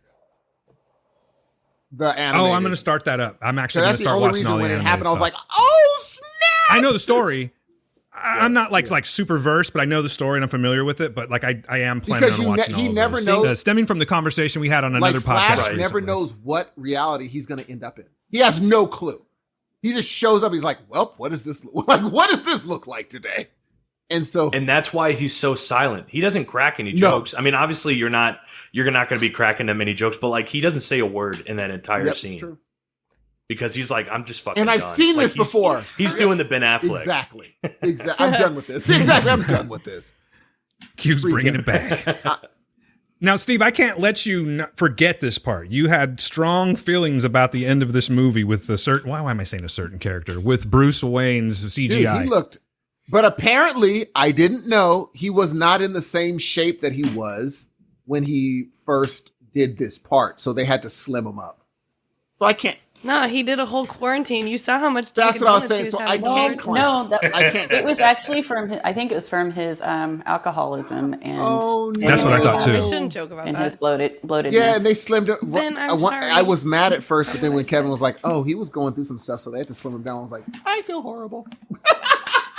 Now, did everyone notice this? Did everyone notice it was CGI? Because I swear to you, I think I'm pretty good at that shit. I didn't notice it, and I went and I watched it. Yeah, you saw it, right? I watched it purposely. Are we talking about the scene with Martian? Yes, you saw Ben Affleck. You're like Courtney. Okay. Courtney and I were just like, dude, something's off about this, and like, yeah, it's nice because like I'm not making this about just like my personal life, but when my wife notices something like that, it's just like, oh yeah, like she gets it, then it's definitely something that is He is just looked off. I was looking, I was like, something's wrong. Like, his face is not, that's a CGI face. Immediately. I was like, yeah, something's wrong. Yeah, he looked more CGI than Martian Manhunter. No, I'm just kidding. So if you'd have seen that in another movie, let's just say for the sake of this that you'd have seen that in another movie, you would still say that looks CGI'd? Oh, for sure. I got to go back and watch it again. I just didn't catch it. Oh, dude. And more power to Ben. yeah, I mean, obviously he went through some struggles, so it, but like we're here for him. That's even more why I want him I'm back. still a little pissed about the whole Because- Ana de Armas thing, though. He didn't deserve her. My inner monologue was going off right there. But that's why I want him back as the Batman, because I feel like part of all of this stuff that happened at DC with this and the directing and the Batman movie, you can't tell me that didn't play into his struggle, right? Oh, absolutely. Right. Absolutely. He wanted and to he's direct an that movie amazing really, director. really, really, and it really just bad. makes me bonkers. Oh. You could see how it was affecting him as he was doing interviews. Like, he just looked sad. Well, yeah, the whole there's a whole meme of that shit where it's Hello, or a GIF, I darkness, guess, both my of them. old friend. Yeah. Yeah, exactly. Just looking exactly. down and just like he's just I'm done. glad I missed that gif. On a side note, Ben Affleck's a big fella. When he was standing next to Aquaman, I was like, "Oh snap! They're like the same height." The thing is, I'm like, Take your shirt off. again. I said, dude, this guy is fucking jacked, and he's like the only human in here. Right? Like, he's huge. So he's rich and he has muscles. Exactly. But when I think back, I was like, you know what? In Mallrats, he was super tall. He was. Super I just tall. don't put those two together. How tall do you think he is? Oh, he's like 6'4". Yeah, Right he's, on the money. he's 6'4". Yeah, he's Holy a cow. big guy. And the fact is, like, because That's big, I'm dog. weird, and I'm like, how much muscle did he put on, and how much did he weigh? The dude was like 230, and he was like 7% body fat. Jeez, God dude. dang. And like, Take your shirt off. I'm with still you, think- Melissa. I still don't think I've ever seen him with his shirt off. Oh, does he have a weird back tattoo? Does he? Melissa, This is not important. you see badass in Batman v Superman. Get the. Yeah. In It the might Ultimate be Edition, his. It might not yeah. be his. No, it's his. Badass. I did extensive research on that scene too. So Well, y'all do have. I bet you did, honey. You have a shirtless Kumail Nanjiani coming up soon. I'm ready. Oh, he is actually like super tatted up, huh? I never knew that. He's got It's like Yeah, a he has an phoenix. unfortunate- he's got a one. phoenix on his back, and then he's got like That's a unfortunate. cross situation going on his like shoulder cap, and I'm not saying they're great tattoos, But, but he's is doing tatted. better now, I've heard. He's doing better. yeah, Good for him. So I'm wishing nothing but the best for that man. Yeah, you can't Nothing even but like that. jokingly hate on someone when they're doing that. I've just always been a Ben Affleck fan. yeah. He has never done a movie that I didn't like so well. I'm sure he has. I just can't think of it. That I just didn't like. Jersey Girl. He's good. I like Jersey Girl because Kevin Smith is in it. Yeah. I'm a Kevin Smith junkie, so So am I. I'm a sucker. there's only one Kevin Smith movie I have not watched, and I will not watch it. Yoga hosers. No, I like that one. What? Tusk? Tusk. No, Really? Amanda, you too. That's a good movie. Body dysmorphia to that level. Oh, what it's people crazy. described. I don't know if I can do it. Oh no! The reveal is shocking. It's nightmarish. It is shocking. And I love Yeah, horror I'm with movies. you, Amanda. I do not watch body horror. Yeah, I love horror movies, and this and like The Human Centipede are not on my list. Yeah, I would No. say this one is it's more disturbing than Human Centipede. Like, Oh when he God. because Okay, it I'm looks like his definitely not lips- watching it now. No, it looks like the tusks are coming out of his mouth. It's really weird. You're not selling it, man. Steve. Nope. Nope. Did you like the movie, Quentin? I haven't seen Tusk, dude. Oh, Kevin, have you seen it? I have not seen that one. Oh, bro, y'all got to see that. joint. Hey, anything that you make me watch, I've watched. I mean, we're going all the way back to Monster Project, just for you, just for you. I mean, I can't believe I'm bringing it up after like 3 years. Jeez, a hater. All right, I'm at that Martian Manhunter scene at the end. Yes, Look at yeah. the face. I'm in real All right, time I'm right gonna now. wait for. I want to see your reaction to his face. I do like how he just walked outside and said, "Can I help you?" God, Like, hello. Well, the What are tones you that they doing put here? on kind of disguise it a little bit, because like the sun's in the background behind Martian Manhunter, and it kind of works with his face. His face is off the chain. I thought it was just like part of his like stubble and stuff like that. But I still can't tell that it's CG. Really? Oh, now that it's kind of close up at the very last shot where he's You're not like, talking. whoa. It's not horrible to me. It seemed like Martian Manhunter was like really trying to sell the fact that people call him Martian Manhunter. He's like, and some call me Who Martian calls you Manhunter. that? I'd be like, who calls you that? They don't call you that. Who knows you? That's like when you're like, some people call me Dragon. You know, like you're just trying to establish. He's trying to make a nickname happen, I think. You know, Martian Manhunter happened. he practiced all of that in the mirror. He shows up after all the fighting is done. You're a Martian that hunts men? That's what I was going to say. I was like, yeah, should I like part of our crew? Yeah. Now, my question is... Go ahead. It's like, if he's a manhunter, is he just referring to like just the male species in general? Or is he talking about, universally, referring to men as a whole, including also females? Because, just Should saying. Amanda and I be worried is the question. Right. Yes, you should. Or is it just y'all that he's hunting? It's anybody with the name man in their name. Mankind So Superman, So Batman. humanity. Well, man is in my name. I'm fucked. Oh, you are fucked. Oh, no. You guys, I mean, maybe we could get very along. I'll be unfortunate hunting for men's you. all the time. Okay. he's like, you're all okay, not you. Melissa's safe, guys. Just so you know. Kevin's like, I'm a manhunter too. Funny that. I'm gonna go hunt me some men's. We're gonna get Melissa and Manhunter movie. That's funny. I'll hunt some mans. What y'all doing after this? Going to hunt some mans? I'm gonna go hunt this scene of the bat ass. I'll tell you that. She's going straight to it too. That was fun, then. Well, that was pretty fucking fun. Is there anything that we are... Oh, I got one more question. One more question. If there's anything that you could bring... Sorry, Melissa, I guess I'm sort of excluding you on this one. But if there's something that you could have kept in the movie from the 2017, is there something that you would have?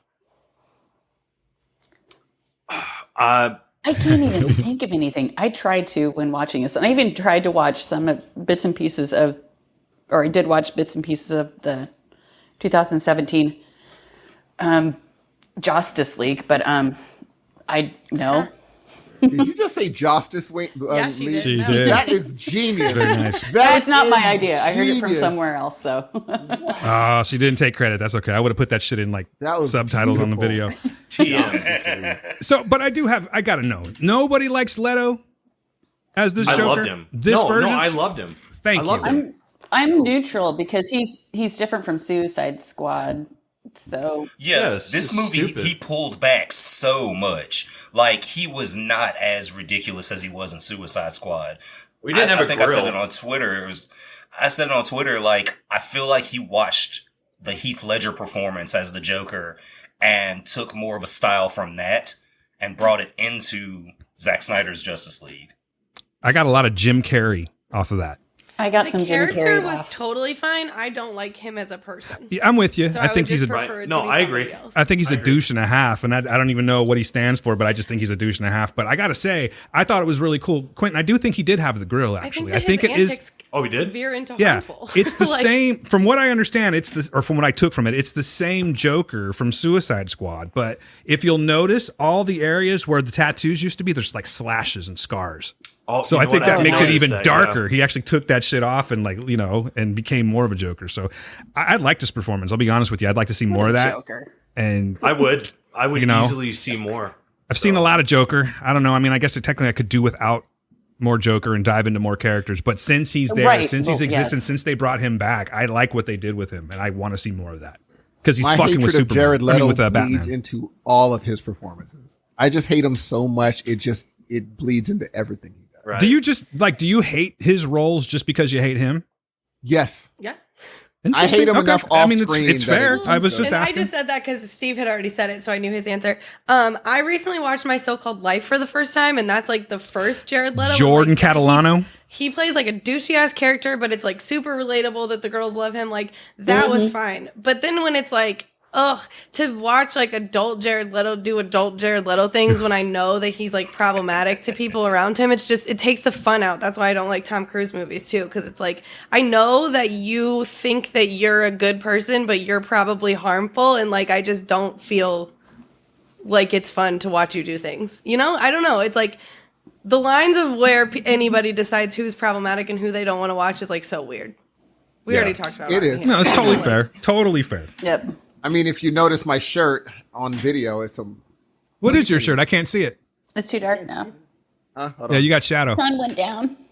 Oh yeah, the sun's going down. Big guy. It says smooth criminal. And I was like, oh, a Michael Jackson shirt.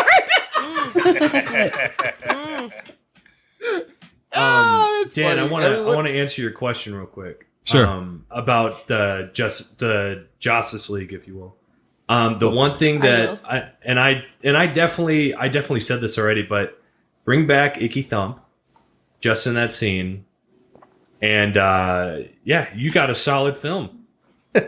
I felt like this question in my question came up in my head probably around like chapter 3, part 3, and I've since forgotten what the fuck that I was going to say. Yeah, bring this back, but there are a few things. I'll just say that, but for the most part, in closing, I think that this movie just fucking hits it out of the park. It is exactly what I want to see from DC from this point going forward, and I guess I'll go ahead and rate it. Let's see. Oh God. Feels like so long ago. We know. Started let's see. I think I'm going to go ahead and give Zack Snyder's Justice League. I'm going to give it a 4 out of 5. I'll give it a 4 out of 5 mother boxes. That's what I'm going with. And I'm probably going low on purpose because I see Steve laughing at me right now.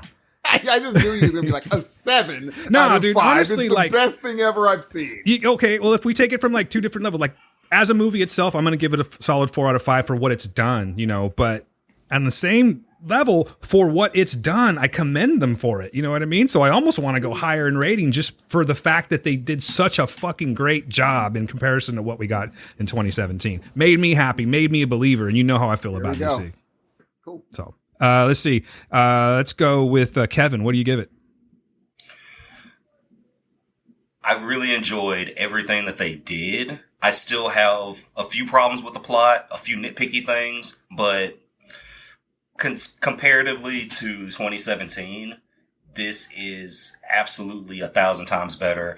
I will give it 3.5 of Cyborg's scenes being taken out of Joss Whedon's version of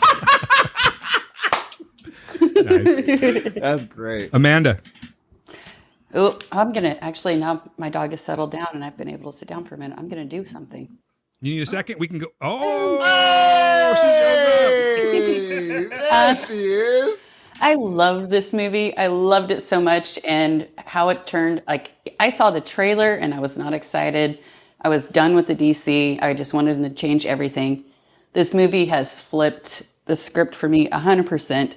So I'm giving this 5 out of 5 force majeure pregnancy tests. Nice. Don't think we didn't notice the dramatic entry, Amanda. I just want to point that out. Of course. Awesome. Melissa, what do you think? So I loved my experience of watching this movie and trying to figure out Zack Snyder's vision for DC. And reverse engineering these characters from what I knew about them through osmosis. So the project itself, 5 out of 5. Had so much fun. I have some issues with the movie. I mean, the science gets wacky, which is fine. That's a nitpick. Like the bank scene we talked about, that's not really a nitpick for me because I do feel pretty strongly against it. But yeah, I'm gonna give this movie 3.5 rock hard Superman shoulders. Oh, that worked. They were chiseled, weren't they? All right. The axe went down and it said, no. Nope. Not interested. Not having impressed. it. Nah, son. Q. All right, I'm gonna cheat the system a little bit, and I'm sorry to do that. But I'm gonna give the film overall 2.5 out of 5 4:3 ratio TVs. But the big thing is, I will say that this film was great. I would give the first one 1 out of 5, just because it sucked. But I still had some problems with characters.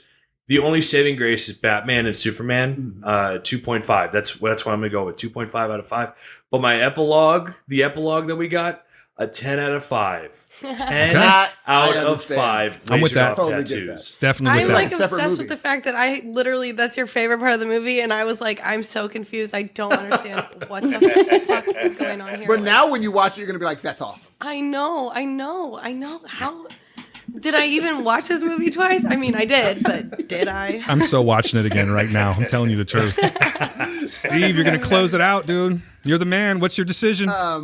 So this movie didn't suck. It didn't need to be made, but it did not suck. Now, one thing, Q did change my mind a little bit, Q and Amanda, because in a way the movie did have to be made because the epilogue. If you're gonna have a Flashpoint movie, you have to clue people in. They have to be like, oh, we get what's happening, and this did a better job of cueing it in. And so I'm gonna give this movie a 2.5 out of 5 broken Steppenwolf horns. That's a good choice. So I'm going to ask you, Steve, did this conversation sway you at all on your ultimate decision of the, or like your opinion of the movie? It was going to be a 2. Okay, so we got a little something. We got you up a little bit. 0.5. 0.5. Yeah, when Q and Amanda was like, what do we do without the Flashpoint? I'm like, absolutely nothing. Give me that, Right. Amanda. Wow. It's that real Zodiac magic, baby. That is real Zodiac magic. Well, ladies and gentlemen, and I'm talking to you guys that I'm looking at right now on the screen. Thank you so much for joining us. Like, that was a lot of fun. It was way more fun than I actually, well, not that I thought it was not going to be fun, but like, we got a lot out of this is what I'm saying. I was expecting to unpack it. Fun, Dan. But I always knew. No, hear me out. It's a bad choice of words. I'm just saying I got more out of it because I was expecting us just to unpack the movie, but there's been things that have been thrown at me and made me think it through differently. You know what I mean? I like this movie even more than I did when I started talking. So thank all of you for that. You guys did fucking great. And it's always a pleasure having you on the show. Do you guys want, I mean, you already did at the top of the show, but is there anything you guys want to, where you can be reached or anything like that? Feel free to let us know. Melissa? Oh, yeah. I mentioned the podcast at the top of the show. They are Wild Pretty Things and Still Great Bob. And I'm on Twitter at Mellow Yellow. Q? Amanda, I guess this one's kind of a dual thing for you, but since still. you did it before, I'll say it now. Real Zodiac. You can find us anywhere on the podcast, Facebook, and the Twitters. I still got to meet up with you two, by the way. We should talk about this afterwards. Yeah, yes. Oh, yes. And then Kevin. Yo, I don't have anything to plug. I'm just on Twitter, M_F_ninja. Simple as that. Come talk shit with me. You do it very well, too, by the way, man. I do want to commend you on that. Like, you're one of my favorite shit talkers on Twitter. All right, ladies and gentlemen, we actually did it. We actually went longer than the fucking movie itself. So thank you so much, Patreon listeners. You guys are getting this first, and I just want to say thank you so much for your continued support. You guys are amazing, and you just give us life every time you comment or just listen or hit us with private messages or anything like that. 5-star reviews, the whole thing. Thank you so much for supporting Heroes of Noise. We obviously could not do this without you, and that's nothing fantastic I just said. But anything, Steve, before we go? I love y'all. I had a great time. We have the best. Here's the thing, dude. Our crew is amazing. Look at this crew. All these beautiful, handsome. This is our amazing fucking Justice faces. League. And look at the pooch da nooch in the corner. little pooch. I can see the petting of the pooch da nooch. Anyway, I see you guys later. Love y'all. Peace. All right. Oh, look at the head of the pooch. Let's see. Oh, that's a good looking dog right there. That is look at that. He's like, I'm not going to be on camera. Thank you. I know. Yeah. Next All right, ladies and gentlemen, thank you so much for listening to Heroes of Noise. We'll be back before you know it and all of that good stuff. Ladies and gentlemen, be good to yourselves and be good to the people around you and blah, blah, blah, blah, blah, blah, blah, blah.